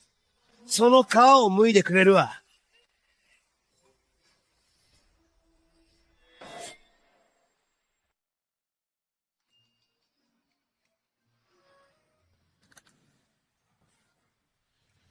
なぜだろうな。お前がやる気満々に見えるのは。誰だって生死の女だもの。いい子だ。騒ぐな。超公主様。黙れ。妹よ。うせろ。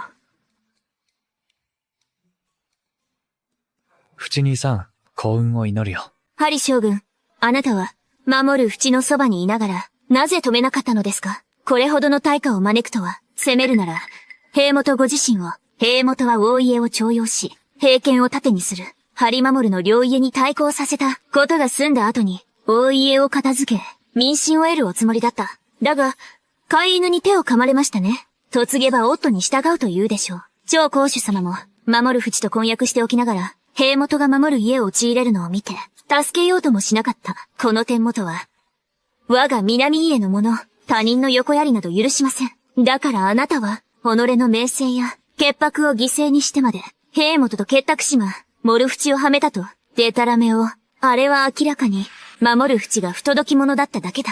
私が辺境を守っていた数年間、遊んでいたとでも当時の真相を掴んでいなければ、直将。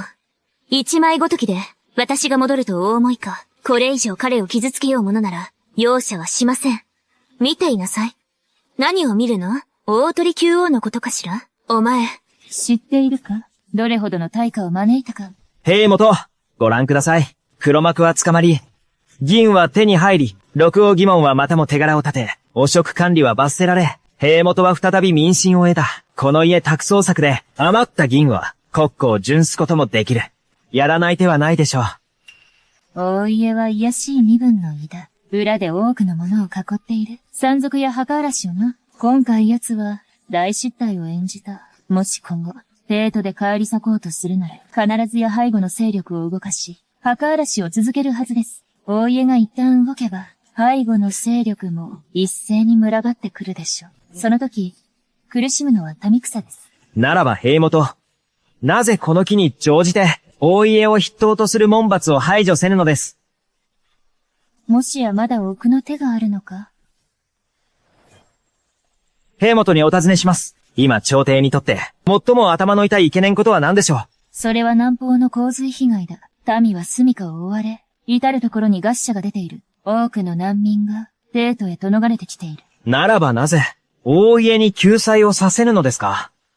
国が気球の折には、決まって鈍感、折どもが、国難に乗じて私腹を超えやすものだ。大家に任せれば、奴らもまた、世の国庫を空にする気だる。兵元ご安心を。大家にそれほどの度胸があるかどうか。どういう意味だ？兵元、救済において、金銭は二の次。肝心なのは食料です。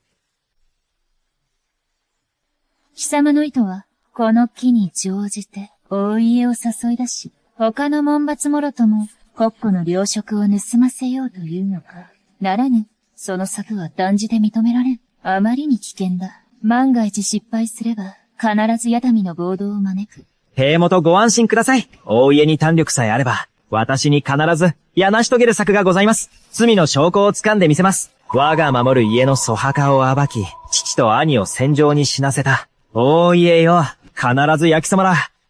旧族を根絶やしにしてくれる。やん。ならば余は、この守る淵と共に、大白田に打って出よう。両手には名の幸せとは、誰もが享受、できるものではないぞ。兵元、失礼ながら、これにてお暇いたします。大鳥九王を書いたそうね。私たちには婚約があるのに、私の分はないの？血をねだりに来たのか？あるとも、キスしてくれたら、書こう。いいから書きなさい。さもなくば虚勢してやるから。キスしてくれたら書こう。いいから書きなさい。さもなくば虚勢してやるから。違うわよ。そんな頼み方があるかしら。書とのか書かぬのか。思いつきませんよ。ありますよ。大義に11年、朝廷の警視にて、一人の霊人を目にす。宮内の灯火のもと。その姿は、変として驚く甲のごとく、あとして遊ぶ竜のごとし。栄えあるは秋の菊、華やかに茂るは春の松。彷彿とするは、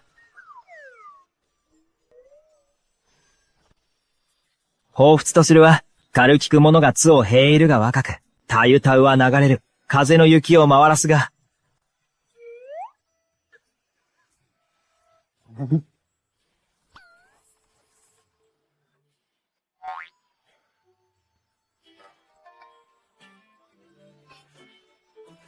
遠くにこれを望めば、朝霞に昇る太陽のごとく、近くにこれを見れば、緑の波に嗅いでた蓮の花のごとし。実に見事だ。語彙は華美。描写は繊細。想像力も豊か。情愛に溢れ、思いが込められておる。これに比べれば、大義大、一の最古、主思い没の死など、たちまち一分の価値もなくなった。この不二名はあるか。ネイハラク。紙譜です。自作か。これほどの文才があったとは。大鳥九王には及ばぬ気がするがな。美辞麗句を並べただけの無駄な言葉の羅列だ。そうだろう。デタラメを言うな。お前に何がわかる。多少なりとも、マナのあるものなら、誰でもわかるはずだ。これは絶世の名文なのだ。この金、三雨の幸運にございます。これほどの名作、千古大地の負の誕生に立ち会えるとは、これが世に出れば、必ず野分断に、巨大な波を巻き起こすでしょう。守る淵の音は、文人たちに熱狂的に唱えられるはず。思うに、俺のごますりも、極まったと思っていたが、今日思い知ったよ。やはり上には、あがいるものだな。これは、心の底からの言葉、決して世辞ではございません。マナのないお前に、とやかく言いはせぬが、もしお前に、巨人の才があれば、この記事を読むことは、水中の月を望むようなもの。もし上限の脳があれば、この記事を読むことは、画装点を仰ぐがごときものだ。守る淵、そなたには驚かされてばかりだ。真を楽しませてくれるこの件、そなたに任せれば安心である。決して真を失望させるな。兵元に感謝いたします。ただ、どうか、この落紙符を広めないでください。よかろう、そなたの意を汲もう。父上、範囲元の者が場外にて、大藤の遺体を発見しました。おそらくは、劉民に財を奪われた際に、殺されたのだろう。万死に値する男だ。奴さえいなければ、我が大家が、これほどの窮地に陥ることもなかった。旦那様。何をそう慌てている。落ち着いて話せ。めでたい知らせです。宮中より勅命が届きました。旦那様に、南方の震災救済をお任せになるとのことです。兵元は、遠回しに、我ら大家を埋め合わせようとなさっているのだ。つまり、兵元の御心には、まだ大家があるということだ。兵元の静音に感謝いたします。お前は行け。都のすべての米問屋の主を、呼び集めてこい。命かけで大家を空にしたというのに、兵元の一言で、大家は息を吹き返した。わかっている。兵元が、大家を完全に見捨てることはないと。だが、兵元が承諾した時点で、大家は、すでに片足を、棺に突っ込んだも同然だ。それに、大家が、これほどの再起の好機を、逃すと思うか？主君、本当に人の心を、読み切っておられますな。聖子、ハリ将軍。魚たちよ、飯の時間だ。飯だぞ。金はどうした？聖子、今回の利益は合計で、8000万両です。静止の取り分は、5600万両。すでに用意させてありますので、いつでも守る国交笛をお届けできます。よくやった。後始末は抜かりなくやれ。余計な輩が、しゃしゃりでてこぬようにな。聖子、ご安心を。ただ、もう一点。今日の午後から、都の米問屋8軒が、英雄高戦争から借り入れをしています。聞きを呼んだところ、他の戦争の主たちも、対応に追われているようです。多くの米問屋の主が、都中の米問屋がこぞって金を借りています。南方は洪水ですが、北方は何ら影響を受けていません。いくら彼らが国難に乗じて儲けようとしても、南方の業者が納得しないはず。市場価格を求まる大量の食料が流入しない限りは、それほどの米を保有している場所は、国庫しかありません。大家ね、大それたことを、昨日、兵元が大失に救済を命じたばかりなのに、今日からもう食料を売りさばくとは、今すぐ三大師、兵元に報告を。待って。陳天主、頼みがある。めっさうもございません。何なりとお申し付けください。人を何人か手配しろ。何度かに分けて、糧食を買い占めるんだ。米問屋がどれほど仕入れようと、すべて我々が買い取る。すべて現金で決済しろ。聖子様、これほど大量の糧食を買い集めて、一体何を？これはお前が、口を出すことではない。これは私と、門閥よ家との、馬鹿し合いだ。言われたことだけやれ。余計な詮索はむようだ。承知いたしました。直ちに取り掛かります。大家ね。人の道には連れておる。震災の救済糧食を横領するとは、町中の米問屋に借金させてまで仕入れさせるとは、どれほどの糧食をかすめ取る気だ。どれだけの民が餓死すると思っている。安心しろ。大家のような羽虫どもなど、先はもう長くない。主君、それと、もう一件。陳万蔵は、知りすぎました。わかっている。参上に聞いてくれ。両替商の修行は順調かとな。励んでおります。彼女に伝えろ。残された時間は少ないぞ。すでに策を練っておられたのですね。もちろんだ。だがその前に、片付けておくべき用事がある。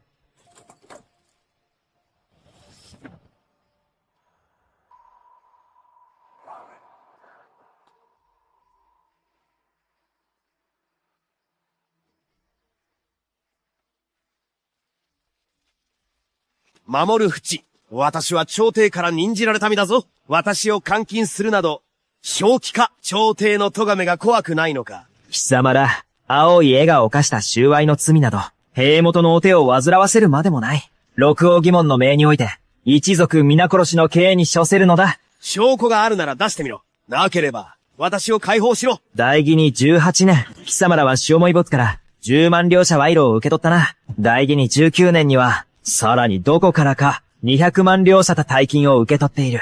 折悪くその年。父上と兄上は戦死した。内通者がいなければ、守る家の将軍たちが敗れるはずがない。ましてや全滅など、あり得ぬことだ。考えてもみろ。何のことかさっぱりわからん。生かしておく価値がなければ、貴様らを今日まで生かしてなどおかん。確かに本人とよく似ている。すでにことは済んだというのに、なぜか得玉など用意した。守る淵鬼様、どうか、お腹の、まだ見ぬ子のために、助けてくれ。これ以上仲違いを画策するのはやめろ。安心しろ。生かしておいてやる。お前と弟の間にできた不義の子をな。大きな使い道があるのだ。自分のしでかした愚行を見てみろ。お前にはチャンスがあった。守る家の制裁になる機会がな。我が青い家の運命を塗り替えるはずだった。それなのに、口車に乗せられただけで、応答に騙されて行方を共にし、自ら葬り去ったのだ。輝かしい未来をな。父上。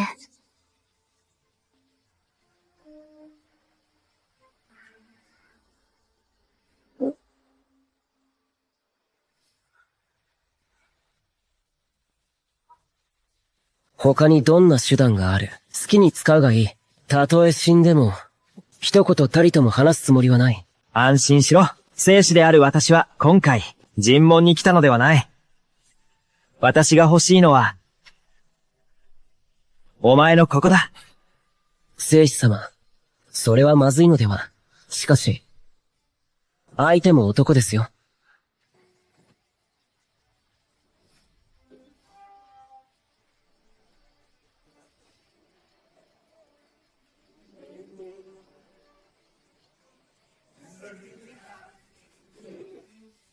正気か？他人の内力を吸い取って自分のものにするなど、軽ければ、経脈が断たれて廃人になり、理性を打って暴走し、重ければその場で体が破裂して死ぬぞ。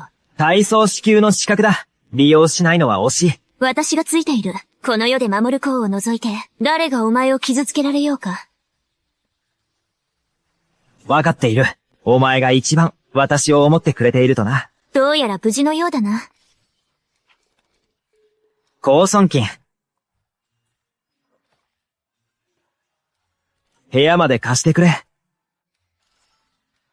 主君、私の心には、すでに参上がいます。違う。お前に、昌平さんのところへ連れて行けと言ったのだ。うっ血を揉みほぐさせろ。まだ内力が体に残っていて、消化しきれていないんだ。早くしろ。まだやるべき後年場がある。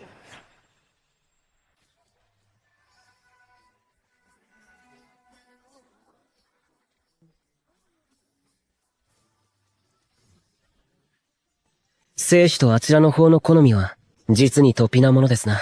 常人とはかけ離れている。昌平さん、少し休め。すべて整いました。米問屋といえ、合わせて、190件、銀4000万両、すべて規則通り、違約金は、戸部の保証となります。4000万両か。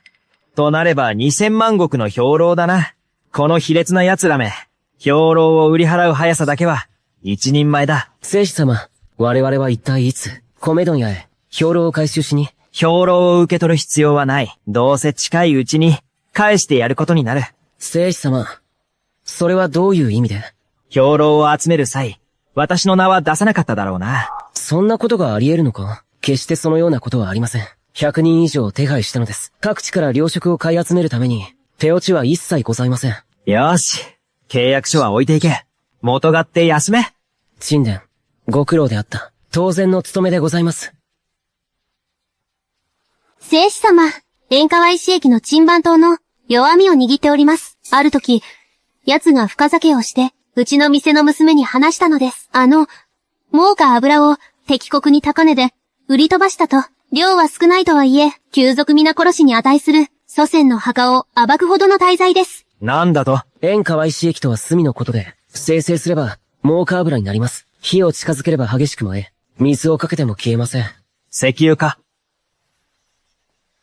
私が火をつける気だと分かったか。聖子様は被災地の糧食を集め、大家はそれを売りさばこうとしている。聖子様は、大家の偽の糧食の備蓄場所を一気に焼き払うおつもりでしょう。その後に、大家下手金で売るために。しかしですね、万人の腹を満たすほどの糧食は、かなりの量になります。もうカーブラを使わなければ、とても焼き尽くせません。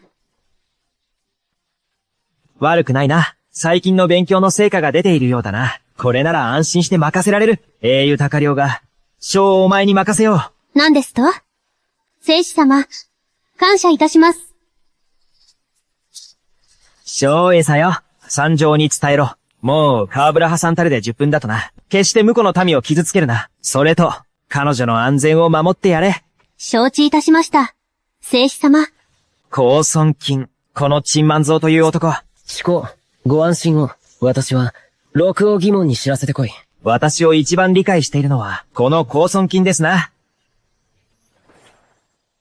主公の意図を汲み取れずして、軍師などと名乗れましょうか。いわゆる、賊を捕らうには証拠。大家が国庫の糧食を横流しする際、必ず夜光明にすり替えるはず。世の目を欺こうとね。その真っ最中に、六王義門が踏み込めば、それこそ、動かぬ証拠となりましょう。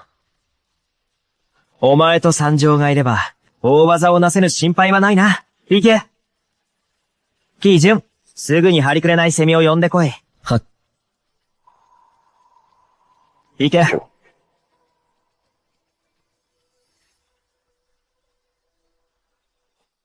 現状は、この通りだ。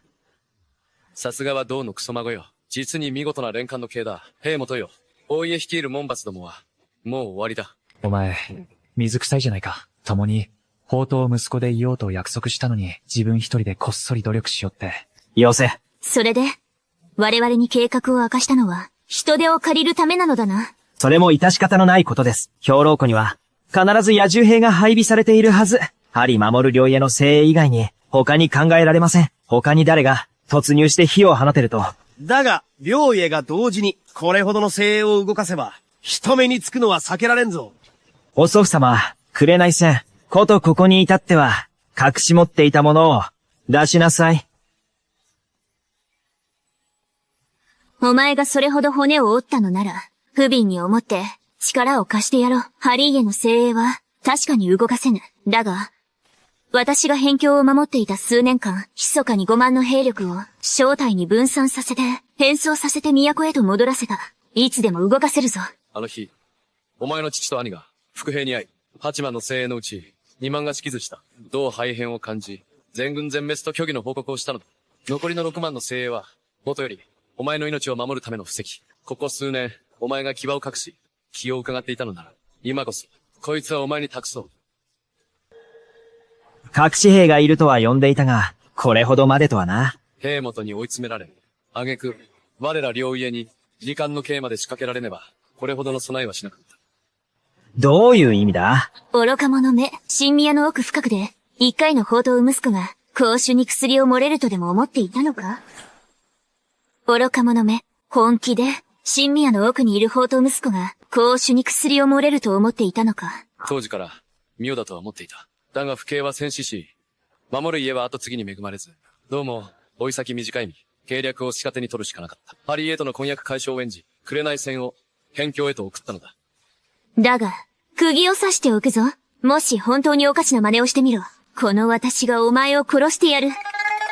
つまり、あの時、君が辺境へ張ったのは、平権を握るためだったのか。お前がもっと早くその才覚を見せていれば、それに、ハリサトシのような役立たずが、もう少し根性を見せてくれていれば、私が辺境まで行く必要もなかったものを、あんな苦労をせずに済んだのに。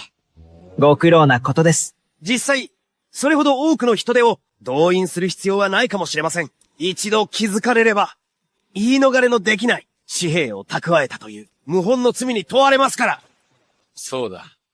忘れるところだった。お前は痺れ薬の使い手だったな。まさに大先輩だ。若い頃はさぞかし、薬を使いこなしたのだ。私の手元に一案ある。命を奪うほどではないが、大宗師が相手でも3日は眠り続けるだろう。きっと役に立つはずだ。よし。これで準備はすべて整った。あとは夜を待つだけだ。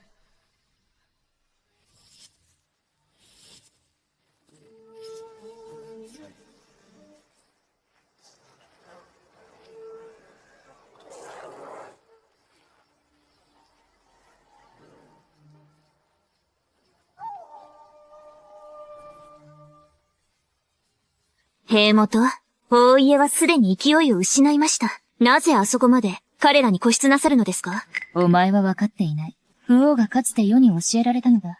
文武百官、清廉なものであれ、貪欲なものであれ、役に立ちさえすれば、すべて使い道はあるのだ。ましてや、もし大家が亡くなれば、守る家と張り家の見えん、朝廷の権力を独占してしまうではない。兵元、一大事です。兵糧庫が火事です。なんだと？大家は何をしているのだ？すぐに向かう。兵糧庫へ。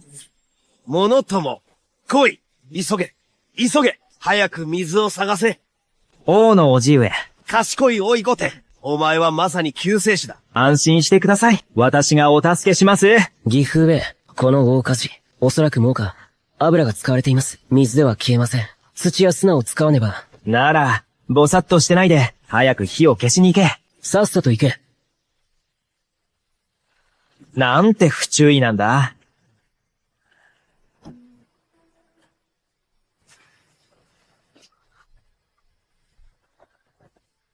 角本、揮発つしまりました。ご安心を。不知よ。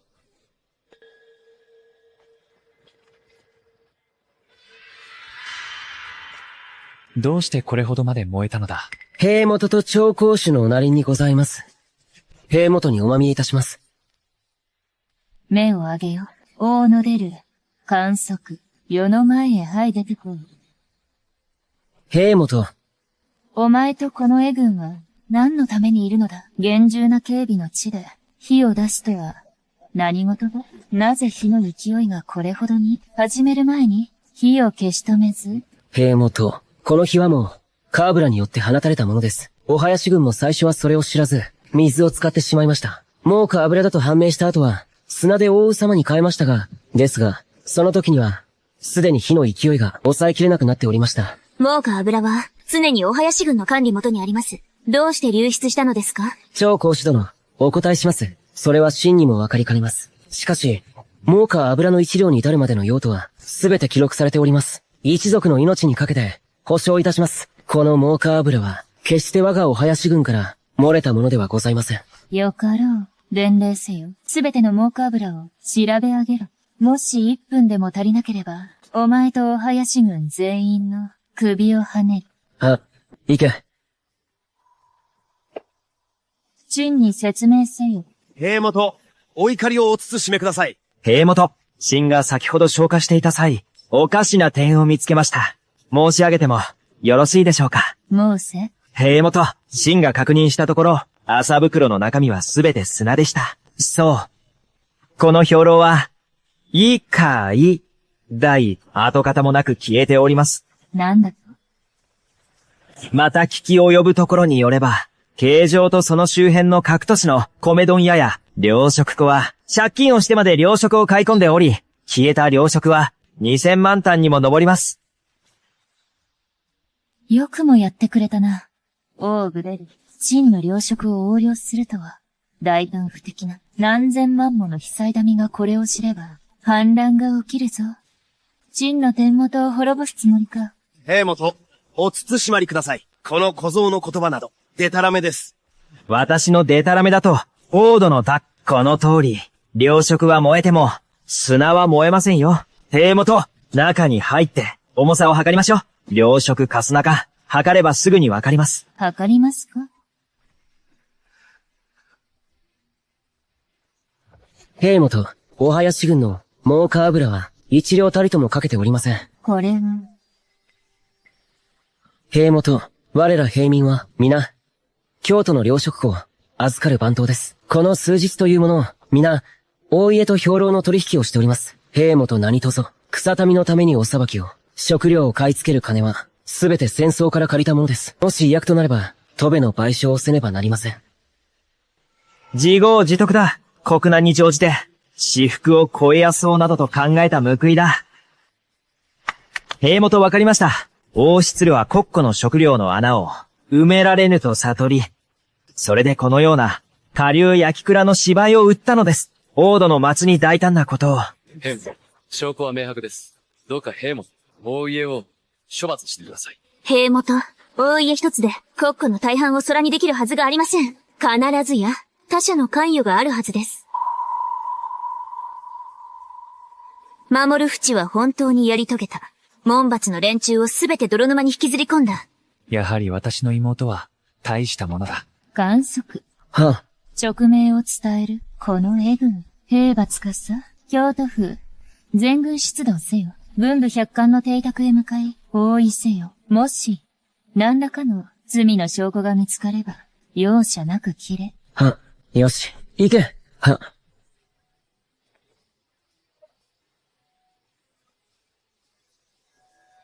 道は長年戦場に身を置き、多くのものを見てきたが、まさか今日、この道が若造のお前にしてやられるとはな。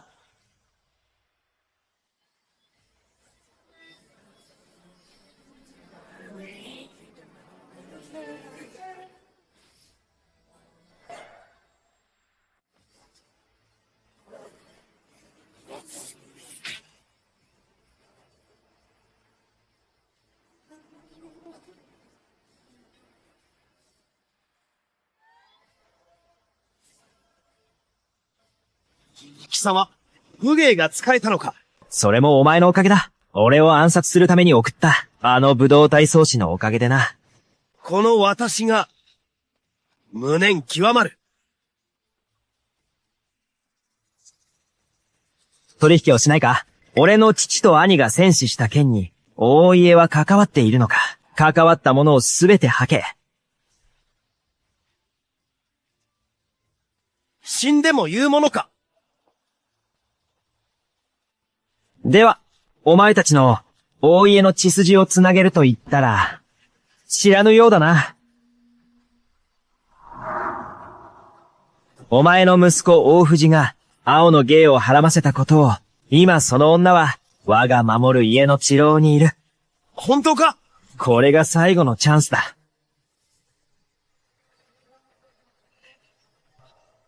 兵元、大家は万死に値します。守る淵は明らかに供述を誘導しています。カテクラの件はすでに朝廷の多くの役人を巻き込んでおります。これ以上追及すれば必ず役人の根幹を揺るがします。兵元勅命を直ちに大家を俗訴にせよ。見せしめとするのだ。天元の民に示しをつけよう。死をもい没よ。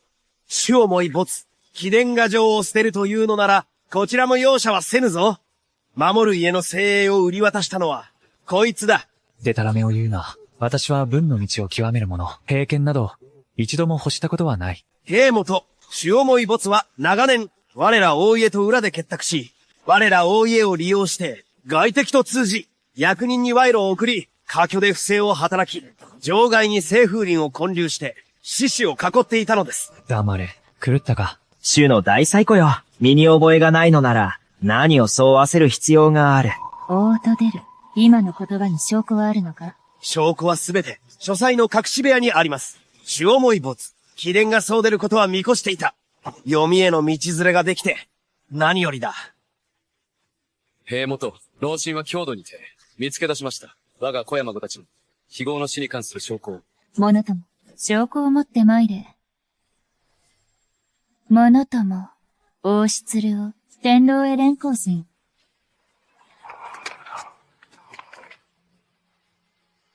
待て。どこへ行くつもりだ？これまで、お前を厚遇してきたはずだ。戦場において幾度も、剣から私を救ってくれた恩を返すため、お前を義理の孫として迎え入れ、学問を授け、出世の道を用意した。我が守る家は、お前を身内同様に扱ってきた。だというのに、これほど人心共に生き取る、畜生にも劣る、諸行を働くとは。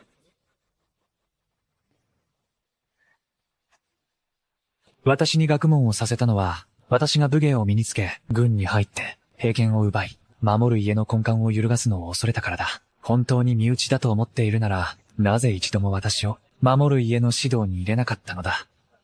幼い頃から今日まで、守る淵のどこが、私より優れている。守る家の血を引いているというだけで、あいつがどんな過ちを犯そうと、お前がすべて、尻拭いをする。だが、私はどうだ。言葉を一つ違えただけで、厳罰に処される。与えぬというなら、奪うまでだ。戦場は過酷だ。九死に一生もだ。お前の父上も当時、目の前で死なれるのは、二度と危険な目にそうわせたくない。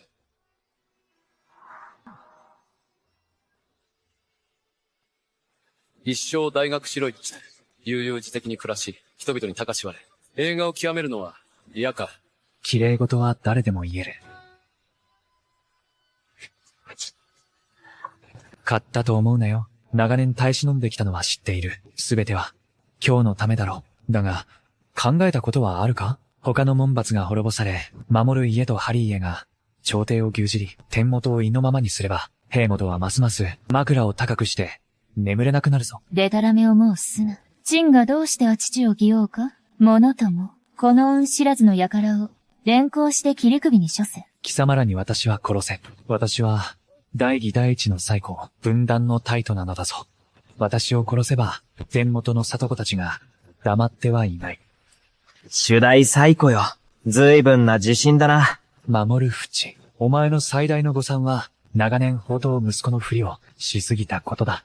お前が書いたあの詩歌は、結局私の名声にすり替わった。そうかな。ならば汁がいい。俺はこの日を待っていたのだ。ユキ？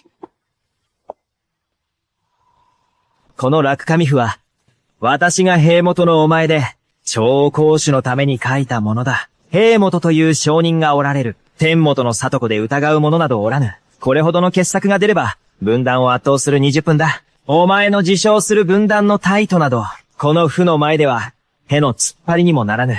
よく見ろ。よく学べ。そんな。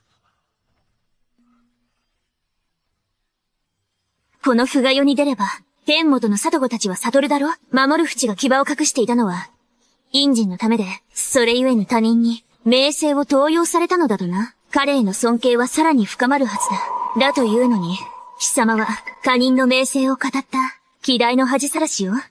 違う。嘘だ。信じないぞ。守る淵は、ただの穀潰しだ。私が。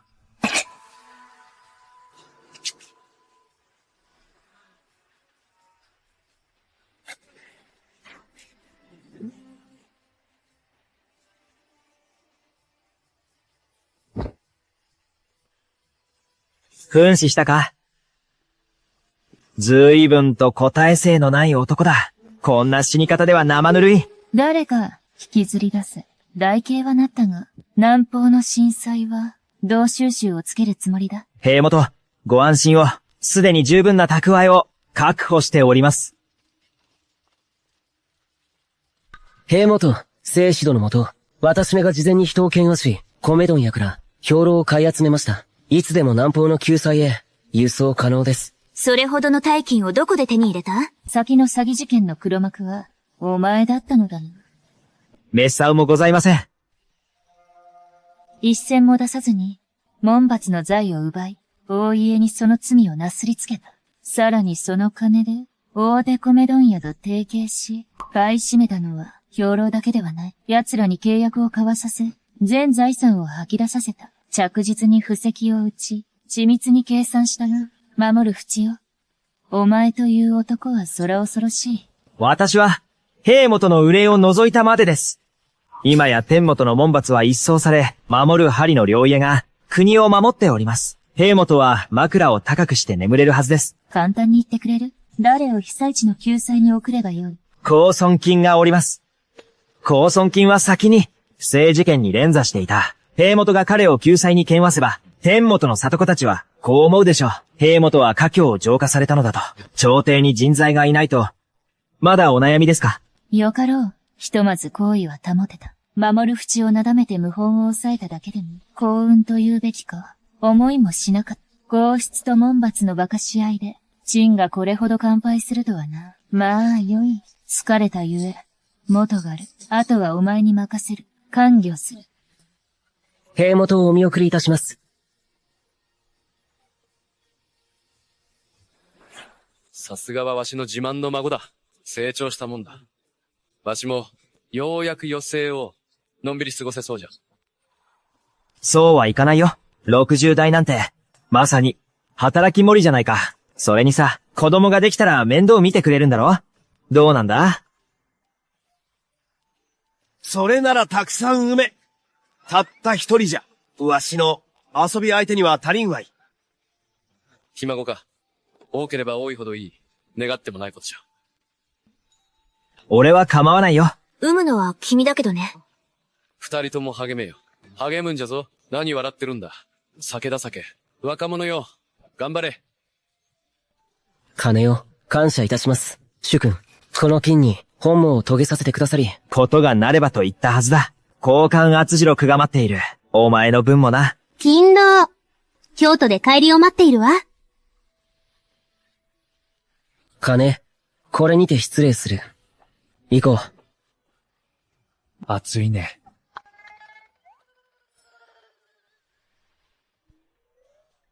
お前ら、いい仲になったな。年上が好みじゃなかったのか？お前という奴は、正気かよ。お前も行け。箔をつけてこい。いずれは継がねばならんのだ。張国公府をな。戻ったらまともに官職につけ、毎日京都で、俺について回るな。そういうことか。承知しました。義父上、待てよ。あなたは、俺の義父で、俺は彼女の兄だ。妹があなたと付き合えば、俺はあなたの兄になる。ちょっと待て。整理させてくれ。こうだ。これからは、俺がお前を兄と呼び、お前が俺を義父と呼ぶ。お互いの呼び方を分けよう。損はないだろう。さあ、一度やってみよう。兄上。義父上。兄上。義父上。兄上。義父上。兄上。義父上。情けない奴ね。聖子様、私はどうすれば？お前も一緒に行け。二人を引き離すわけにはいかん。向こうはかなり危険だしな。安心しろ。たまたまの家は金持ちだ。お前を養う余裕は。やった！行きましょう。義父上。助けてくれ。お前の兄は少し足りないのか？分かっていてから買うなんて。今回の一件で、あなたは天元の富を独占し、民を救い安寧をもたらした天元の文人からも高し割れ、さらには、守る針領への重兵を握っている。考えたことはないのか？自分が皇帝になることを。正直なところ、全く興味がない。認めはするよ。俺には多少、行政の才があることをな。だが国を治めるのは、才学だけでは無理だ。兵元は疑り深いが、国を実に見事に治めている。なぜ俺が泥沼に足を踏み入れる？てっきり、皇后になれると思ったのに。本気で言っているのか？いやいやいや、皇帝などごめんだ。皇帝でも針と共に、義老へ行けると？あなた。違う。そういう意味じゃない。公主様、守る聖子と成婚された後は、私はどうすれば？もちろん、ついてくるのよ。あることについては、私よりあなたの方が詳しいもの。公主様。さあさあ、寄っといで。二度とあんな、遊び場へ行くようなら、いいこと？足を叩き寄ってやるわ。聖子殿、これほどの際が終わりなら、個人的なお話をしませんか？私にお話しください。あなたにではない。何をそんなに今日張っているの？どうせ、家族になるのだから。私たちのうち、誰を先にめとるつもり？それは、